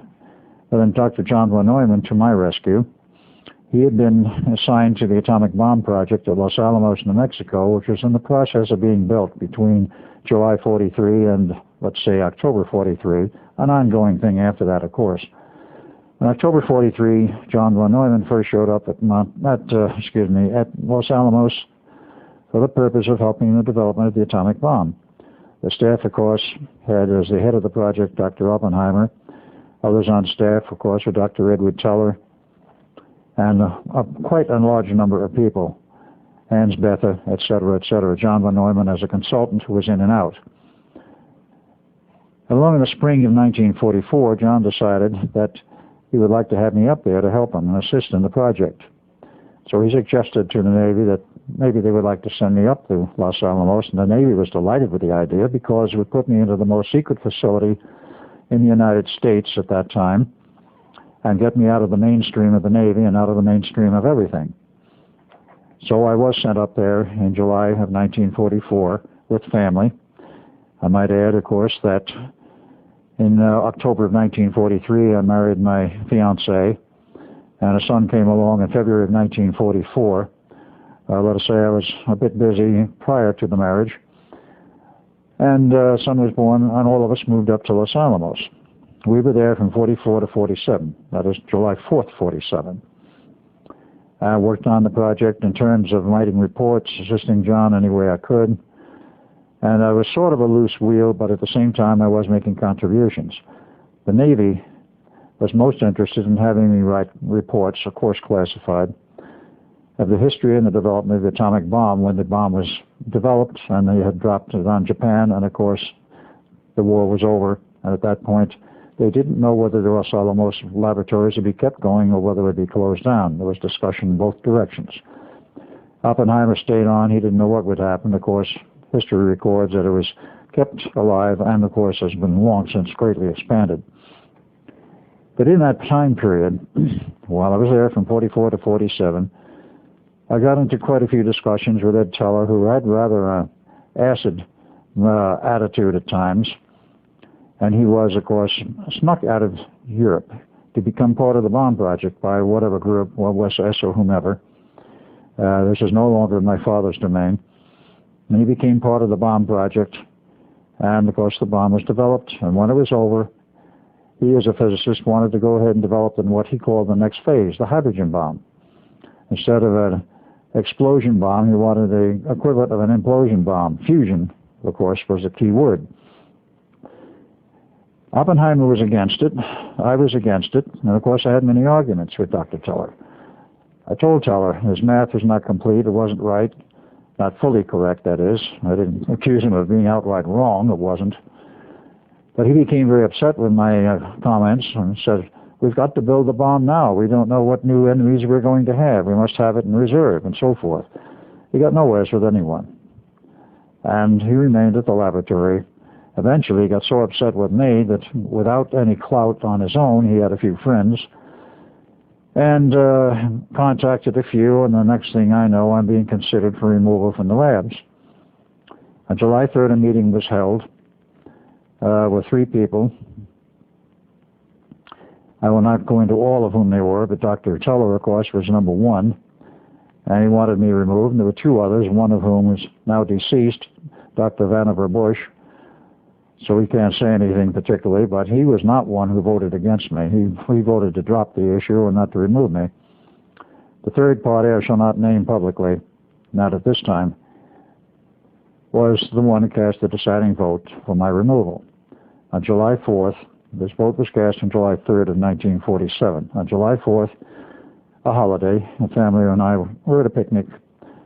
MPs, or I should say appropriately SPs, short patrol they used to call them, drove up in a bus, identified me formally, arrested me, charging me with espionage, and took me away from the picnic, never to see the family again until in the 50s. And in a bus to a train to Washington, D.C. I expected a full court-martial. We got down there, they said, no, the charges are dropped. And thinking about it since then, it was a ploy just to get me out of there. The Navy didn't want me really court-martialed because I hadn't done anything wrong. But the political pressure was such that they had to get me out, and they had to have an excuse. So they charged me with espionage and then dropped the charges. So I was stationed at the Pentagon at that point, and they told me, we have a new assignment for you. Okay, fine. Where's my family? Well, you can't see the family. So I was sent to New York Dry Base is what it was called then. We're now called Edwards Air Force Base. In July of 1947 to be an official observer for the Mach 1 project. The Mach 1 project, for those who may not know what it is, because it did happen quite a few years ago, was the attempt to break the sound barrier. Bell Aircraft Company built a rocket plane called the X-1, and there were follow-on models, XS-1, etc. And this project took place at Edwards, now Edwards, then New York Dry Lake Base. And the whole purpose was to see if you could get a plane to fly faster than sound. The military took the view that let's try it. The mathematicians and the scientists, pardon the expression, didn't think it was possible. They were clearly convinced it was impossible. You can't fly faster than the speed of sound. Well, needless to say, we've been doing it for decades. But that was the first attempt, and it was successful. Among the people who were there on staff as part of the actual test group was, of course, Chuck Yeager, who was a principal pilot. He was not in NASA then. There was no NASA yet. And his principal aeronautical engineer consultant, Jack Ridley. I was there as observer, along with 11 others. There were 10 from the U.S., and 2 from foreign sources. One was Italian, the other was German. I do not know why they were there. I know why the American ones were there, of course. The Navy was very interested in the outcome because if it was successful, they wanted to go into a project of their own. The tests were successful on 28 October 1947. And with that, of course, the Navy decided they wanted to build a project of their own. The project was not terminated. It went into a new phase, and it continued on the research. But in the process of being there, I met, of course, Jack Ridley. Yeager I knew casually. But Ridley and I had something in common. We both had physics degrees. He had a bachelor's degree from the University of Oklahoma, after which he joined the Army. He was transferred to the Army Air Corps.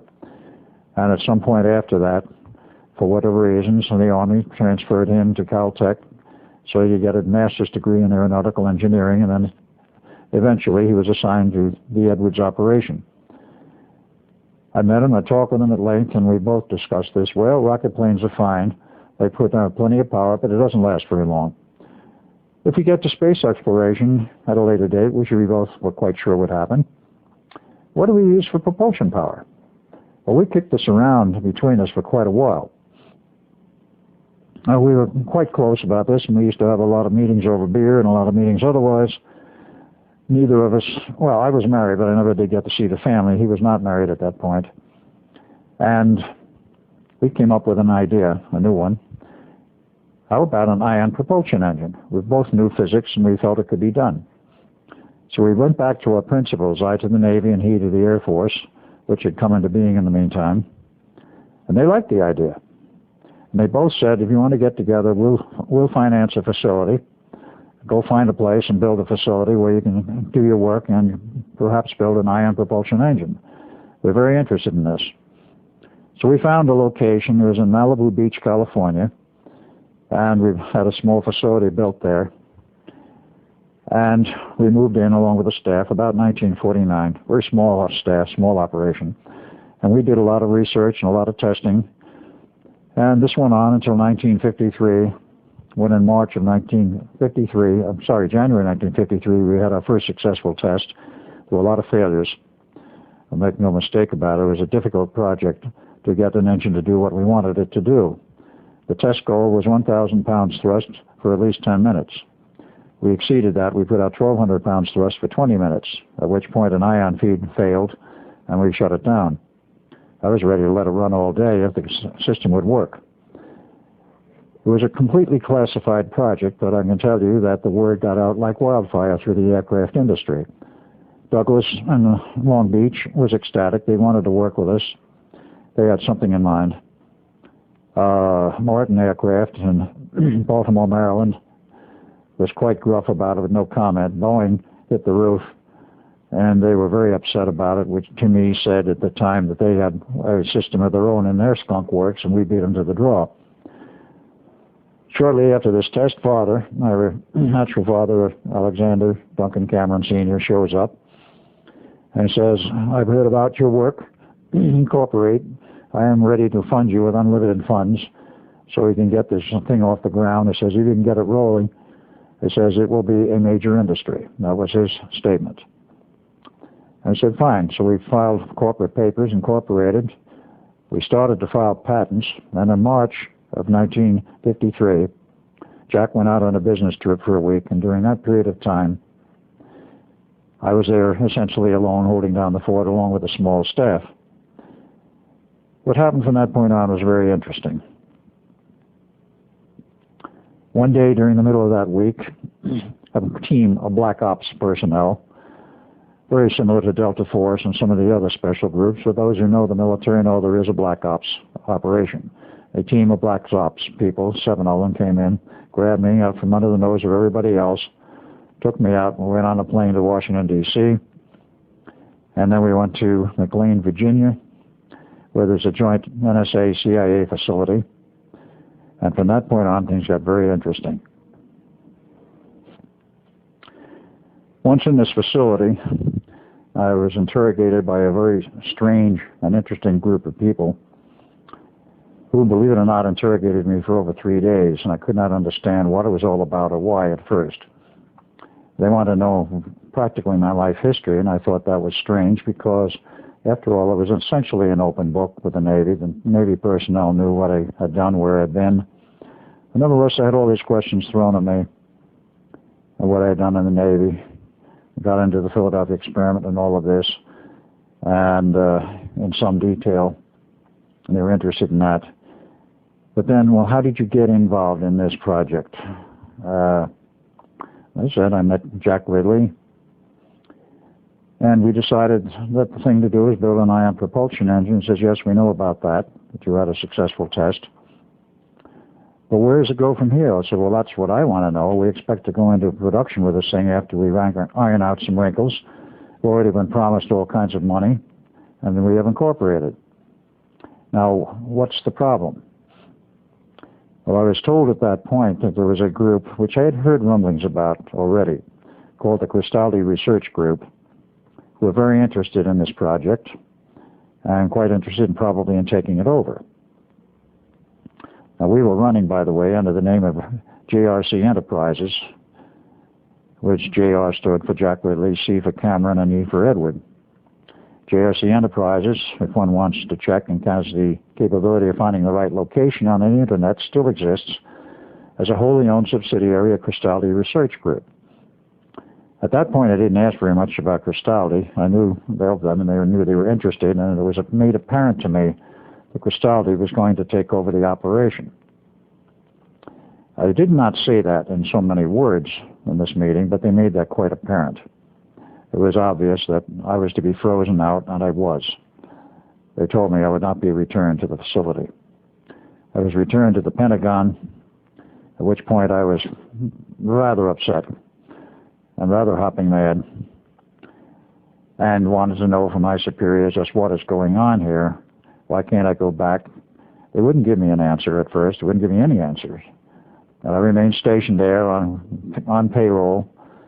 And weeks went by and months went by, and I kept asking questions. I wasn't doing anything useful. I was a bump on a log sitting in an office, passing the time of day, trying to find out what the history is going to be. In the meantime, Jack Ridley came back from his business trip and found I was missing, and he couldn't understand what it was all about, and the people there could not give him a very adequate explanation. And so he tried to carry on his own.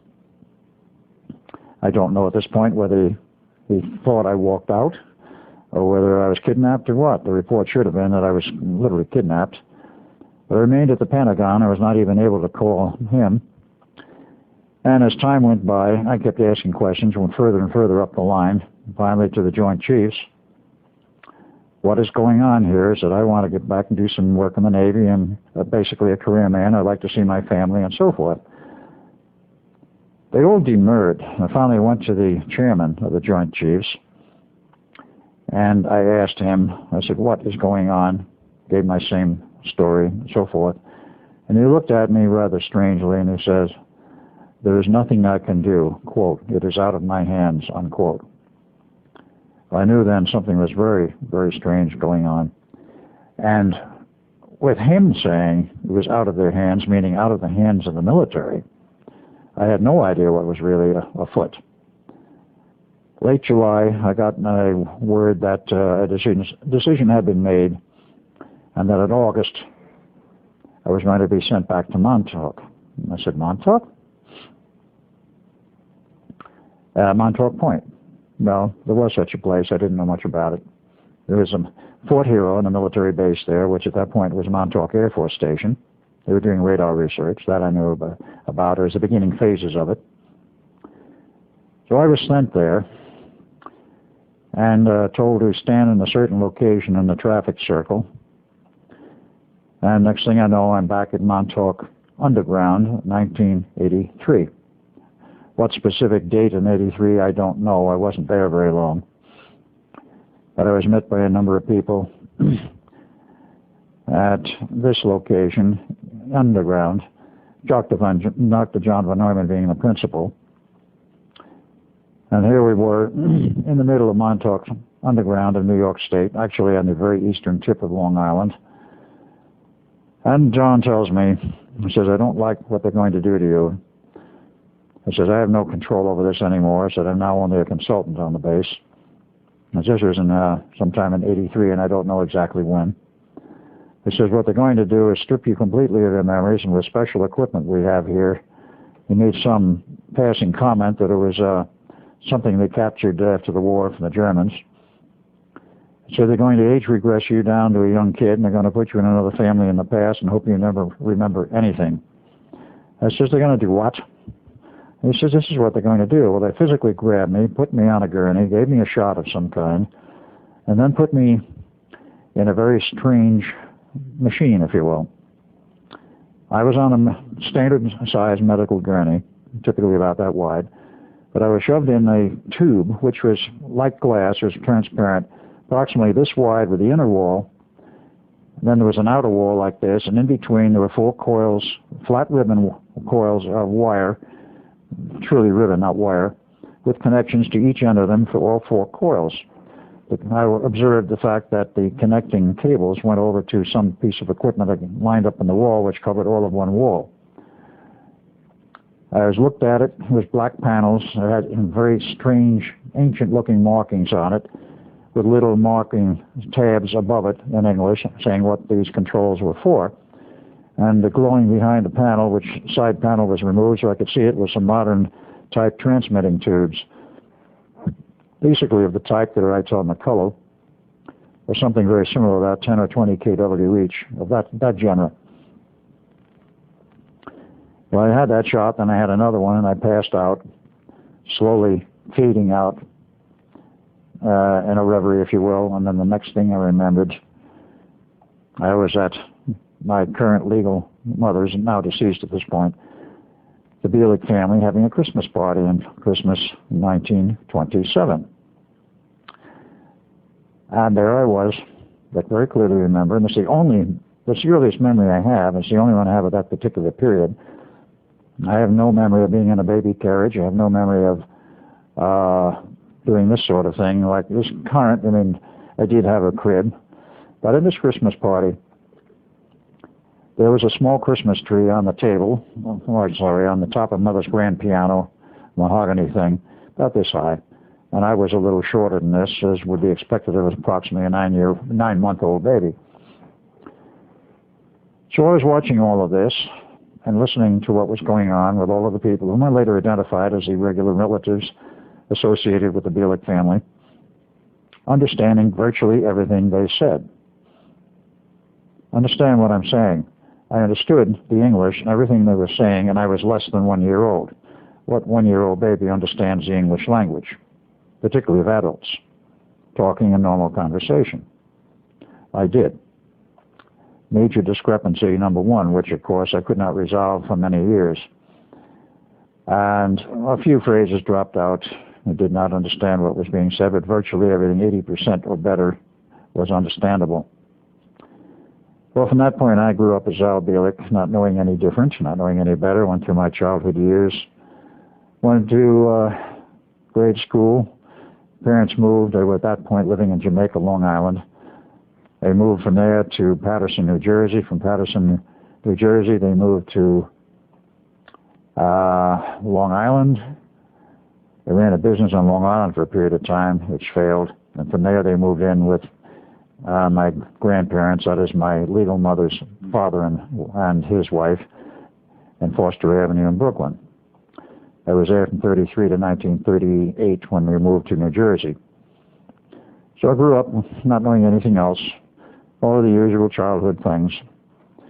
Another discrepancy. At the age of 12, I was 6'1", and totally out of proportion. I was all legs. At that point, my shoulder width, was no wider than my hips, which is more than a little bit unusual, but that was the case. That since I left the Bielek family and was out on my own, many of the physical discrepancies have changed. My eyesight was bad from the age of about 6.5 on. I had to wear glasses, rather heavy, to go through school. Finished my high school. I was drafted into the Navy. That was in July 1945. I wound up as an electronic technician. I thought that was rather strange and ironic in a way, and looking at it later. Went to the Navy for a year, and then the war was over, and they sort of twisted our arm to stay in the Navy for at least another year. I refused to do it. We were not under compulsion to do it, and we were not under compulsion to join the reserves at that time.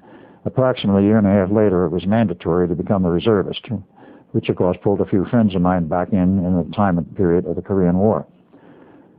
I kept growing up. I went through school. I went to try a business of my own for a number of years, between the period of roughly 1947 and 1951. It didn't go well. This was in New Jersey. I went to college in NCE, Newark College of Engineering, Newark, New Jersey. And in 1953, I got the notion, I'm fed up with this, living in New Jersey with my folks. I'm moving to California. I was after I had a job for a year and a half with a rather interesting company on the East Coast. There was a field engineer for an electronics firm that supplied flight simulators for the Air Force and other organizations, both commercial and military. Went to California, continued there, continued my schooling. Eventually wound up as a consulting electronic engineer. That started in 1958 and went on for 30 years to 1988 when I retired from the engineering profession. Not absolute and total, but that was the way it worked. It wasn't as I wanted to, but that's the way it happened. In that period of time, of course, I met a number of interesting people like Ivan T. Sanderson, and I had picked up a few magazines dealing with the Philadelphia experiment and Einstein's connection with it, and I had an absolute fascination with the subject during this period. And the fascination had become virtually a compulsion before long to find any information I could whatsoever about the subject. I became acquainted with Ivan T. Sanderson, who was a British naturalist and had moved to New York just prior to the end of World War II. I met him in 1951. I dropped association in 1953 because of my travels with the company as a flight simulator specialist. And in 1963, I recontacted him while I was in Pennsylvania and became reacquainted, and then I was on his staff. He also had a great interest in the Philadelphia experiment, and since he had been in intelligence, British intelligence, was a sort of a special guest, if you will, in the Pentagon almost any time you wanted to go down there and talk with the intelligence people and other officers in the Navy. And they tossed around a lot of subjects. UFOs was common gossip at that time, well recognized and accepted by the military, but not for the outside public's consumption, totally internal. And he couldn't find anything out about the Philadelphia experiment. He was certain that something had happened. The only thing the Navy would admit to him was a DE-173 and others. They wouldn't say more than that. Of course, it was in the records that there was a DE-173 commissioned on 27 August 1943, served in the war, and everything else which I've said about it since when it went to the Greeks, but of course at that point nothing about it coming back. And he couldn't find out a thing. I couldn't find anything out, but my interest remained. A series of books were written after that, starting in 1978. The first one was entitled Thin Air by two authors whom I do not know who they are. It was a fiction story, basically, but the background information they gave regarding the Philadelphia experiment was quite accurate, speaking in retrospect. They mentioned the man who was a scientist who gave them all the information to write the book, a man they called Dr. Reno, R-E-N-O. No connection with Janet Reno. And described the house and the factory of cats, and the place was a total dismayed wreck, all of which was absolutely correct fact. And then, of course, came the next book, next year, 1979, The Philadelphia Experiment, Project Invisibility by Berlitz and Moore. Now, Moore never got his facts straight, but there's one or two things in there which did hang together. And again, the mention of Dr. Reno, describing the same location, that this is the source of much of their information. Except, obviously, they didn't get enough of correct information from Dr. Reno, who turns out to be Dr. John von Neumann. That, of course, took quite a bit of detective work and quite some time to find out. Well, I went on my merry way, and in I was a member, of course, since this is of importance, of the USPA, United States Psychotronics Association, originally in its founding year in 1975 called the U.S. Radionics Association, but it changed it the next year because of the connotation of radionics and the somewhat bad taste it had in the mouth of scientists and some other people. They renamed it the Psychotronics Association. I was a founding member, and of course the thing is not defunct. It's in limbo today. It's not what it was, but they still have meetings. Through that organization and its annual meetings, I met Preston Nichols. And Preston Nichols at that time, this was 1981, was probably still involved with the Montauk Project, of which I had no recall at the point of time I'm referring to. And sometime later, it was actually 83 I met him, not 81. And in 85, he was at another conference and meeting for the USPA, in which he brought a new assistant called Duncan Cameron. I knew nothing about Duncan at that point because I was still, shall I say, heavily under the weather of a very heavy brainwashing, both for the Philadelphia experiment and my involvement in the Montauk Project. And I might add, for many other projects. Well, I saw Preston there. He gave a paper in 85, and Duncan was part of that presentation. And I saw a person I considered a psychic sensitive. I had a sort of feeling of kinship to him. I cornered him one day in the cafeteria of this facility where they're holding the meeting, which was in Dayton, Ohio. And we talked for about 2.5 hours. About halfway through this, I got this strange feeling in the pit of my stomach. I knew this guy from someplace. So I finally asked him, I says, Duncan, do you have any feeling, any idea that possibly you know me from somewhere? He said, yes. I says, I do. I says, from where? He says, I have no idea. And I said, I got the same feeling. I also have no idea where it's from. Before the meeting broke up and we left, Preston had invited me to come visit him sometime at his lab facility on Long Island. Now, this meeting was held in July of 1985. And I availed myself of his invite in August of '85, Duncan Cameron, saying he would put me up at his house on Long Island, which is fairly close to where Preston lives. I still couldn't figure out where I knew him from, but I had the feeling, well, is it possible it's from a past life? Well, that was part of the answer, but that was not the real answer I was interested in. I won't go into all of the ideas about reincarnation. That's not part of this story, not part of this presentation and the facts which I'm trying to deal with. In August of '85, I went there, stayed at Duncan's place, intending to stay a weekend. I wound up staying 2 weeks. And on one of the visits with Preston, he says, I want to take you two out to a place on the eastern tip of Long Island. I'm not going to tell you what it's all about, but I know you two are sensitive, and I've been out there many times because I'm a surplus electronics dealer, but I know you guys haven't been there before. Well, of course, that turned out to be the biggest joke of the century, but at that point, we didn't know it was any different. And he took us out in his truck, or his car at that time. He had a van. Took us to the base, parked to the parking lot outside the base. The fences were down. It was totally deserted, and we wandered all over the place. And I could feel, as Duncan did, some horrendous projects had taken place there in the recent years and was obviously completely shut down, totally abandoned, with wrecked equipment everywhere, unwrecked, completely intact electronic equipment in the buildings. The doors were unlocked. There was nobody to patrol the place, nobody looking after it. It was like somebody packed up and walked out and left this huge base with all this equipment and many, many military buildings behind. A huge power plant, this giant radar tower, and we couldn't figure it out. But we had the feeling that something terrible had happened there, and this was the key to what happened later. Terminated the visit, of course, and I went back to where I was living at that time, which was Phoenix, Arizona.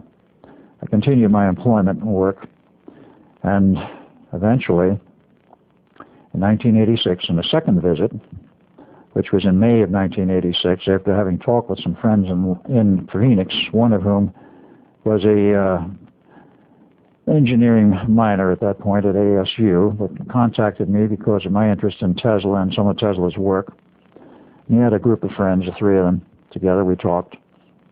I told him about my visit to Montauk Point and this huge installation. I said, we're totally abandoned, but walking around it. Says, my guess was that somebody spent an enormous sum of money on this operation. My guess at that time was $50 billion, which wasn't too far off from the mark.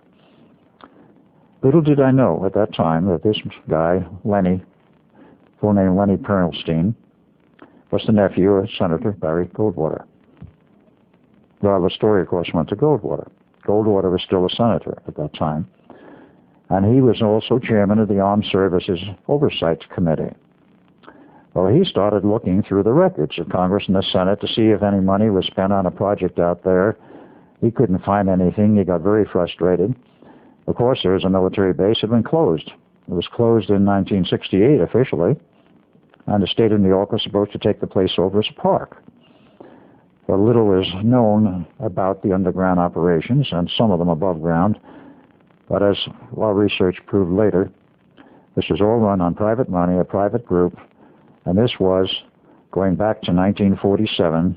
And this was, of course, in the period, speaking of overlapping my life as Al Bielek and Ed Cameron, when Operation Paperclip had been completed and all of the German scientists came into the U.S., they went to work at Brookhaven National Laboratories to continue projects they had been working on in Germany, namely time travel and also mind control.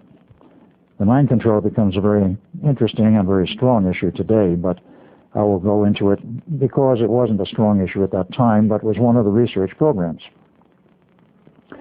They were kicked out of Brookhaven in 1968 because somebody started reading their monthly reports, which are required of a tax-supported scientific institution. They looked for a new home. They found it at Montauk Point, and the military people. They moved in. The military people, shortly after that, moved out for the most part, and they continued their operations, funded privately, without any government money. Therefore, there was no need for an oversight on the place. But, of course, our dear intelligence people, not to berate them, CIA, NSA, ONI, Office of Naval Intelligence, DIA, all of them knew everything that was going on. And, of course, they were working with the people who were there because there was another aspect to this which the public has never learned, except in a few cases and instances, and very few people know about the Montauk research program out there at Montauk Point, unless they were part of it. And there are quite a few people around today who were part of it. That program went into high gear after 1968. It's a very long and drawn-out story, but basically the continuation of German research took place there, and because of certain UFO activities and what happened in 1954, this is part of the public record, which is still concealed, but it is public because I have read not the records, but private letters of communication from somebody who was witness to this at Edwards Air Force Base. Believe it or not, a UFO landed in the middle of the base. The aliens got out, said to the scientists were there, including the CIA, who has some very good scientists. They do have some excellent technical people. There's no question about it. Said, okay, you guys think you're so smart and know what it's all about. See if you can get into our ships. We'll just stand by and watch you and see what you can do. In 2 weeks' time, they found out they couldn't get into the ships. They didn't know how to enter them. They tried cutting torches, diamond cutters, everything else on the hull. Couldn't cut it, couldn't scratch it, couldn't do anything. Well, this became exceedingly frustrating to the scientists there, and of course the word went back through the community of intelligence groups and the military to the President of the United States, Dwight Eisenhower. Get out here and take a look at what's going on. So he took a vacation trip to go to one of the golfing courses which were nearby. Eisenhower was known as the golfing president. He spent a lot of time on the golf course. So he took a little trip to California and then disappeared one night or one weekend to Edwards. And he witnessed the ship, and they wouldn't let him get up right next to it. They wouldn't let him talk to the aliens.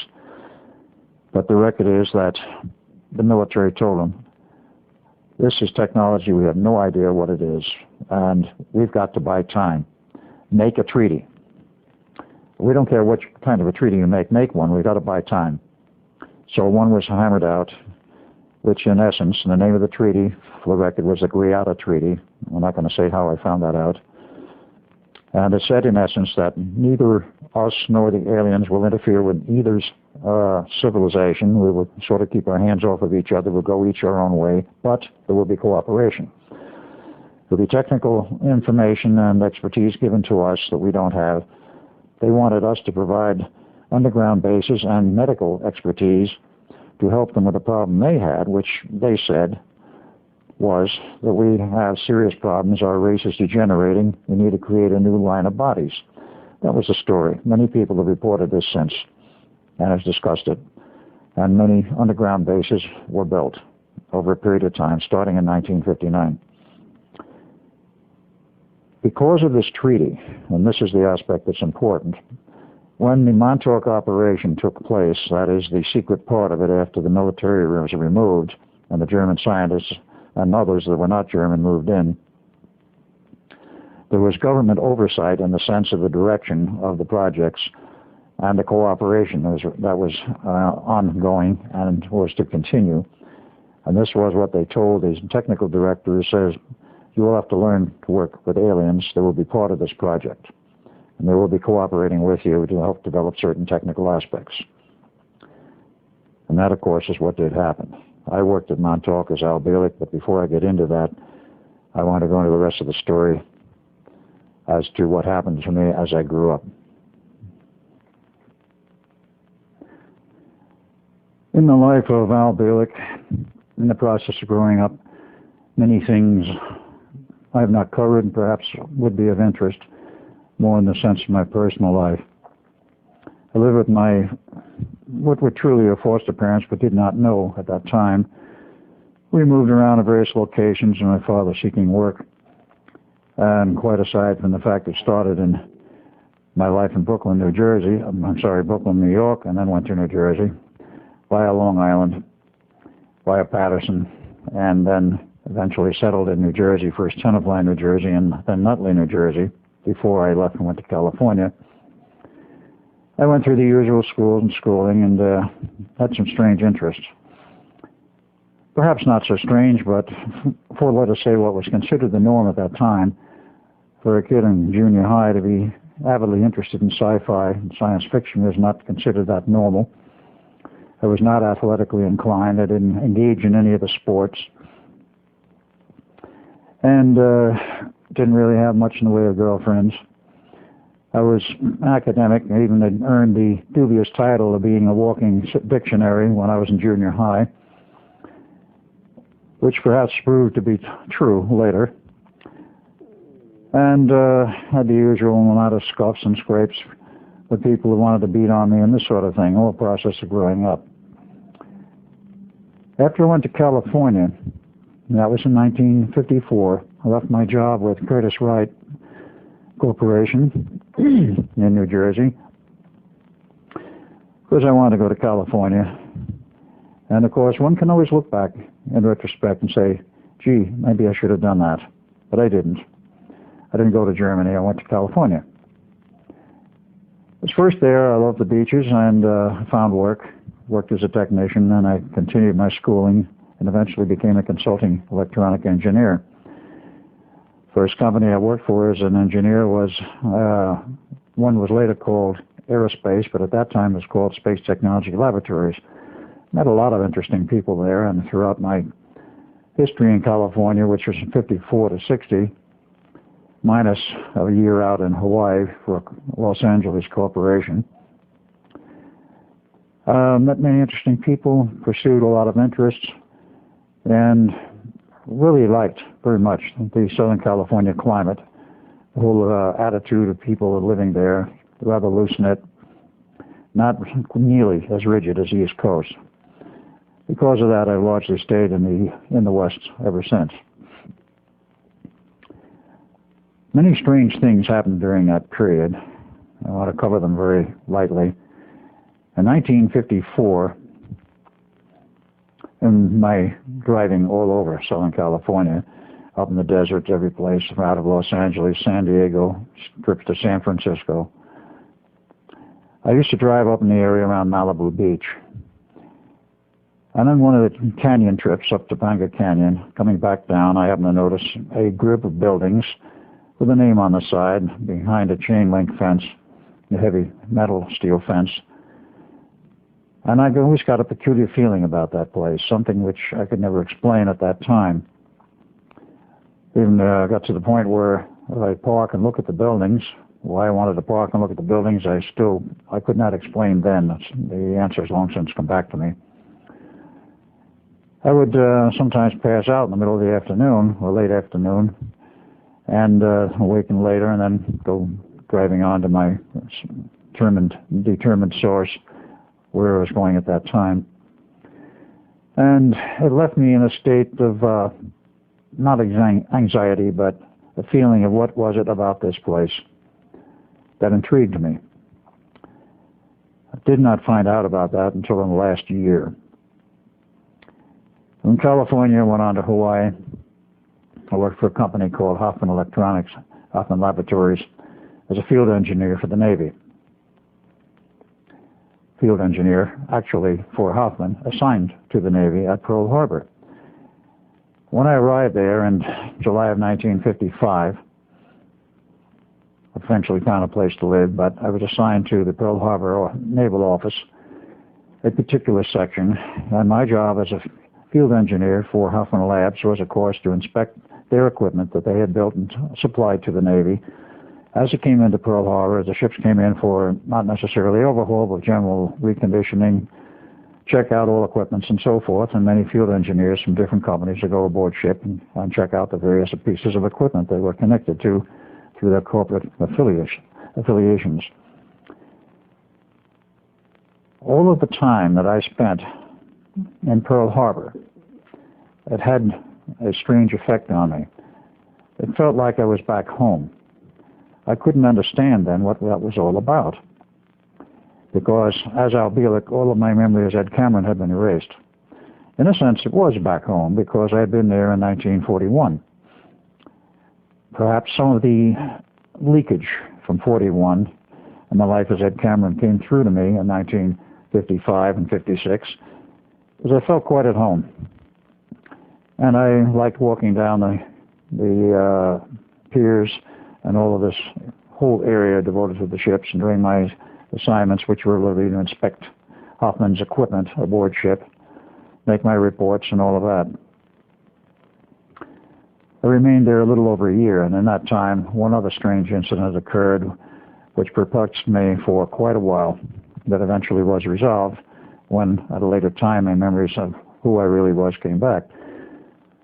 Through the party connection, the office connections, I was invited to a party one weekend involving some naval officers, some of the civilian people from that office. It was out in, let's say, a more remote area of Honolulu, out in the boonies, more or less. And it was on a Saturday afternoon. This party was thrown by two naval officers who had a connection with the yard. And everybody was having a great time. But as I imbibed a few more drinks, I did drink a little in those days. I was not an alcoholic, but it was customary, shall we say, in view of the company I kept, and particularly when these Navy parties. We had a few drinks. Nothing unusual about that. What was unusual, and I thought about it many times after that, until the meaning of it finally erupted and fell in on me consciously, was that the two guys who threw the party, both lieutenants in the Navy, in a brown fatigue uniform, a tan fatigue uniform, to me had a funny feeling, like these two guys sort of belonged together, and I couldn't quite understand what it meant. And then as I became more inebriated, if you will, I got the feeling, in a certain sense, I identified with one of them. Now, that didn't mean I had any connection with this person. I didn't know him from Adam, other than from the Navy Yard. I had the feeling in some way that I fitted into this picture. And then I was looking mentally at this other officer. He fit into the picture. Now, who fitted in there? I could never answer that question at that time as to what the other person portrayed, what the other person meant to me. It wasn't for many years, decades afterwards, literally, that I finally figured out that, to me, on a conscious level connecting with the subconscious, the two officers represented Duncan and myself from our time in Pearl Harbor, when we were much younger. There was a type of thing where the subconscious was starting to break through at least a little bit and starting to identify on a conscious level with certain events then taking place, namely that party with the two officers. It was a case, looking at it later, where I realized I almost broke through as to identifying a missing part of my past, but I never quite made it. That operation ended in 1956. I returned to the mainland, went through a series of jobs. I'm not going into it. Wound up in Los Angeles working for Space Technology Laboratories, off and on from 1957 to 1960. And then I moved to Houston, Texas. And then I remained out of the California area until 1984, 83 and 84. At that time, having traveled around the U.S., I met many engineers in many walks of life. And the interesting part of it was, as a consultant, I talked with many of these people who have been strange projects, had strange histories to relate, and quite a few of them had quite a bit of knowledge about things like UFOs. I might add, of course, during this period of time, I had a great interest in the whole subject of UFOs. Was it real or was it not? Was there suppression of information and reports? I was sort of neutral, except I had a great and avid interest. At that time, perhaps just as much as in the Philadelphia experiment. In 1951, before I left for the West Coast, through connections of a society I then belonged to, which was the NSS, National Spelunking Society, I met Ivan T. Sanderson. Now, he was in the New York grotto. I was in the Jersey grotto. And I got an invite to come over and visit with him. So I did, and I met him one day and one night. He had an apartment in New York City at that time, off on 45th Street off of Broadway. And I visited him, and we went out for dinner, and we talked about many things. And a very interesting man. I didn't know his whole history then. I learned more later. He was ex-British intelligence who stayed in the United States at the tail end of the war because they were going to ship him back to England on one of the B-26 bombers. And he said the survivability of people on those bombers going across the Atlantic was not very good. So he jumped ship, so to speak, and stayed in New York, went undercover, and then when the war was over, surfaced. He was well known for many years in the Gary Moore shows on TV in New York of which I did see a few. When in 1952 I went traveling, 53, and then wound up in Los Angeles. I lost connection with him from 1953 until 1963.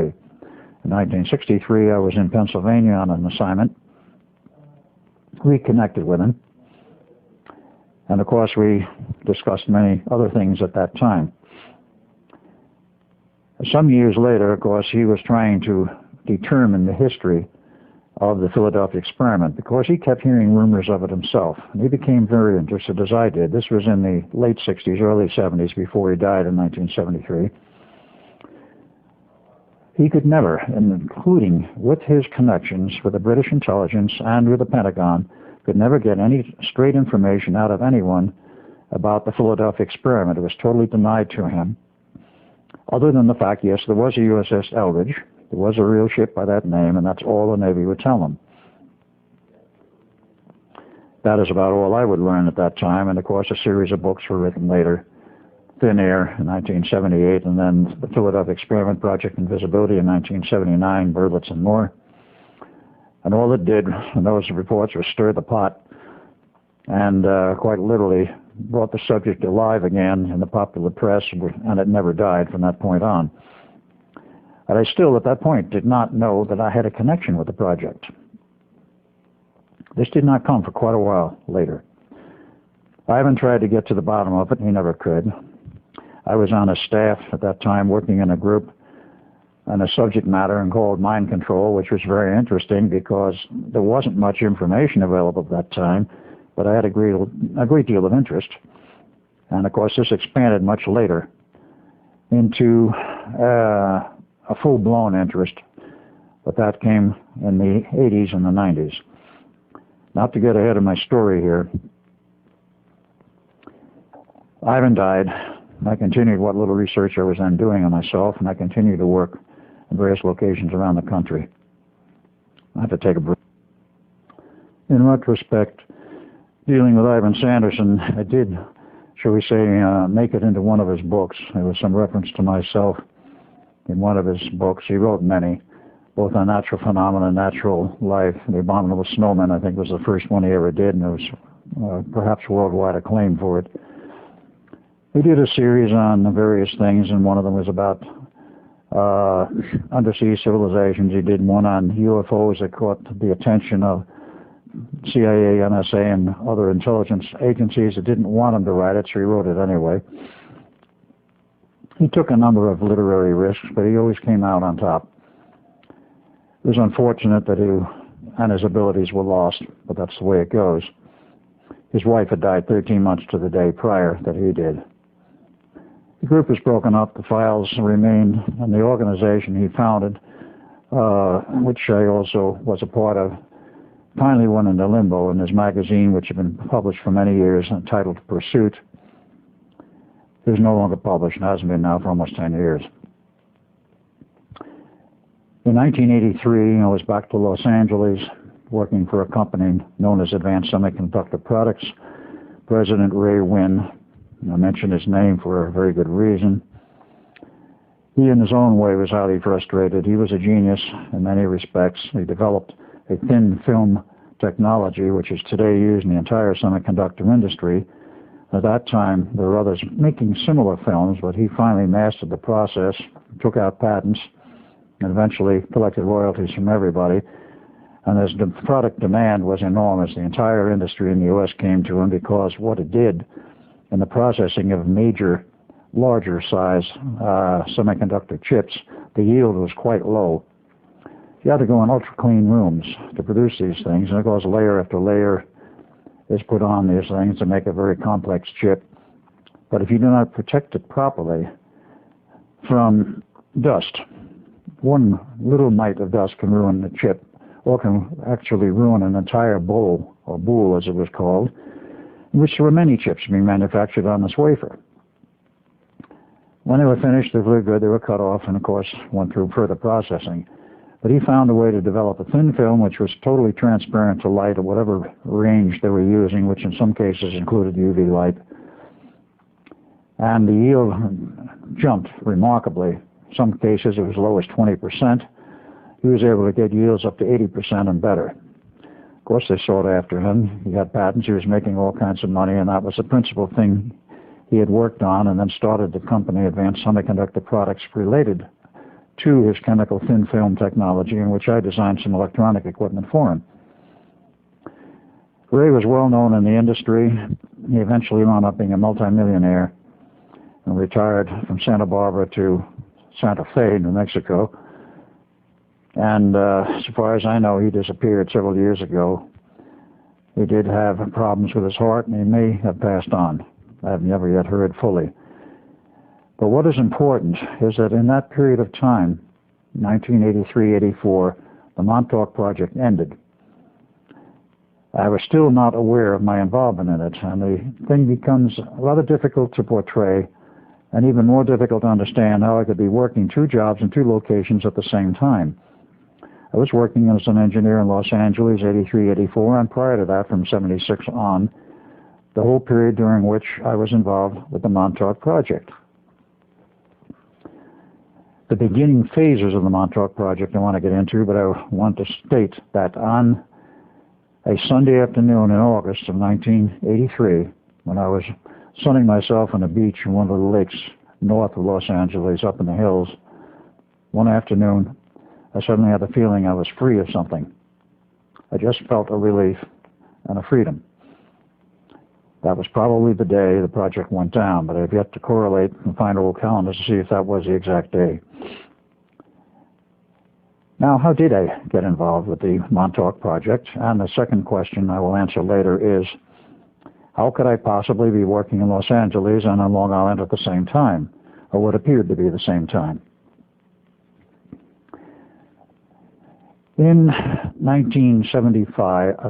65 and 66, let's go back a little further, 55 and 56, I was in Hawaii working for the Navy Department, as I'd already stated.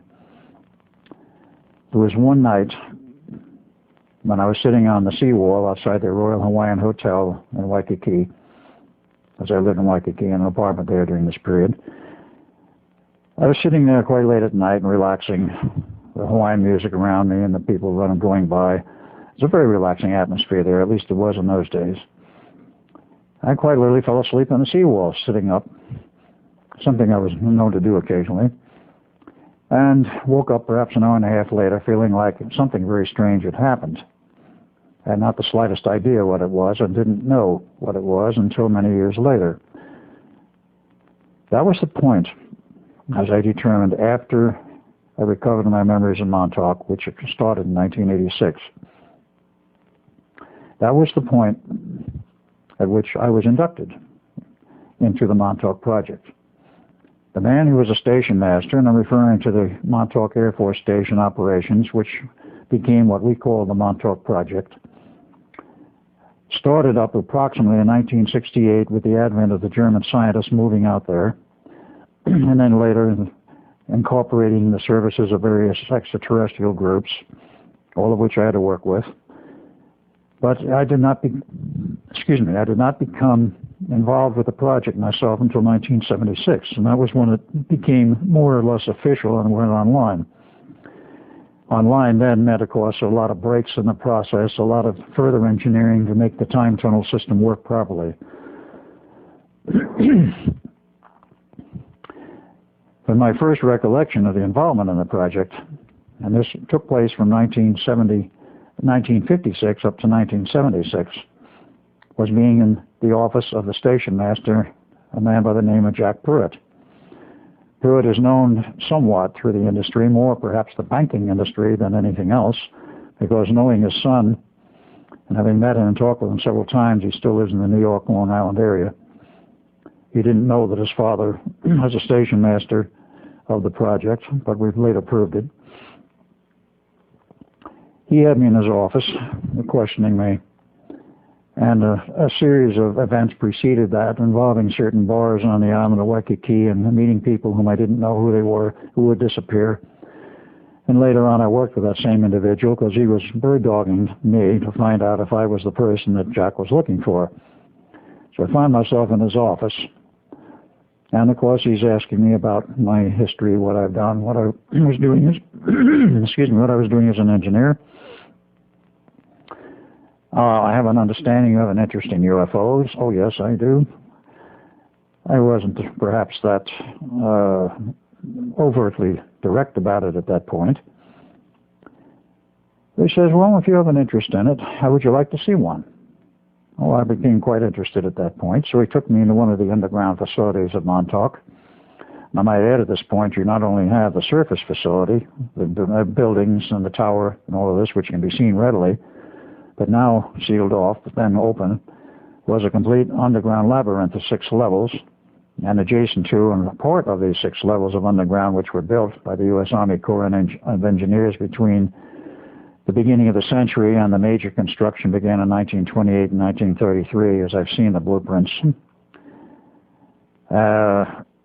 They built a huge underground facility which overlapped into an underground cavern system.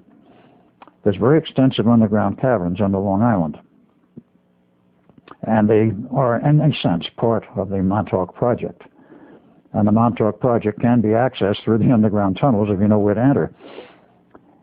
But he took me into one of the underground chambers, one of the underground rooms. This one was a natural one. And there was sitting a very large gold-colored UFO, approximately 60 feet in diameter, sitting on a tripod, literally barely making it fitting in this room. The question was, how did it get there? Well, he didn't answer that question for me at that time. But it was there and it was trapped and it was obvious it would never get out. So he asked me a question, well, how would you like to work on this? Well, the bait had been thrown and I'd been hooked. And of course I said, yes, I'd like to work on this. So I became a part of the Montauk Project. I might point out that every one of the people who worked at Montauk, in essence, were volunteers. And there were no salaries paid to any of these people who volunteered. And those military personnel who were still involved with the project were TDY, temporary duty, paid out of whatever their normal billet was, so that no monetary exchange in terms of government money was ever recorded directly connectable to Montauk. They maintained a high degree of secrecy and were very successful at it. I spent literally most of my time from 1976 to 1983 in the underground at Montauk. Now, how could I do this when at the same time I was an engineer working on the outside? There were 2 aspects of this. One is more readily explainable than the other. Aspect number 1 was, as I found out in later research, I knew then, and I didn't at that time in 1976 know about it. I only knew that I went on an underground railroad system which connected Los Angeles to Newark, New Jersey, and then the interchange system at Newark went on out under New York to Long Island with 2 stops. One was at the EIL Corporation Complex in Farmingdale, Long Island, and the last stop was at Montauk Point. This underground rail system, which has been testified to by Phil Schneider before he died, as he said he personally worked on constructing it, is a very strange, basically alien technology design rail system which does not have any rails. We call it a rail system for convenience. It's actually magnetic levitation. Operates at extremely high speed, and the tunnels bored 14 feet in diameter. Between New York and Los Angeles, you can make that trip in 2 hours. It's faster than any aircraft other than supersonic, which do not fly over the U.S. by law. And I did ride that thing fairly regularly. There are points of entrance. I remember some of them, but not most of them. And this network is all over the U.S., into Canada, probably into Mexico at this time. It definitely goes into Puerto Rico. And so far as I know, no underwater connections to Europe, but there's a system all over Europe and through Russia. This is a vast underground network interconnecting underground as well as surface bases and locations. I used to ride that rather regularly, and that I can understand, making a high-speed trip out to Montauk and then coming back in 2 hours and resuming my normal life and duties after having that part which I worked on at Montauk erased. That part is understandable. The other aspect, which is not so understandable, is how I could spend so many years out there working on these projects, overlapping the time when I was also an engineer working on the outside of normal civilian or semi-government operations. To explain this more fully, and I'm sure it will not sit too well with some of the people listening with this, but I'll have to tell it the way I know it. What the German scientists were working on at Montauk, and with alien help, finally were able to perfect, was a time tunnel. They call it a tunnel for a reason, because in the later aspects, not the earliest research, it was underground, involved a series of special antennas which produced with some very complex electronics a portal, an artificial portal in the rock wall, which when it was fully operational, looked like an open tunnel, was illuminated for reasons I do not understand, and the electronics, the computers, and the persons working this would set it up to be able to go to any physical location on this planet from Montauk Point. It would literally transport you from point A to point B instantaneously, or almost instantaneously. Not absolute instantaneity, but within a second or two. And maintain, if you wanted, the same time frame as we were working in at that time, or shift time reference, past or future. When they finally got these tunnels working, and working satisfactorily, of course, they could pick a person up, move them where they want, pull them across the country, pull them from another country, put them in on the project, and then return them.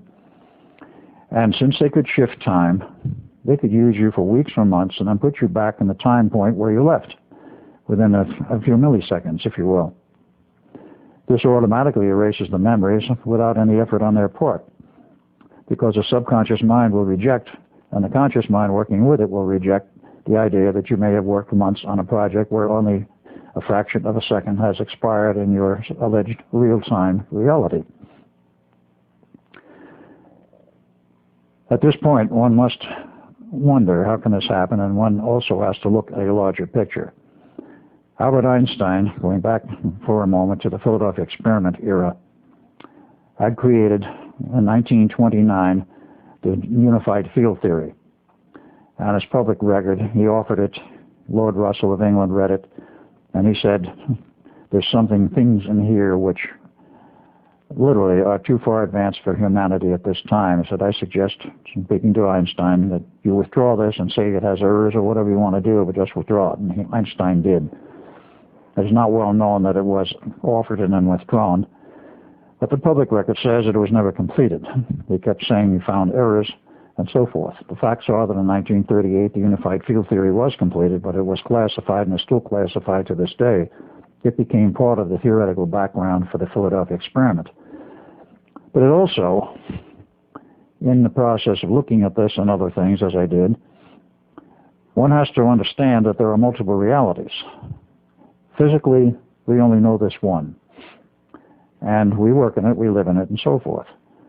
But as some of the mathematics of various people show, not only Hilbert, but also a well-known mathematician scientist from Stanford, SRI, Dr. Tiller, has pointed out that there are multiple parallel realities and we can be part of any one of them, and it is possible to shift. And of course what he pointed out was we are in what, let us say for reference, we are in number one. Whether or not we are in number one is another matter.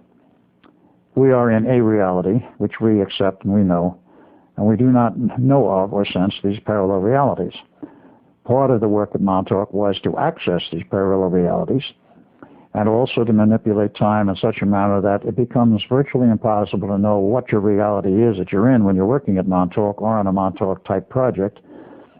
And it may be totally skewed from the reality which I, speaking to you through this camera, and other people perhaps watching this know. And as Al Bielek, the engineer, knew. You get to the point, finally, what is reality? What do we really know about it? The function of Montauk was to explore, their official charter said their function was to explore all aspects of reality, physics, and whatever else they could find, and time. And of course, reports were made on a regular basis. Where they all went, we don't know. But I spent many years there on that project. I got off the UFO project after a while. I was involved in several other projects, including some of the time tunnel project, which involved travel to other locations. And I will fill you in on a little of this. One of the other projects involved, of course, what I will report on openly is the Montauk Boys. Now, what was the Montauk Boys Project? It started officially about 1976. There was a lot of precursor work in which I will have to go into a great deal of history, because this all involves mind manipulation and mind control. The project formally started at Montauk. And I'm talking about that aspect dealing with the boys, males, who were under mind control manipulation. The overall project heading, which covered both this aspect and the older cult techniques for females, is Project Monarch. Project Monarch, briefly, was a name given to the whole area involving mind manipulation and mind control. The old cult techniques going back thousands of years were used on females, taking them basically from families who had known at least 3 generations of child abuse, sexual child abuse, and these females would be preconditioned, if you will, for the training they would receive to split their mind further and set them up to be sex slaves or whatever else they wanted them for. These were mind control female slaves, and they would last a certain number of years. Kathy O'Brien, in her book, The Transformation of America, is one outstanding example of this type of thing using the older techniques. The newer techniques were physical at first, then electronic, but involved primarily the use of boys because of the chakra setup in the human body of the male. It is not identical to that of the female. The polarities are reversed. Therefore, it became easier to work on males. The object was to see if they could produce a complete set of mind-controlled, subconsciously implanted, and externally triggered on demand at the time that they wanted, a person who was totally programmed to do something, but this person obviously would know nothing about it, and would live a normal life, or what appeared to be a normal life, and could be at a later time utilized for some project, whether it's government-sponsored or not, didn't matter. Whoever had the controls, had the reins on these individuals, the handlers, if you will, working for whomever they worked for, would be able to trigger these programmed people to do whatever they wanted them to do at some future time. Being in this project for a number of years, I asked questions. I never got many answers. What did they want them for? I never got an answer. But of course, looking at current history as well as the recent, let's say, 10 years, it became fairly obvious. There's a lot of assassinations. There's a lot of killings in the schoolyard, which are all basically all Montauk Boy projects, where they were controlled to create the killing and the situation, which is, of course, forced the desire for further gun control. This is one aspect of the whole situation. Other things that can be used for, of course, are assassins, agitators, create fires, create riots. If you use your imagination, literally anything possible in the gamut of riots, subversion of normal society, spies, in your imagination, you would probably be able to name virtually anything that these boys could be set up for. At this point, we'll take a slight break, and we'll continue with what is a Montauk Boy and how are these programs done.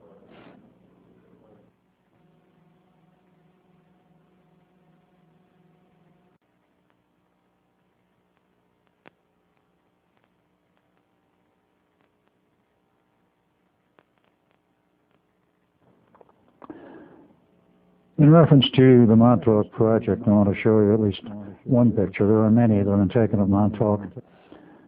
All that I have, of course, have been taken after the project was down and collapsed. There's one particular one, though, that I think is perhaps the symbol of Montauk, and that's the radar tower. I'm going to put that up and show it.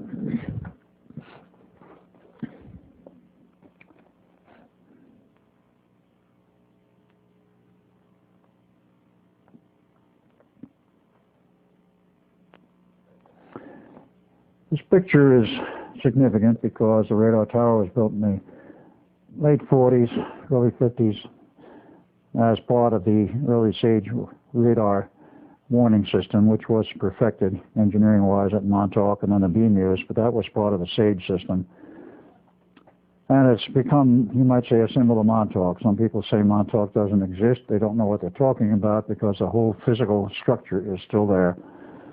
The underground has been sealed off since. What are we talking about when we say a Montauk boy? That is an appellation, a term we coined, meaning a young boy.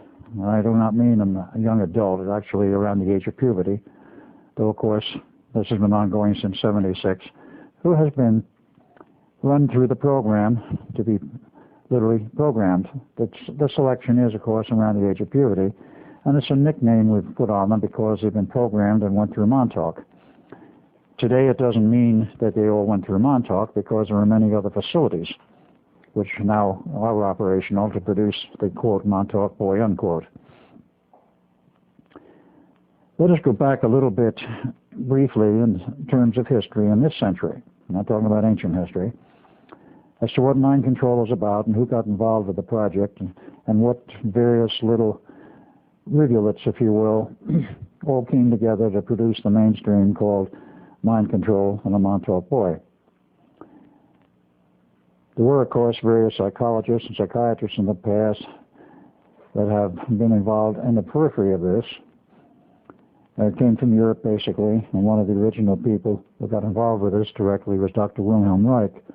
He was a student of Sigmund Freud of Vienna, came to the United States in about 1943. I'm referring, of course, to Dr. Wilhelm Reich. Took up residence in Long Island, then in 46, 47, he moved up to Rangeley, Maine, and put his main laboratory facility up there. In 1947, he was offered and accepted a contract with the CIA, newly formed, which basically was related to finding a function as to how can a person be deprogrammed. This is the way the contract read. How can the person be deprogrammed, and also can you increase the psychic abilities of young people who already exhibit such abilities? Reich signed the contract. It was a 5-year-long contract. And about halfway through it, he realized that this wasn't all that the CIA wanted, and they had misrepresented to him, because what they really wanted was a means for programming as well as deprogramming. One is the opposite side of the coin of the other. And yes, they definitely did want to find ways to make psychics more psychic. That perhaps was part of the same program. Actually, it became separate. Reich went through about 2.5 years of this at Rangeley, and then he decided he wasn't going to give the CIA the notes which he was generating. So he falsified the records about the last 2.5 years, but this was not known to the CIA at that time. In 1952, he says, I'm not renewing the contract. I've done my work, and this is it, and I'm going to do other things on my own after that. Well, at that point, the CIA didn't know, and of course NSA was directly involved in this also, that perhaps the records had been falsified. To go ahead a bit in time, to the period sometime in the 60s, Preston Nichols, who was a surplus electronics dealer and was working for a corporation on the island and had a great deal of interest in Wilhelm Reich, and of course Reich being dead since 1957, they were slowly breaking up his estate and breaking up and selling various pieces of his estate, known as Orgone energy accumulators and a lot of other hardware. It showed up at various surplus places. Preston had an interest in it and used to go see what was available. Occasionally bought something. At one of these meets, after looking us over, he asked the person who was exhibiting and trying to sell the Reich equipment, is this all you have? He says, well, no. He says, really, you need to get in touch with one of the curators and the people who are holding the rest of Reich's estate.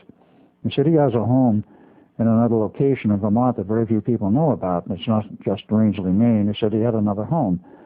Call so-and-so and contact him, go up and see him. He may have something you may be more interested in.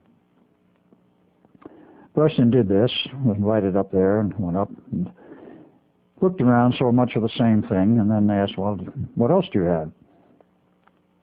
And this man says, well, I've got some notebooks. These notebooks, I'd like to see them. So Preston looked at them, and they were all handwritten in Reich's handwriting.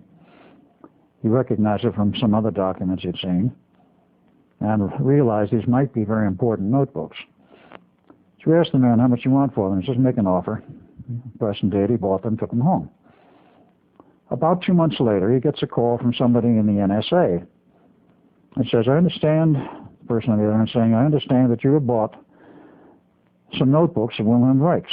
And he said, yes, I bought them, they're mine. Well, we need them. Well, they're legally mine. You can't have them.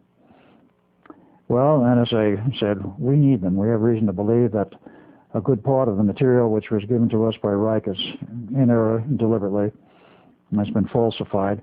You may have the originals which we need. So Preston made a deal with him, which basically said NSA would give Preston the missing notes that he didn't have if he, Preston, would give the NSA and CIA copies of what he had. And part of the agreement was that he would never show the complete notebooks to anyone as long as he lived, which he agreed to. So he wound up with the complete notes, and so did CIA and NSA, which is what they wanted. That, of course, went on to be used later on as part of the Montauk Boy program. What Reich had basically discovered, and this is an extremely important point, was that there is a point in which you can gain access to the subconscious mind. And as later research showed, there's more than one subconscious mind. There's about 12 levels. But you can access it with the conscious mind under one condition, and that is the point of orgasm. I won't go into any of the details, of course, of what Reich had to do up there to find this out, but it was years of experimentation. But at that point, the two minds join, and you can remove information from the subconscious through the conscious, or put information in, and then you can give instruction to the subconscious. This memory will be held separate from the conscious mind and cannot be accessed without such and such code number or code words or however they wanted to work it. He found that that was a key element. In other words, Mr. Sigmund Freud was not exactly wrong when he said sex is almost the most important thing in life. He became known, that is Freud, as something of a sex maniac. He wasn't. He was trying to point out that it plays a more important part in our life than most people realize. Not particularly or necessarily in part of the sex act, but because of the relationships through the conscious and subconscious minds. This became an important point, and of course there was other work being done in that same time period. I'm sure you've heard, or some people have heard, of MK-Ultra and that whole project involving LSD and other mind-bending chemicals, conducted initially by Dr. Ewing Cameron for the CIA, in which he conducted this program in Canada. The CIA felt it was too hot to handle in the U.S., so they sent him to Canada, and eventually the Canadian government and people found out about it, and he was almost thrown out of Canada. But he uncovered the fact that these mind-bending chemicals can be used as part of a programming technique. There are many ends, many loose pieces had to come together so that all of these rivulets provided a mainstream whereby there's a base of knowledge which could be used for programming someone. In the process, they also found, and this was somewhat later, that the human mind, and Tesla did a lot of the early research on this, I might add, that the human mind can be accessed by electronic means, RF carriers at the proper high frequencies, when they are essentially converted into a scalar waveform. Scalar, mathematically, is second order, electromagnetic propagation is first order. And if you do it in a scalar form, the human mind, the brain, is very receptive to scalar energies. In fact, it can act like a direction finder to locate the source of the energy. But it will pick this information up if it's transmitted in scalar form as a direct input to the mind, as if you heard it spoken. Now, this became very important as part of the project for the Montauk Boys and the final stages of programming. All of these ideas came together, and they tried in the earliest phases, around 1975-76, to program these boys in a very physical way. I don't want to go into gross details, but basically you had to make a physical connection between two males. The programmer was a male, and the typical and primary programmer in the early days was my brother Duncan. He got hold into this project, as did Preston Nichols.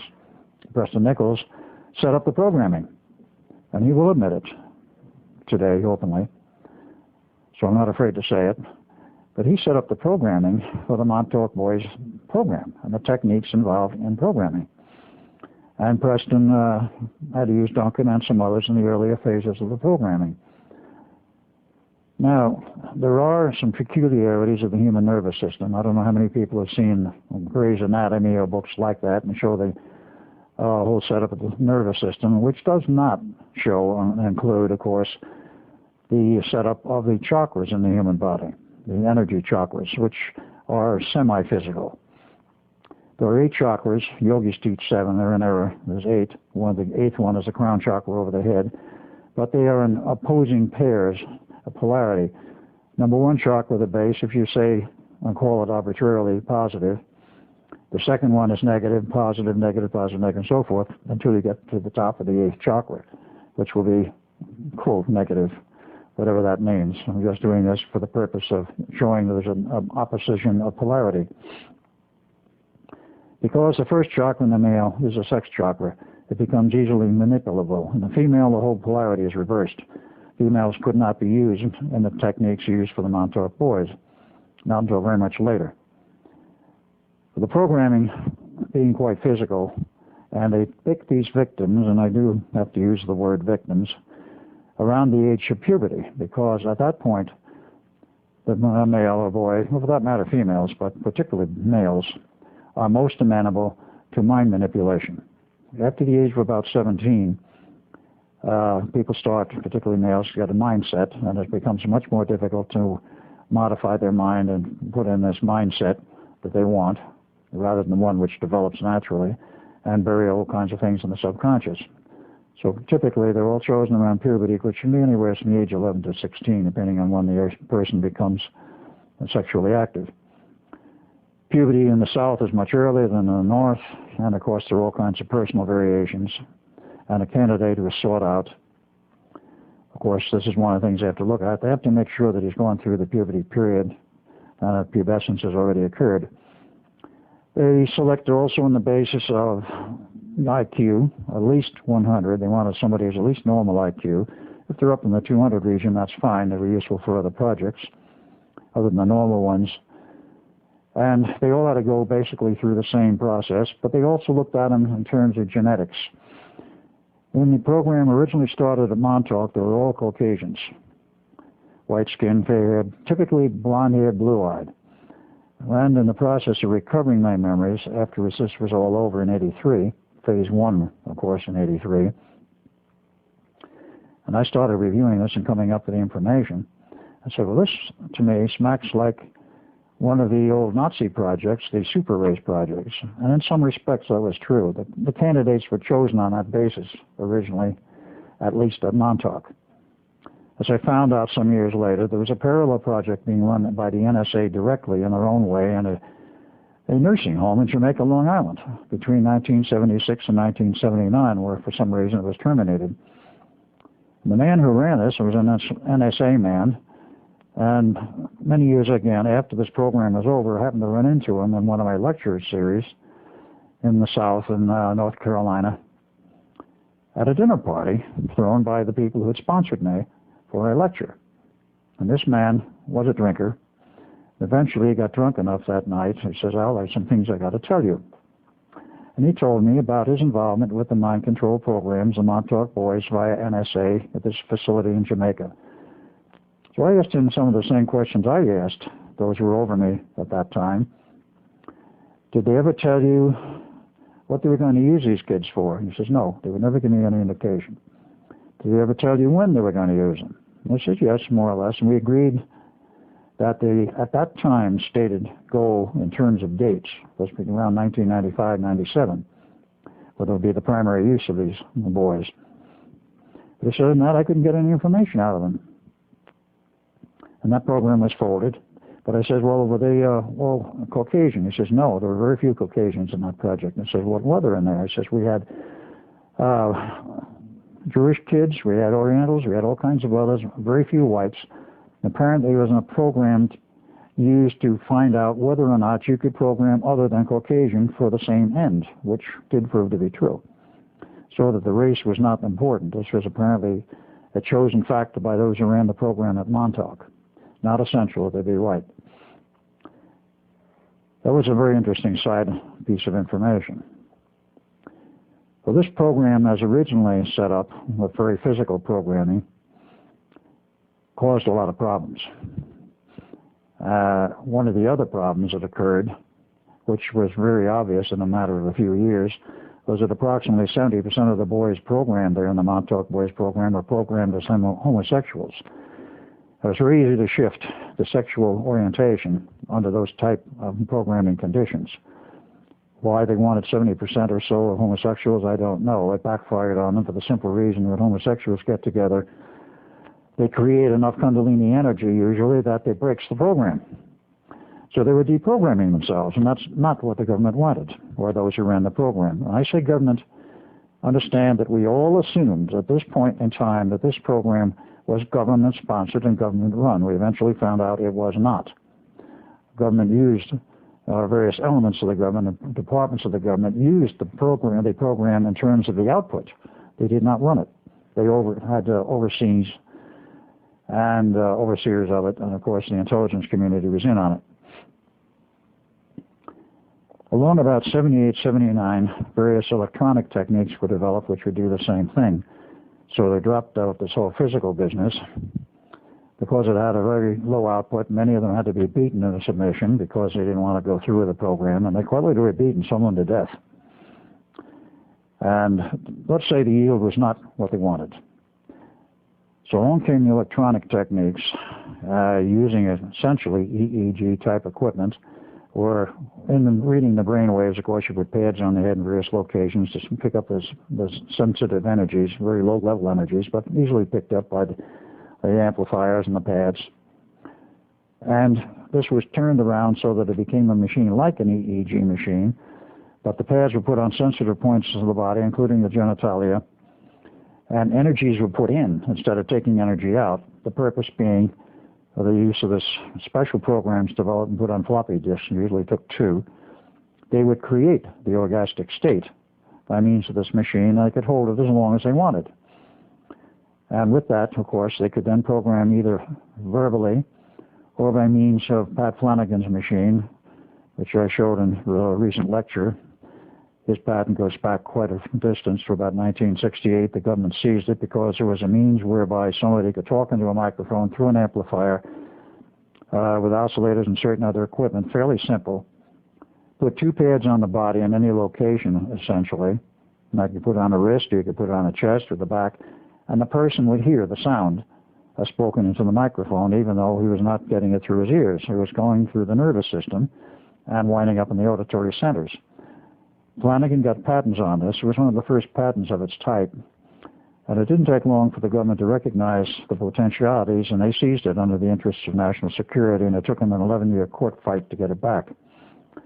They gave it back and let it be released into the normal stream when they found something better. That's what it really comes down to.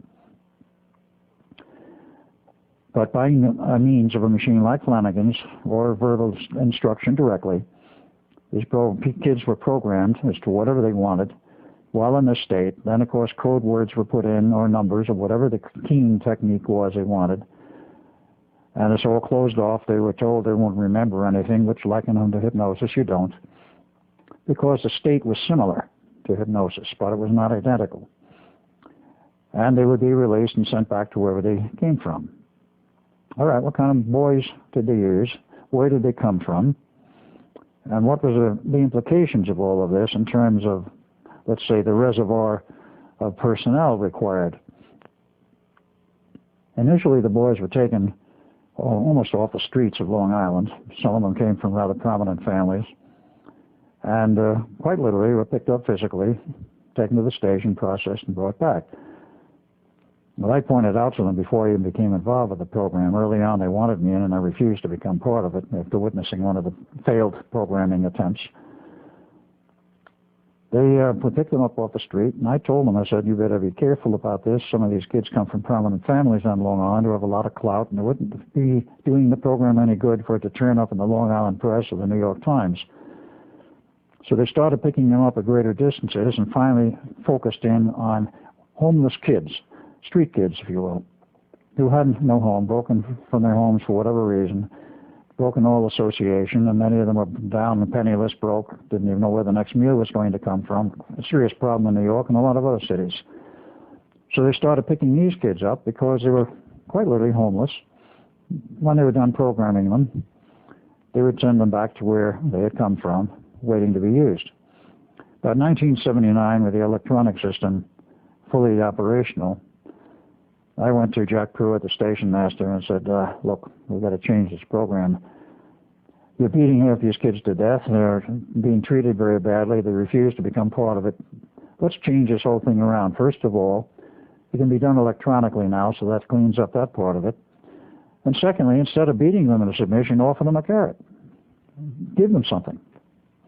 And he says, sounds good, but that's out of my reach. It's definitely out of my jurisdiction. You'll have to go higher up.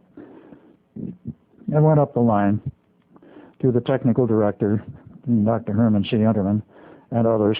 Finally wound up someplace near the top for the man who I recognize today, but he is still alive, so I won't use his name, and told him what I proposed. And he says, I haven't got time for this. I don't want to hear about it. I says, well, maybe the Long Island Press, the New York Times would like to hear about it. Well, he froze at that point. He says, wait in my outer office. I've got to make some phone calls. So I waited about half an hour. 40 minutes later, he pulls me back in. He says, you can guarantee this program will work the way you outlined? I said, yes. He says, go ahead and do it. I says, I want it in writing that you have given me permission to do this. And he wrote up a letter and signed it. So I went back and we threw out the man who was doing the beatings and offered essentially this kind of program. They picked the guys up. They run through a pre-screening process. And then we'd say to them, we know most of you are homeless and have no money and can't even go back to school. If you will join this program voluntarily and become part of it, after it's over, you will not remember that you have been here and been part of it. But we will do this for you. We will give you a bank account. We will give you money to live on. It will be expected you will go back to school and finish your schooling, because most of them haven't finished high school, and some of them weren't even quite up to high school. Go back and finish your schooling, and said if you want to go on to college, go right ahead, the money will be there. And if you want to go get a PhD and think you can do it, fine. But when you have finished your education, whatever level you decide to go to, and get into the mainstream of society and working, we will no longer feed your bank account. And you will, of course, not remember any part of this until such time as we decide we need to use you for whatever purpose it may be. Nothing was explained of what the purposes were at this point. It was about 90% acceptance, which was a lot better than something like 40%. And they went along with it voluntarily. I told them, I said, if you don't want to be part of the program, you're free to leave. Of course, you will never remember having been here. A few left, most stayed. So the program output went up and the numbers went up. At one point, that is in my early recovery of the Montauk memories, which was 1986,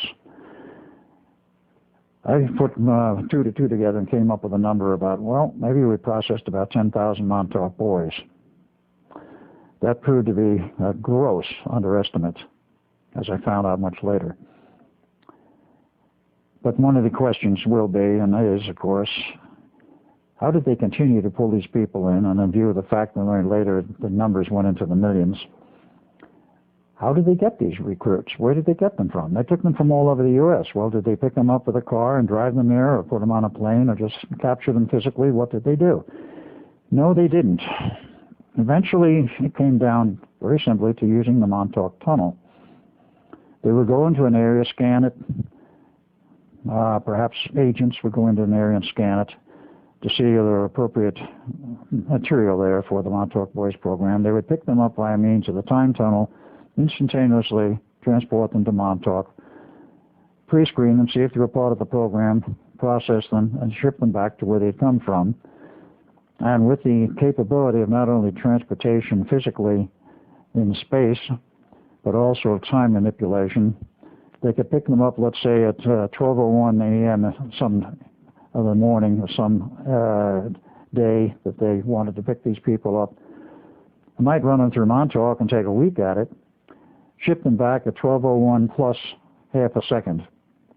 They would never remember it ever happened. There would be no indications they had ever been anywhere. Nobody who their friends would ever see that they hadn't been missing. And they did this on a very regular basis for a long period of time. The program was removed from Montauk itself in about 1980. I was involved in it from 1979 until about 81 because not all phases were removed from Montauk. And it spread from there to 6 locations on Long Island, and every major city in the U.S. had a Montauk Boys program sometime after '83. The Montauk project collapsed on the night of 12 August '83, as I previously outlined, due to the arrival of Duncan and myself in our original form from the Eldridge. And when we were left, of course, then Duncan number 2, the reborn Duncan, was triggered in order to set loose this monster to shut down the station. The station was shut down on the night of 12 August 1983, at least on the surface. I understand from one of the people who remained on there for over a year after that some operations below decks, so to speak, continued. But then it was closed completely, rebuilt, another 2 levels added underground from what we were told, and reopened in 1987. The Montauk project continued for the same basic personnel from 1987 to 1991, doing mind control, other types of things like traveling across the galaxy with the time tunnels, doing whatever they wanted to do. And in 1991, the Air Force moved in and took over because they had a very special project in mind. I was not part of this. Only know about it through Preston Nichols, who was part of it. He was pulled back in. Operation Sky Pebbles. While this is not part of my history, it is interesting to note that Operation Sky Pebbles was the Air Force's official title in the program to divert the comet known as Hale-Bopp, which arrived in 1997-98. They knew about Hale-Bopp 10 years before it arrived in orbit inside the solar system, and of course swept around past the Earth. The reason it swept around past the Earth is because Montauk Point, using extremely powerful particle beam weapon systems, was part of the later research, and that of course goes back to some of Tesla's original work. We used to divert it. Now, the 2 people, of course, who were given credit for it, Drs. Hale and Dr. Bopp, discovered it 2 years before it arrived in the vicinity of the Earth. But NASA and the Air Force knew about it 10 years prior to the arrival and been tracking it because it was the largest comet known in history to approach the Earth. As it got closer, they were concerned with the fact that the gaseous envelope, over 25 miles in diameter, was filled with chlorine and methane, and if it should contact the Earth's atmosphere, it could quite literally poison the atmosphere and kill everything on Earth. Or if the cometary body itself were to crash into even the ocean, the tidal waves and the disturbance could kill approximately, by estimate, half the world's population. Therefore, there was a great deal of effort in diverting this thing. When they knew it was going to approach the Earth, they had to wait and see what the trajectory was. Well, the trajectory didn't remain the normal trajectory. There were 23 course corrections. Somebody was steering it straight into the Earth. And of course, it was eventually diverted. Preston was part of it, and he could tell his own story on this, as how it happened. But it was diverted by a very wide distance, slightly ahead of the original mathematically plotted and computer-generated trajectory, and left a safe distance. After it was passed, it was hit again and broken into 6 pieces, which went on out into space. With the successful termination of that program, the Air Force moved out of Montauk in June of 1998 and abandoned the base. It wasn't abandoned for long. Again, I was not part of this, nor was Preston at this time. The Navy moved in and took over the base for their own operations from that point to this day. Exactly what they're doing, we don't know, other than the underwater and underground particle beam generating systems, which are very complex and require an enormous amount of power, are still used. But my involvement in Montauk ended on the night of August 12, 1983. I was told, actually, 3 days before that date, about 9 August, to go take a hike, take a vacation, get off the base. Duncan was diverted into another area of the base for the project, so there was no possibility that either I, as Al Bielek, or Duncan number 2 could possibly meet Duncan number 1, or Ed Cameron, myself, and cause a possible time paradox. So we were kept well apart. They were aware of this possibility and avoided the problem. After the station collapsed, of course, it was no longer used until such time as I indicated. But I was never again part of the Montauk project. Aside from the Montauk Boys program, which expanded to every city in the U.S., major city, and as the Air Force later determined, sometime in 1997 and 98, that it was a worldwide problem, though certainly of much less intensity and usage than in the U.S., because I went to Europe on my lecture series, and I also went to Australia. There were Montauk boys there, but the numbers were very low. Before getting into some of the other aspects of Montauk, to close off on the subject of Montauk boys, in 1993, I met a gentleman by the name of Phil Schneider, who was a retired, by his own choice, government geologist. He was at one of my lectures up in Seattle, but his home was in Portland, Oregon area. I told him about the Montauk boys thing, and he became rather incensed. He said, "This to me smells of pedophilia." I said, "Well, perhaps you could say that in a manner of speaking." He says, "I want to look into it." He did. He went to the Portland Police Department, asked them about it, and they says, "Yes, we've heard of the program, and we would advise you it would be best for you not to poke your nose in business that doesn't concern you." They were quite telling him, "Go get lost and don't come back." He became quite upset about that, and he went to the FBI. The FBI, he went to the office, and he met one of the people who had been in the service there over 20 years, a senior FBI man, and discussed it with him. And he said, "Yes, we know about the program." "Oh, you know about it?" "Yes." "What are you doing about it?" "Nothing." "Well, why aren't you?" "We can't." "And why not?" "Because our hands are tied." Let me give you a few statistics. And this is where I became very interested when he came back to me with these statistics. And this is common knowledge, if you know where to look. It's not suppressed. So every year in the United States, approximately 2 million kids disappear. And this has been ongoing for at least 20 years. We investigate, of course, where we can. Eventually, we find out what happened to at least 1 million of those kids within that year's period. Some of them are found and returned to their parents, but the other million, we never find anything out about whatever. It's just like a blank slate. We don't know where they went or what happened to them. This has been ongoing for some 20 years, essentially. Well, it doesn't take too much mathematics to figure 20 years times 1 million is 20 million kids have disappeared in 20 years approximately. Suppose half of them were picked up by the Montauk Boys program. That's a very large, shall we say, a secret army under somebody's control. Well, I told that to Phil, and Phil said in the process of discussing it, he saw that possibility, but I went back to Preston, and when the first Montauk Boys programming site under Sag Harbor, Long Island, was broken into by the Air Force sometime in 1997 because of what Preston told them and the things we were doing there at that time, the Air Force got into it, and they closed the base.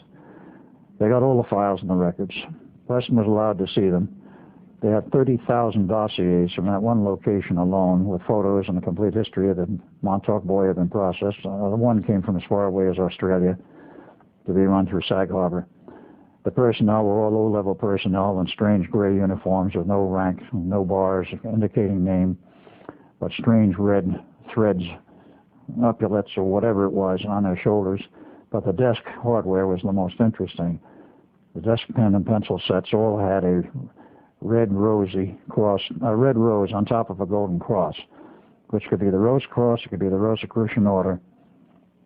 We're not sure exactly what, because there are both. And further digging on part of Preston and myself indicated, so far as Preston was concerned, the Palatine monks were involved in this thing, and other groups, the Knights Malta, not the Knights Templar. And by implication, of course, the possibility of the Masonic Order. They're not making a statement the Masonic Order was involved, but there is an implication there could have been. Somebody at high level was running this thing. The religious orders were being used as a front. And as we finally learned, the government and the military had nothing to do with the operation of this program. And it was set up by the Germans. It was not being run by the German people as it went on in time. We are still to get all the answers as to who's running it.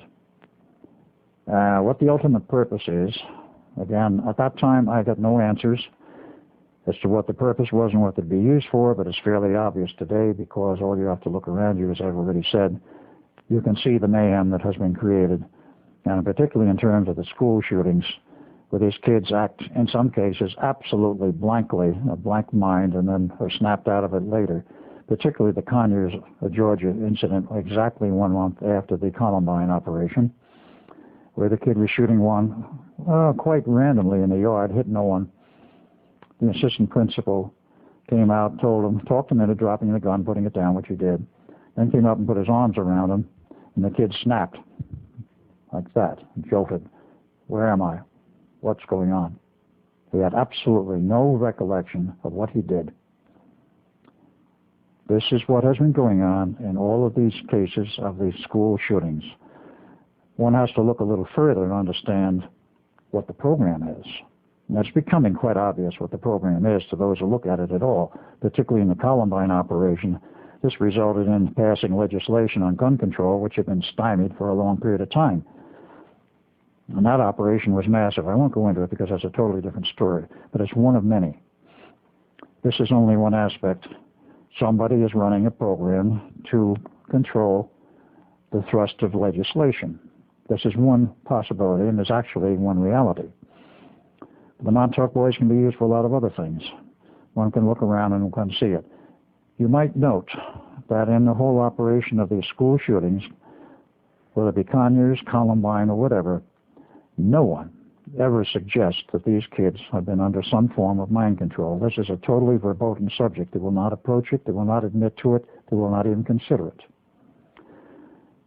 This is one aspect of what I would like to get public.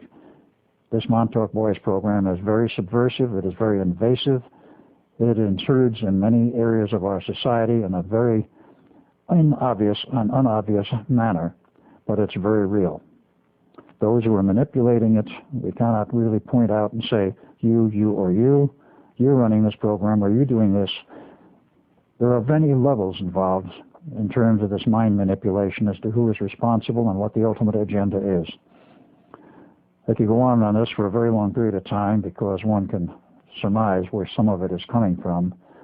And I might add, from my experience, I don't think all of it is directed from our legislative bodies or the secret governments on the face of the earth. I do feel that some of it comes in the agenda, and the ultimate agenda comes from off-planet. But that is my feeling, and my stated feeling. I cannot prove it. Before I close out totally on the subject of the Montauk Boys, I might add that much of the information I have garnered, of course, is my recall of what I was involved in after I became aware of my connection with the Montauk Project and the many phases of it. Further research since that point, in terms of what's going on with the Montauk Boys, I think you will find interesting. What they went through at that time, 76 to 83, and for quite some years after, because while Montauk Point was closed down, the programs were not. The Montauk Boys program continued to this day at various locations. If you have psychic sensitivity and can see auras, or if you are good in reading body language, a Montauk Boy in phase 1, of course we call the initial phase, not the physical, that was perhaps 1A, whatever. Phase 1 in terms of electronic processing, the one-on-one pad business, continued for many years. And this produced a product, if I may use that term, which was rather obvious. Anyone, even without body language or without psychic sensitivity, could detect that these victims, in many cases, didn't act entirely normal. They lacked spontaneity. They sometimes were a little jerky in emotions, and so forth, depending on how severely they've been hit. Anyone who could read auras could see immediately that this person had been processed through the Montauk Boys Project, if they knew what it was about. But they would see in the outer aura a jagged black outline. It's just like let's say a fairly wide pen or a narrow paintbrush would paint a jagged line around the entire aura. A person who could read body language would see, because of what the body language says, that I have been programmed, I'm not normal. This is very obvious to a person who can read body language. This system, this approach, went on for quite a number of years, and I would estimate about 1995, it went into phase 2. It was refined in terms of the electronics. They were much less obvious in normal daily life. The outline in the aura was much smoother and less obvious, and the body language was not as easy to read. About December of 1997, while I was in Denver, I was in Denver from in 1997 from August to December, I started to note an influx of a new type of Montauk boy, and I also noted something else. It was approaching saturation of young people, because it became a case not of trying to find a Montauk boy among the boys running around the town, but trying to find somebody who was not a Montauk boy. This is what the situation is now. Virtually all young people who run through the program, it's at least 90%. Those who are unfit, of course, physically or mentally, and they are dropped out. But those who are run through the new program, there's no longer one-on-one pads, there's no EEG machines or anything similar. Well, the new program is now on a totally new approach. Speaking in terms of electronics and electronic manipulation of the mind, they now have a technique using RF microwave energy with the proper modulations. They produce a scalar wave wherein if they pick a group of candidates who fit the same general categories of what they want, have the same general physical characteristics, mental characteristics, traits, whatever, and they want to put out, let's say, 30 people into one particular program, they put them in this room and now batch process them. The RF energies will impinge on everyone's brain simultaneously. No longer are you concerned about the chakras and approaching it through a chakra system, but you impinge it on through the brain into the conscious and the subconscious. And in a fairly short period of time, I've never witnessed this program, but I would make an estimate of about 30 minutes max. They have been fully programmed. It's all through in the subconscious. And they've done some 20 or 30 people all at once. They go out the door and they're Montauk boys, but very undetectable. The new system is very smooth. It leaves almost no mark on the aura, and body language is very difficult to read. And in terms of an ordinary person observing somebody else, there's hardly any evidence of a lack of spontaneity or any evidence of a change in that person's normal characteristics or behavior. This is the ongoing program as it is now, and this is where the numbers come in of at least 10 million Montauk boys in the U.S. Nothing like this around the world, but having been in Switzerland and in Australia, I've seen them there, but they are very limited in numbers. I would say not over 10%, perhaps not over 5%, if that much. But in the U.S. today, it's approaching 90%. The programming now includes girls because no longer are you concerned about the chakra polarities, and no longer are you concerned about approaching it with a pad or the electronic machine, but you do it with an RF system. You impinge directly on the brain. It doesn't matter whether they're male or female. You can impinge the same program through a male or a female, and now Montauk girls are showing up in larger numbers. And I might add, one of their primary functions is to keep a Montauk boy happy in the very physical sense. Sex between the male and the female will lock in the program that boy has received or the girl has even deeper. That was the major problem with the homosexual approach, is they would deprogram themselves. This is not wanted. But with a male-female relationship, it locks in the program, so if somebody is particularly important, and I know of at least one friend of mine who's in this category, who's been programmed, he had a girlfriend who was a Montauk girl, who was to keep him in line. And see, he would do certain things. She's no longer with him. He married her. That broke up. He's remarried to someone much better, I'm happy to say. But this is a wrinkle on the program. There's an even more additional wrinkle, shall we say, to this program now. They've branched out. In the matter of the Columbine operation, and before that, of course, one of the things that showed up was a group called the Trenchcoat Mafia. Now, this term actually came out of Eric's mouth and also Dylan's mouth. They consider themselves members of the Trenchcoat Mafia. Others showed up at the site, which is not publicly reported. And I might add, my number 2 son considered himself a member of the Trenchcoat Mafia, and he had personally admitted that he was in a government employ as an assassin. This is one of the things they use the Montauk boys for. And I'm not happy to say he was my number 2 son. I won't go into how I found out he was, but I did.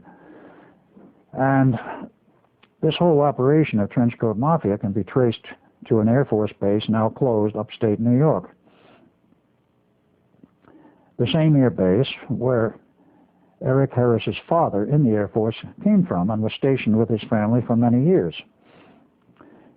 Now, what are the trench coat mafia, if I may explore this slightly?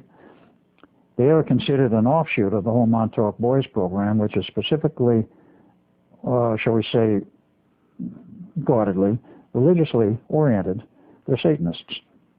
The whole 9 yards of the trenchcoat mafia are Satanists and Satan worshippers, as was Eric and Dylan, which was never made public, and they're taking great care not to make that public. This whole group is considered of satanic relationship and origin. If you remember in the public discourse, the videos and everything that was shown on TV, and the little bit they showed about the diaries, one of the things that happened in the shooting in the library, and it was noted in the public press, when Eric or Dylan, doesn't matter which one it was, went up to one of the girls, grabbed her around the neck essentially, and pointed the gun at her head, and says, "Do you believe in God?" This one particular girl said yes. Bang, shot dead. If she had said no, she would have lived. This was, among other things, a satanic operation in terms of the orientation of the boys being used. This is not good news, and I'm sure not sit pleasantly with a lot of people, but I wish to implore you to examine the facts and do it for yourself. There's another side to the new Montauk Boys program, and that is now what they call the Jesus freaks, pardon the expression. But they're the ones who are going off the deep end of religion in the sense of the Christian orientation. Of course, the two are opposed, but they're both used, and they have their place. I do not know what the place is. And there's still the group in the middle, shall we say, midline America, the middle cross-section of society, totally not out of line, fitting the norm. And of course, there's still Montauk Boys in that group and now Montauk Girls. They are very unobvious because of the fact they fit into the mainstream of society. So much for the Montauk Boys and the Montauk Girls. It's an ongoing program. It's not fun. Nobody knows when, where, how they may strike next, or whether there may be some major operation in store for the future. To this date, I have not seen a massive operation. There was only one other I could report that was, to my mind, indicative of a massive Montauk Boys operation, and that was back some years ago, I believe around 88, 89, where on one night, large cities across the U.S. sprung up with fire simultaneously, from Los Angeles, not to New York City, but to many other cities, all the same night, riots and burning the city. And the police were hands off in Los Angeles. I do not know if that implied the same action in the other cities. They let it go for a period of time, and then they were told to close down on it. It was an orchestrated demonstration of something. Don't ask me what, other than it was obviously, to me, and to my understanding, Montauk Boys. Let's get off the subject of Montauk Boys and go into something else. Other aspects of the Montauk Project which were interesting was, of course, there was some genetic experimentation there. Not very much of it, but it was there and it was elsewhere. This is a side of the issue I don't really care to get into because I'm no expert in genetic manipulation and the attempts to crossbreed races. But there was some of it at Montauk. Much more was engaged in at Dulce, New Mexico, and other locations sponsored by the government. One of the other things we were doing, and of course this was the primary thrust of Montauk, other than the boys program, was the exploration of time and space, traveling forward and backwards in time, and of course across the galaxy. There was one program I became involved in, several I were involved in, but I will not go into more details on this one. They did use it for going back and altering history. But in this case, in the program I'm referring to, it was not a matter of altering history, it was a matter of determining history. Unbeknownst to the general public, but at least one person in the last few months has come forward to verify it, Mars has been colonized by humans for quite some years.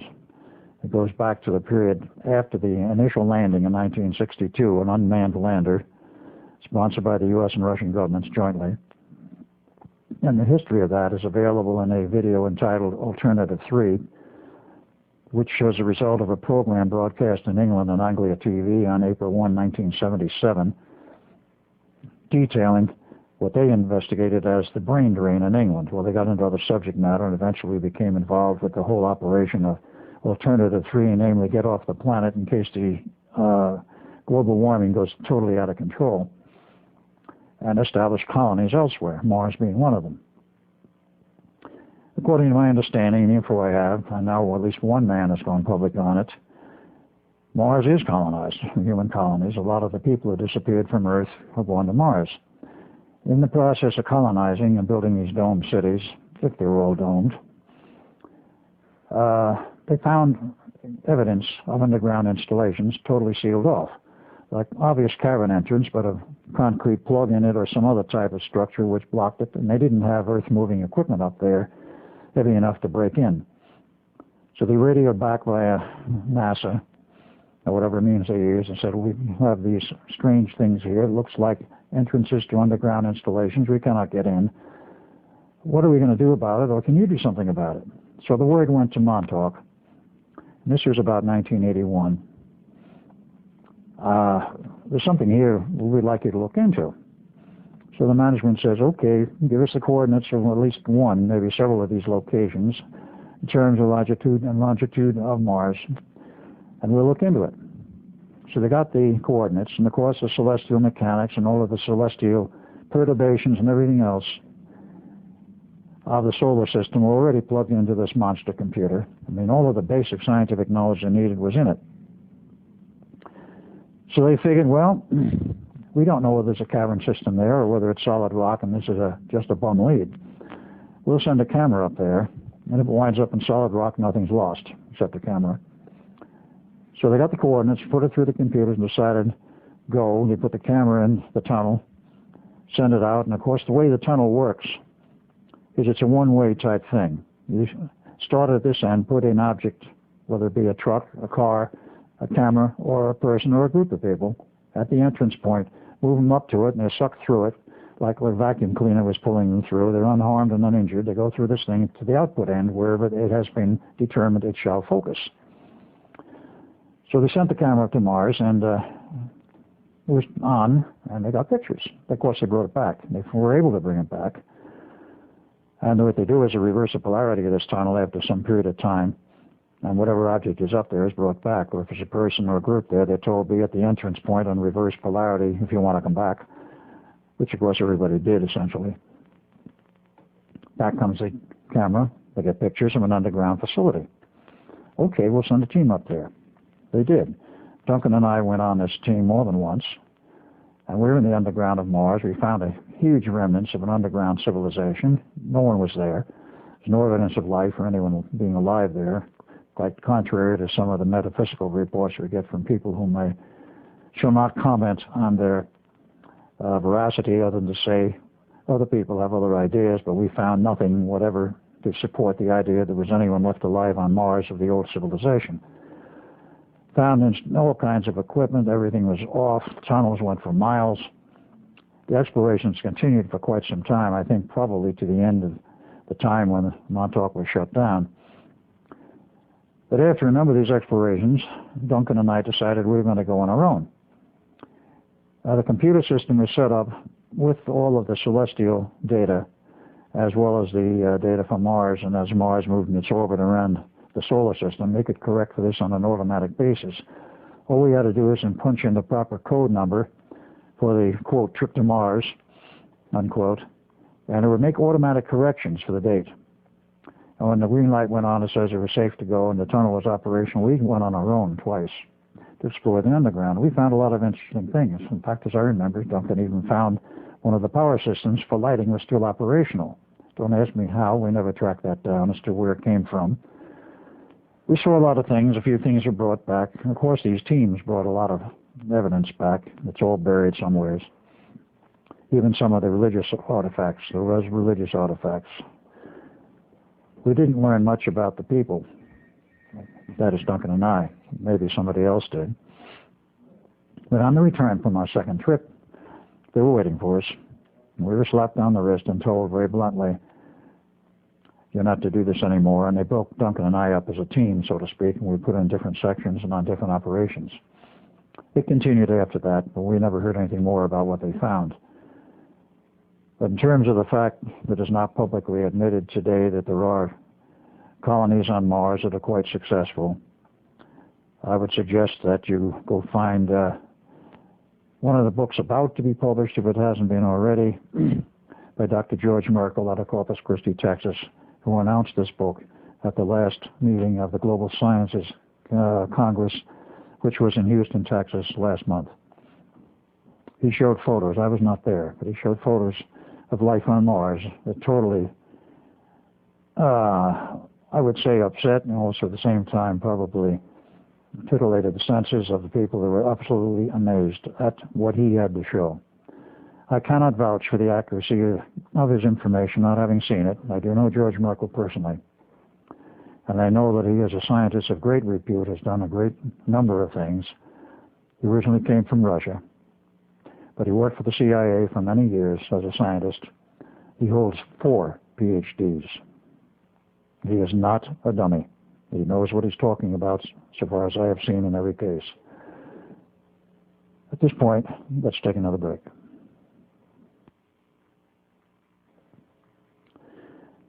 In going through the history of the Philadelphia experiment and the Montauk Project, I've yet to explain how my memories of my involvement with both of those came back. The first one that came back was actually the Montauk Project. In 1985, I was at a national USPA conference in Dayton, Ohio. President Nichols was there, and he brought a new assistant with him, Duncan Cameron. I did not know at that point who Duncan was, and I really didn't pay too much attention to it until he was involved with a lecture with Preston, a presentation on the stage. I sensed he was a very sensitive person, so I cornered him in the cafeteria the next day, and we sat and talked for about 2.5 hours. And about halfway through this conversation, I got the feeling quite strongly that I knew him from somewhere else. And I asked him, Duncan, do you feel like maybe you know me from somewhere? He said, yes. I said, you have an idea from where? He said, no. I said the same thing. I knew him from somewhere, I was quite sure of it, but I didn't know where from either. As the conference broke up, I had an invitation from Preston to come out and see him sometime in Long Island. Possibly I might want to work for him because he was looking for some good engineers. He not only was working a full-time job, but he was also working in his laboratory on various research projects. So this was July 1985. In August of 85, I went to see Preston and Duncan, intending to spend a weekend. Wound up staying 2 weeks. In that particular period of time, Preston invited both of us to take a trip with him out to Montauk Point. It was at that time of that visit and a subsequent visit in 1986, May of 1986, when the group from Phoenix came in, headed by Lenny Perlstein, as I previously mentioned, that my memories literally came back, not on the base itself, but after that second visit, sitting alone in Preston's laboratory one afternoon. I insisted, during this period of time, I had not been part of the Montauk Project. Duncan and Preston insisted I had been, a rather an important part of it. So all I could say was I didn't remember it, which was true at that point. Sat down and started meditating on the subject, so to say. All right, what if I was actually a member of the project and had been part of it? What then? Well, for the next hour and a half, I started to shake like a leaf, and I knew that this was a body telling me that something was coming up. And I was sort of fighting it and resisting it, but memory did come back. The memory came back of the trip to the director's office and being recruited in the whole 9 yards in my involvement with the project. And of course, more came back later. But that was the, shall we say, the opening of the door to the beginning of the return of my memories. Strangely enough, the Montauk Project came back first, and that was the most recent. Shall we say, the debriefing from that project was not nearly as thorough as it was from the Philadelphia experiment. Long since, Duncan and Preston had recovered their memories, and that was because of that. Many visits during the period from August 1985 to May 1986, many visits on their part to the Montauk Point operation. And they were both quite sure at that point of their involvement. So the memories of that back, it then became rather interesting with more visits to find out just what was going on. I moved to Long Island in August of 1986 and obtained employment there, which didn't last very long. And eventually I went back to Phoenix in 1987 and remained there until 1993 when I moved to, of all places, Atlanta, Georgia. In the interim period in Phoenix, I kept working. And it was in January of 1988, late one night, on a Saturday night, I don't know which weekend of January, it's not that important, I was watching late night TV and widescreen projection TV. At 4 a.m. in the morning, HBO announced that the next feature of the evening would be the Philadelphia Experiment. Well, the movie had gone by me. I've never saw it. I didn't go out of my way particularly to see it, and there wasn't much time to go out of my way to see it because when it first showed up on the circuits in August of '84, I was at that point living in a little out-of-the-way place in Arizona. And this theater showed it for about 2 weeks and it disappeared. And I thought it was going down to Phoenix, but I found out much later that it was pulled after 2 weeks.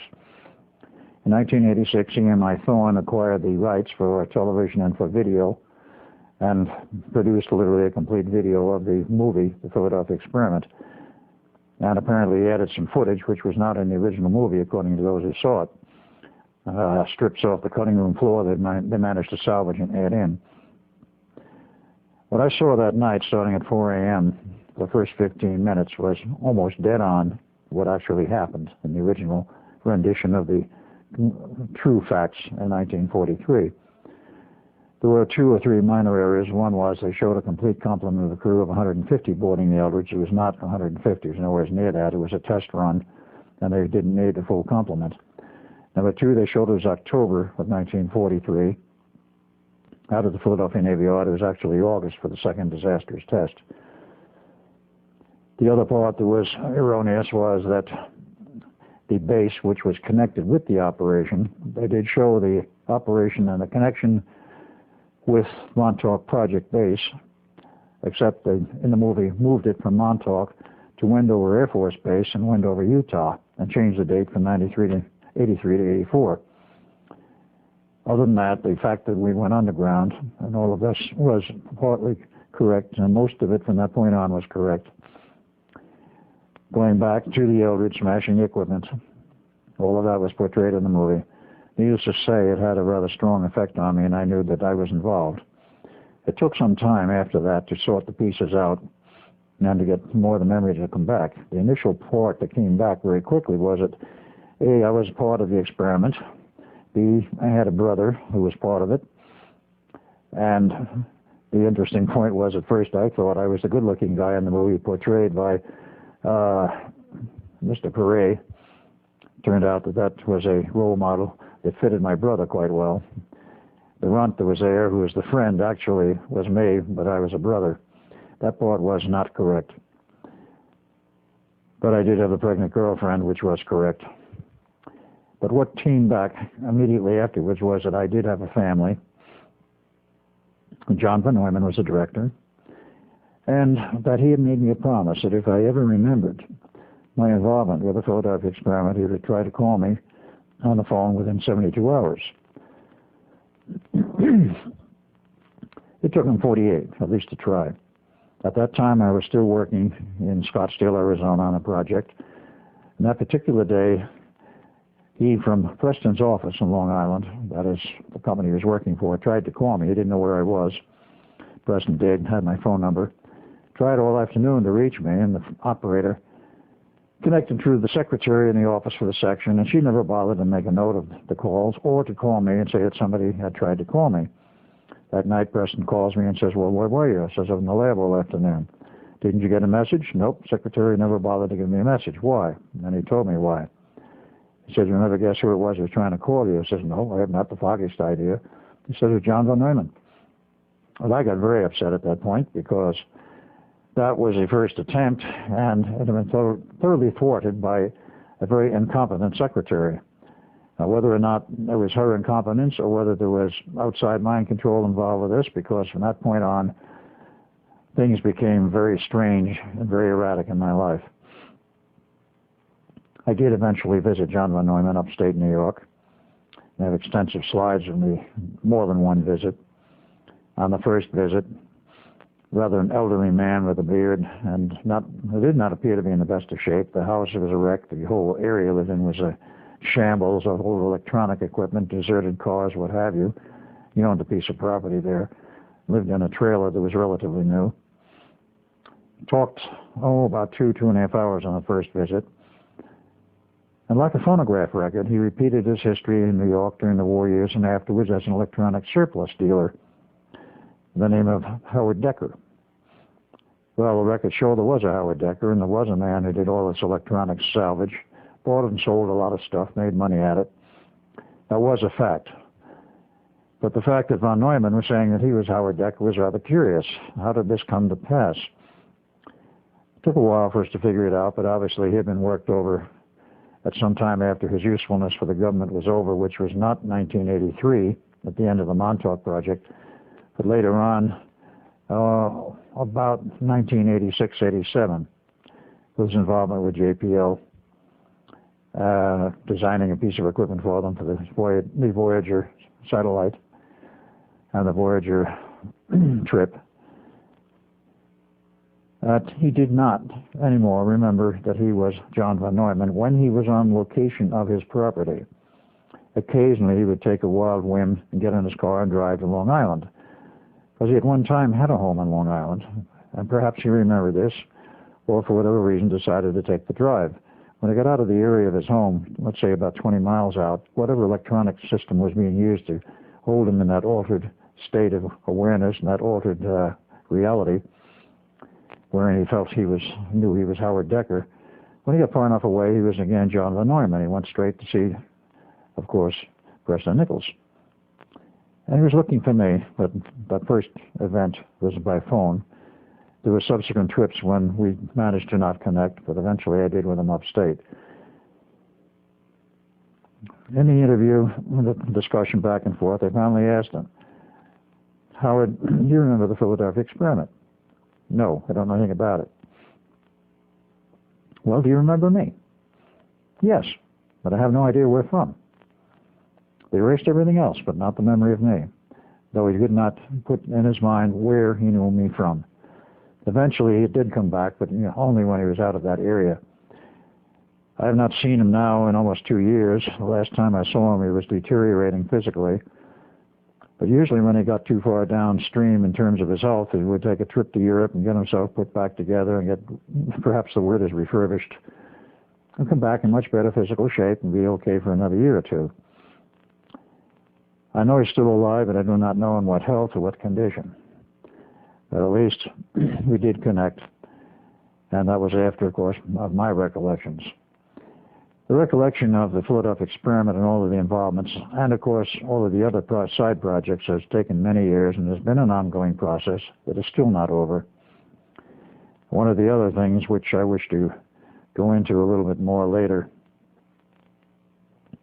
are some of the other side projects I was involved in. It was not only the Philadelphia experiment, it was not only the Montauk Project, but in the time period between 1986 and 1988, the Montauk Project being reopened in 1987, I was involved in other projects upstate New York involving the government and the person who became my roommate, or I could more correctly say I became his roommate in Atlanta, Georgia from 1993 till he died in 1996 in June from strange and mysterious causes at the age of 44. The only thing I can say in addition right at this point is that my life has been a hodgepodge. It's been a very strange mixture of things. Having been an engineer for 30 years, my engineering career ended, by the way, in June 1988, just before I went public on a lecture in New York City, before a private group about, quote, Project Rainbow, unquote, which was the official name of the Philadelphia experiment. Project Rainbow, by the way, was the name for the original phase of this experiment, or series of experiments, which involved, of course, 2 other ships, the DE-076 and the DE-013, the 076 operating out of Norfolk, Virginia Navy Yard. All of them were outfitted at the Philadelphia Navy Yard with all the special equipment. The 076 is still, shall we say, alive and well today. It's still in service. The 013 during the test sank in the Atlantic out in the Azores. But so much of this history goes on, and the Eldridge, I might add, even though it was sold to the Greeks, or allegedly sold to the Greeks in 1951, along with a sister ship, under Harry Truman's Lend-Lease Act of 1950s. The Greeks acquired the Eldridge, kept it for many years, and then strangely enough, in 1995, the U.S. Navy goes back to the Greeks and say, we want this ship back. Oh, but you gave it to us. No, we didn't. We loaned it to you. They did acquire it back after extensive refurbishing in order to even bring it across the Atlantic, because at that point it was a rust bucket. And all of the photos taken at that time, which were published, at least some of them, were published in the Playboy magazine, Greek edition, in Greek, of course, showed the condition of the Eldridge and certain things about the cabling and the wiring, which was still there, I recognized as part of the wiring for the coils on the deck. It came back to Norfolk, Virginia. It's being towed across the Atlantic. Was totally refurbished and rebuilt with a new hull under it. The hull was rotten and is today, strangely enough, still in service, but tied at the dock side of the Office of Naval Research and the Washington, D.C. Navy Yard. According to computer runs and the internet, it does make occasional trips up the Long Island Sound for purposes not stated. Why the Navy wanted to keep that and the fog alive, so to speak, and viable ships doesn't, to me, make much sense, but they must have their reasons. They are still very much afloat and very much alive and well.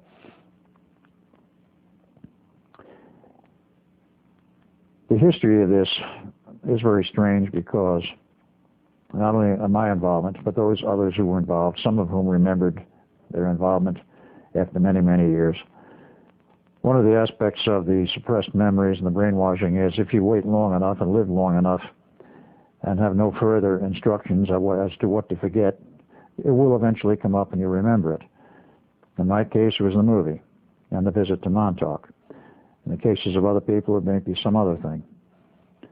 Many of the elements which have come back to me over the years have involved a revisit, whether accidental or deliberate, and if it was deliberate, it was by design of my subconscious, to the site of some part of some missing piece of my life, some project I was involved in. Go back there to the area, you relive the atmosphere, you touch certain things in the area, and suddenly the memories involved with that area all come back. It is a rather strange phenomenon, but it's well known psychologically that this does take place. Now, one of the other things I think I need to cover here is why, when I was converted from Ed Cameron to Al Bielek, why was the Bielek family chosen? That took many, many years to understand, even after I was aware of the fact that I was not originally a Bielek, but it was Ed Cameron.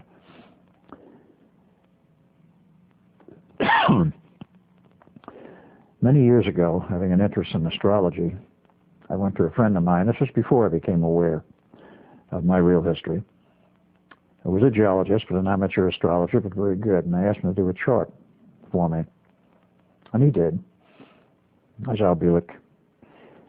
And he said it was a very complex chart. He didn't really understand it all. There were 5 fire signs in one house, and it was obvious that I had a lot of problems. And he went through the list of them, but needless to say, there was quite a number of problems, which he was quite correct in his analysis. He simply didn't understand it. Quite some years later, after my recovery of the memory of Ed Cameron and the fact that I was born on 4 August 1916, I went back to him. And I asked him, would you mind doing another chart for me? I said, I have some new information that my original name was other than that. I was born on 4 August 1916. I said, okay. So he did up the chart, looked at it, and said, I don't believe it. I said, well, what is it you don't believe? He said, this is exactly the opposite of the one as Al Bielek. I said, what do you mean, exactly the opposite? He says, well, it shows here you had good social standing, good social position, you had no problems with money, You had every opportunity open to you, and it was sort of like a wide open book if somebody would be highly successful. Although it's quite true that that was the case, and the family had a lot of money, good social position, and I did through the period that I was Ed Cameron. The only thing I can see, well, there's two things involved. Number one, when they decided they had to get rid of me as Ed Cameron, because of my traveling through time and the time loops involved, they could not kill me, because of Norman Levinson time equations, one of the people involved in the background of the experiments. Norman Levinson was a professor at MIT, wrote a whole series of books in the open literature, 5 of them, on mathematics, and some work that is still classified to this day, the time equations and the time matrix. He indicated from his work, the classified portions, that if a rift developed in space-time, in the time field, it would be unstable for a certain period of time and then would start to settle down, and it would take another 20 years before it actually became fully stable of itself. And that interim period, there had to be dampening applied to it, or it might become highly unstable again. For reasons I do not understand, nor does Duncan or anyone else involved with this, which includes John von Neumann, we are the dampers, if you will, providing the stability for the time field to settle down to its normal flow. How this works, I have not any idea whatsoever. Apparently no electronic equipment could handle it, at least what we know of at this time. But the instability resulted because of the rupture of the space-time field between 12 August 1943 and 12 August 1983. One of the other things we didn't know is why this date, 12 August, was so significant, which I had mentioned earlier in this presentation. We had the drop-dead date, which was given to John von Neumann, complete the test by 12 August, or this is, of course, 1943, or forget it. And the other end of it, 12 August 1983, the Montauk Project was operating, and we wound up there after we jumped off the ship. The ship was yanked out into hyperspace. John von Neumann explained to us that because the two systems were operating on that same date of the 12th of August, 40 years apart, that they locked up. There were certain reasons why, and the primary reasons why we did not know at that time, nor did John von Neumann. In approximately 1986-87, after recovering my memories of the Montauk Project and talking extensively and visiting extensively with Preston Nichols, I came up with something which I'm not even sure where the information came from. But I was aware of that fact that other people having done research were quite certain that the Earth, like the human body, has its own biorhythms. The human body has 3, and they are easily charted. And they play some role and some significance in our psychological makeup and behavior. The Earth has 4 biorhythms, and strangely enough, all 4 only peak out once every 20 years. Preston Nichols did a lot of research with his battery of radio receivers. He has an antique receiver museum, if you will, and he cranked them all up, put them between stations at various frequencies, and took a measurement of the noise background. He found it fluctuated on a periodic basis. Talked to the people at his office, and his boss said there may be some significant information here, and his boss agreed and gave them a little bit of money to continue the work at home and bring it in to the office, and eventually all of his information was crunched on their main computer, and they came up with the 4 biorhythms. Lo and behold, all 4 peaked out at one day every 20 years. I don't think I have to say what day that was. It was the 12th of August, plus or minus half a day, 1943, 63, 83, 2003, forward and backwards in time every 20 years. Well, we finally figured out that this had something to do with the fact the lockup occurred on the 12th of August, 1943, with the program at Montauk on 12 August, 1983. Because on 22 July, there was no such lockup. There was no evidence of any kind of instability of this type. And the fact that the records of Montauk showed that they turned the station on 1 August, or approximately 1 August, 1983, 24 hours a day, 7 days a week, with no let-up, was very significant in itself, because it has never happened before in the history of the Montauk operation. And it definitely was on that night of 12 August, 1983. Because of the synchronization, I think would be the proper term, due to the biorhythms of planet Earth, it provided the link, the cross-link, if you will, between 12 August 83 and 12 August 1943. The 63 point in this particular instance didn't matter, even though it was possible to lock up there because you were 40 years apart with these two programs. They both used similar math, similar technology, and similar field generators, not exactly the same, but similar. And they were both playing games with time. So with that additional synchronization, the locked up boiler, the Eldridge left the harbor, disappeared into hyperspace, which was possible to create. The math shows that it can exist, but normally it doesn't, except as a mathematical creation, but it became a physical creation because of the energies in the Eldridge, and they took the generators and the power systems with them. So the Eldridge was there in hyperspace, generating the field, which became a hyperspace field around the fields of the Eldridge and held it in that area. We didn't understand why this could happen. I don't know whether John von Neumann even understood why, but it did happen. And of course, we had to go back to the Eldridge and smash the equipment so the ship would return to 1943, which it did. The primary reason for this to happen was not anything that we knew about, and was not anything which the civilian and government personnel at the station knew anything about as to what was going to happen or why this was allowed to happen.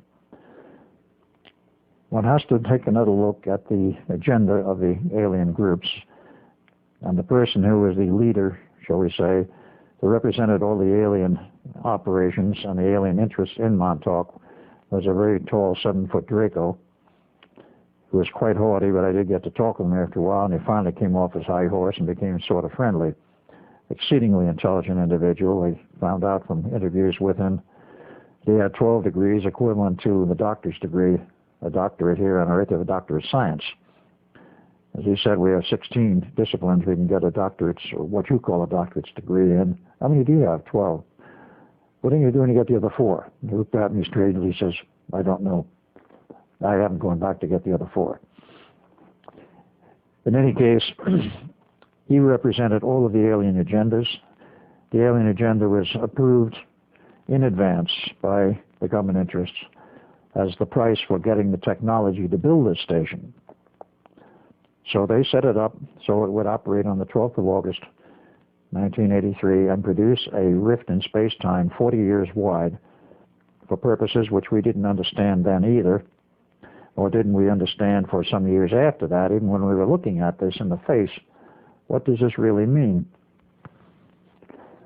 Finally figured out in the 90s that the alien agenda was deliberately designed to produce this rift in space-time, which caused a lot of problems, and had to have a solution for preventing a major cataclysmic reaction in May, for any period of time around 12 August 1963. We built equipment, or I should say, Dr. John von Neumann and certain other scientists built equipment in May of 1963 to prevent the backlash from the time field, because it, in a certain sense, is like an electromagnetic transmission line.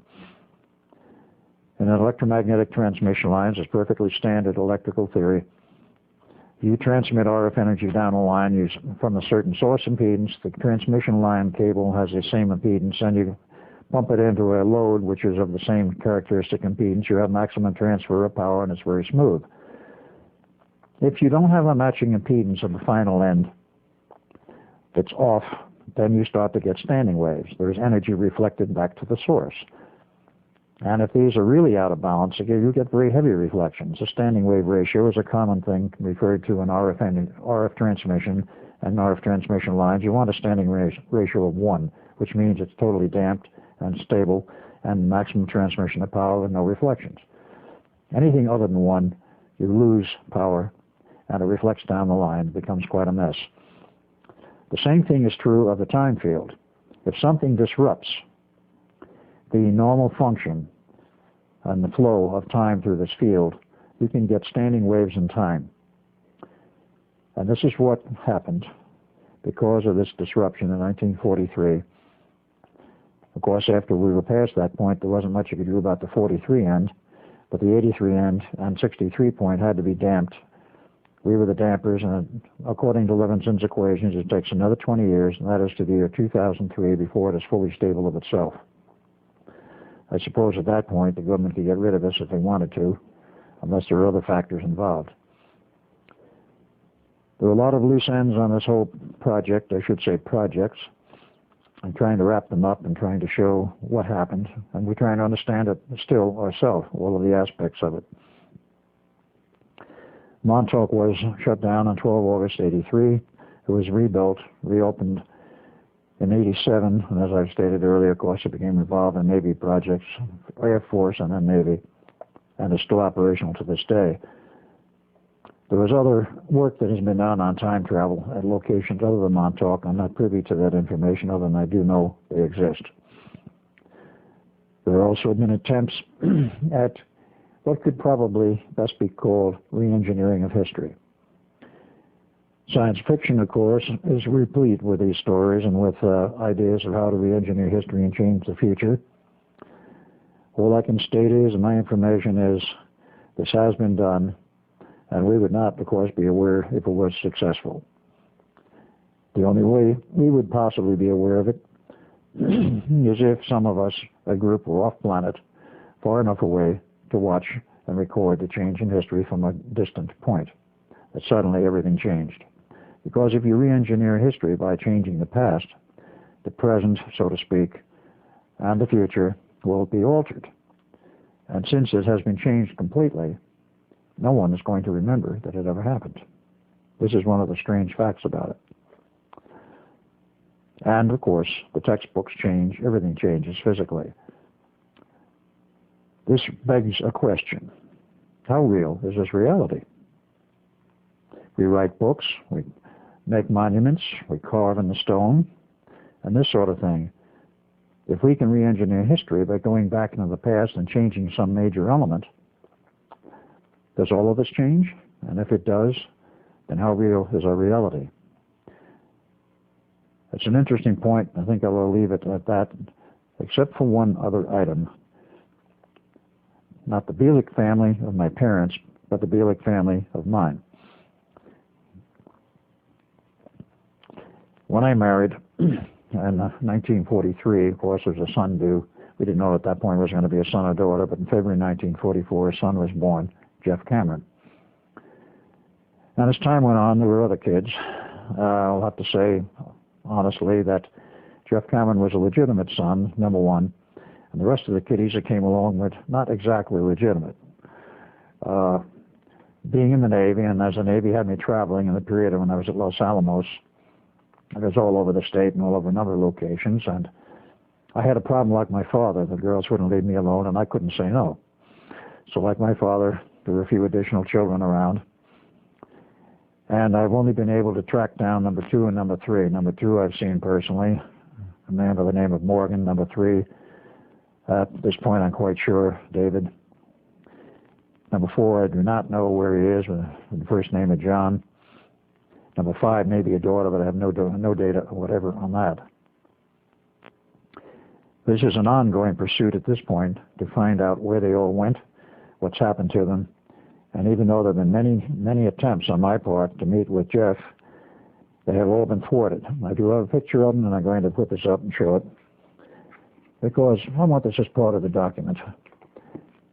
And this picture was taken at the time when he was age 20 as part of a New Mexico State Fair contest, probably 4-H. This is a blow-up from the original photo. The last time I saw him was actually about 1952 with the family. And of course, at that point, he was 8 years old. In this picture, he's about 20. Today, he's 54, 55. I've not seen him since that time in 1952. In spite of the 10 years of attempts, they've all been deliberately thwarted by powers unknown. And today, to the best of my knowledge, he's under the protection of the military because a contract was put out on his life in excess of $10 million. Somebody wanted him dead. That occurred in 1998. From that point on, I guess there's not much more I can say about my family. I'm still trying to find them. A little late, but better late than never. I will close here, except that I will do an epilogue, and a few other points will be raised in that, trying to recover, and shall we say, rehash the whole thing, a summary, if you will. Let's take a break.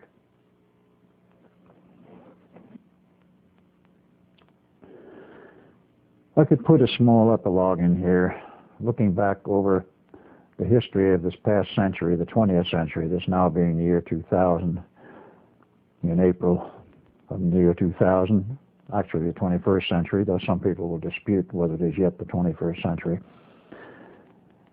The history of science is very curious. Back in the days, let us say about the turn of the century, mathematicians and scientists at that time said a heavier than air craft could never fly. Well, in Kitty Hawk, 1903, the mathematicians were proven wrong when the Wright brothers flew a plane. Of course, we know the rest in terms of history as to what has happened in terms of aircraft. Along about 1947, of course, with the mathematical controversy existing well prior to that, mathematicians insisted no plane could ever fly at the speed of sound or faster. It would fall apart. Well, on 28th of August, 1947, that was proven wrong when the Bielek 1 flew at Mach 1.05, slightly faster than the speed of sound, a rocket-propelled aircraft. I was involved as an observer on that project. But again, the mathematicians and the scientists were proven wrong. Now today, and actually going back into the 40s, many scientists and others have said that time travel, that's impossible. That could never be. It's against nature, etc., etc. Time is an illusion. Therefore, how can you travel through an illusion? Well, unfortunately, time is an energy. The time field is an energy. And if you want to say it's an illusion, so is our whole reality, from another viewpoint, another standpoint. If you get outside of it, some of our renowned gurus of the Far East and of the Himalayas, after many years of meditation and self-denial and such, apparently have broken through to enough of a level to say what we call reality is an illusion after all.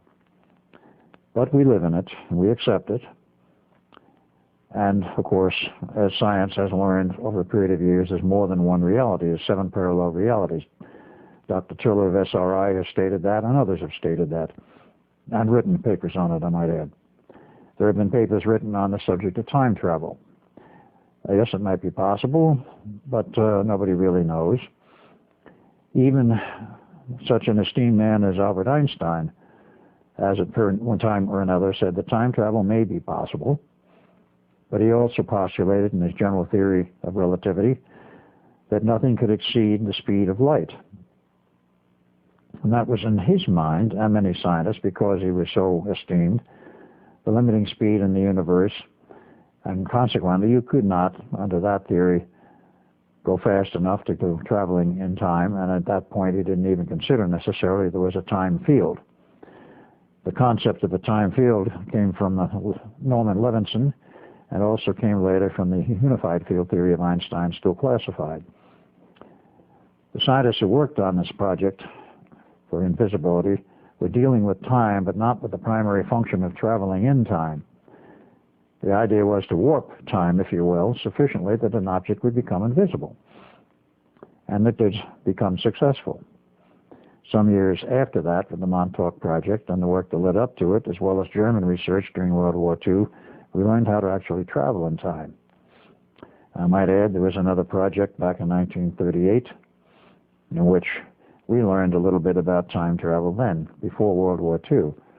How far back the German research goes in time travel, I do not know. I'm not aware of it, except that they were successful, at least to some degree, during the period of World War II. They were all successful with a number of other things. Everybody has said, again, a scientific viewpoint, that gravity is an inherent function of matter, i.e. matter attracts matter, and there's nothing you can do about it. The larger the mass of the planet, the stronger the gravity field. Well, such was the accepted theories for a great number of years. Then along comes NASA, and they try to get a rocket to land on the moon. not land at first. They merely wanted to crash it on the moon. The first attempts, they missed by over 200,000 miles.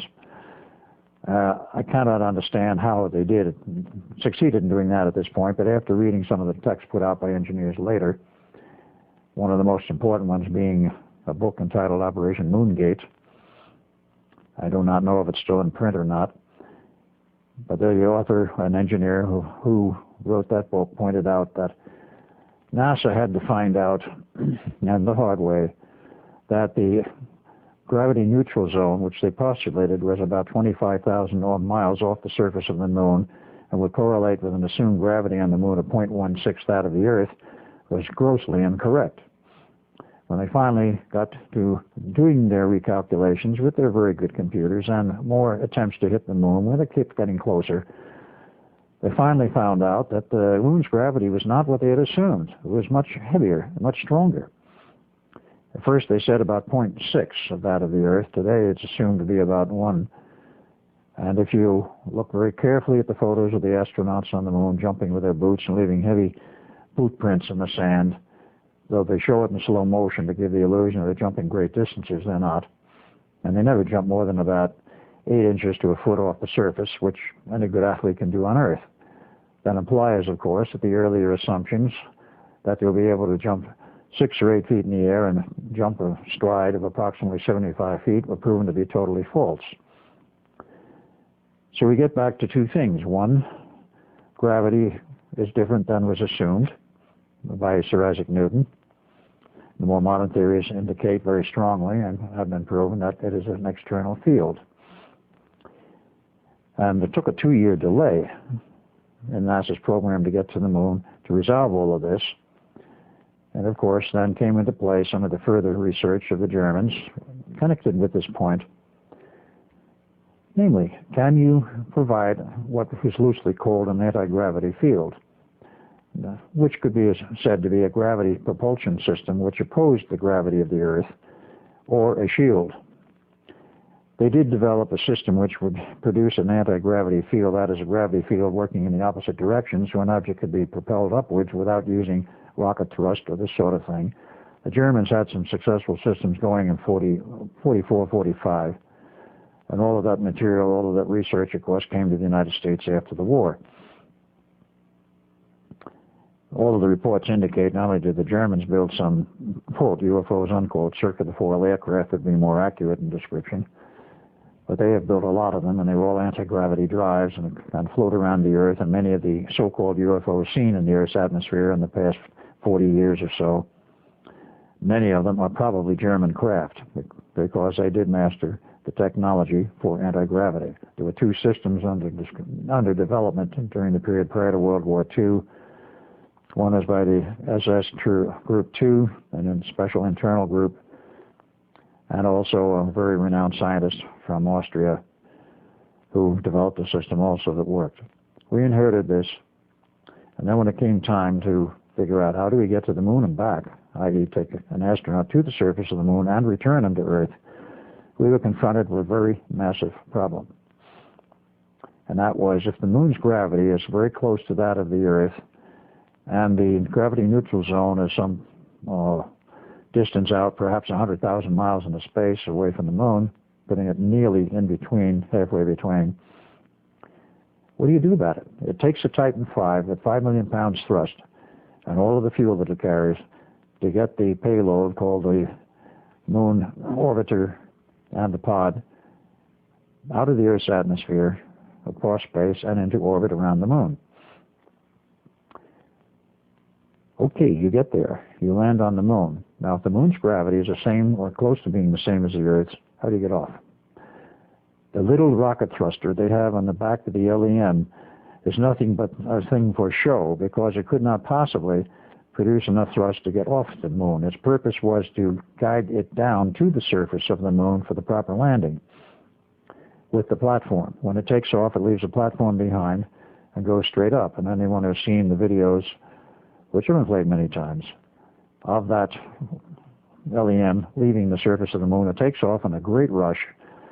Dust apparently stirs up all kinds of things from the surface, and it goes back into orbit and connects with the orbiting vehicle and then returns to Earth. If it were actually using rocket propulsion to get off the surface of the moon, it would have to be something essentially the size of a Saturn V. Now, how are you going to get a Saturn V to the moon and all of the components necessary, and the fuel and so forth, so that a Saturn V could return the astronauts to Earth? As a practical engineering matter, it's virtually impossible. They solved it, of course, and they've never told the public how they solved it. They had, of course, anti-gravity drives. We've had them for years, decades. And when Apollo 11 landed on the moon, the astronauts, happily there, and of course a great history point for mankind, radioed back to Earth, to NASA, and says, hey, we got visitors here. NASA says, and this was monitored by amateurs in Europe at the time, and they were not on secure communication links. We got visitors here. Yes, we know about it, or NASA replying. Well, who are they? Well, we'd rather not say. Well, as the astronauts asking Houston, are they Russian? No. Are they aliens? No. Well, are they Americans? Yes. Needless to say, those astronauts were very pissed off when they got back to Earth. They're saying, in essence, all that we've been used for in this trip was PR. They have other systems to get up there that are better than what we have used. It was absolutely correct, because they had anti-gravity drive, secret ships, and they were there waiting for the crew to arrive by means of rocket, and in a way, their own way, welcome them, and then, of course, disappear into whatever area they wanted to do. Scientists and mathematicians have had a history of saying it's not possible, it can't be done. Well, we've done it. We've done many things. We have time travel, we have anti-gravity drives, we have weapon systems today, which doesn't fit in, of course, with my history. I'm not involved with them. But today we have particle beam weapon systems, which really were invented directly and originally by Nikola Tesla, which are sufficient power mounted on Earth with very long laser bored tubes for the twin-beamed gun, if you will. The longest one today is 300 miles long in the center of the, not in the center of the Earth, the center of the U.S. underground. And how it's controlled or steered, I don't know. But it has enough power that they use the moons of Jupiter for a shooting gallery. They've actually punched a hole 25 miles in diameter through one of the moons. It can't be done, but somehow they managed to do it. And I think we will continue to make progress and to do what has been called impossible. With that, I will close. Thank you.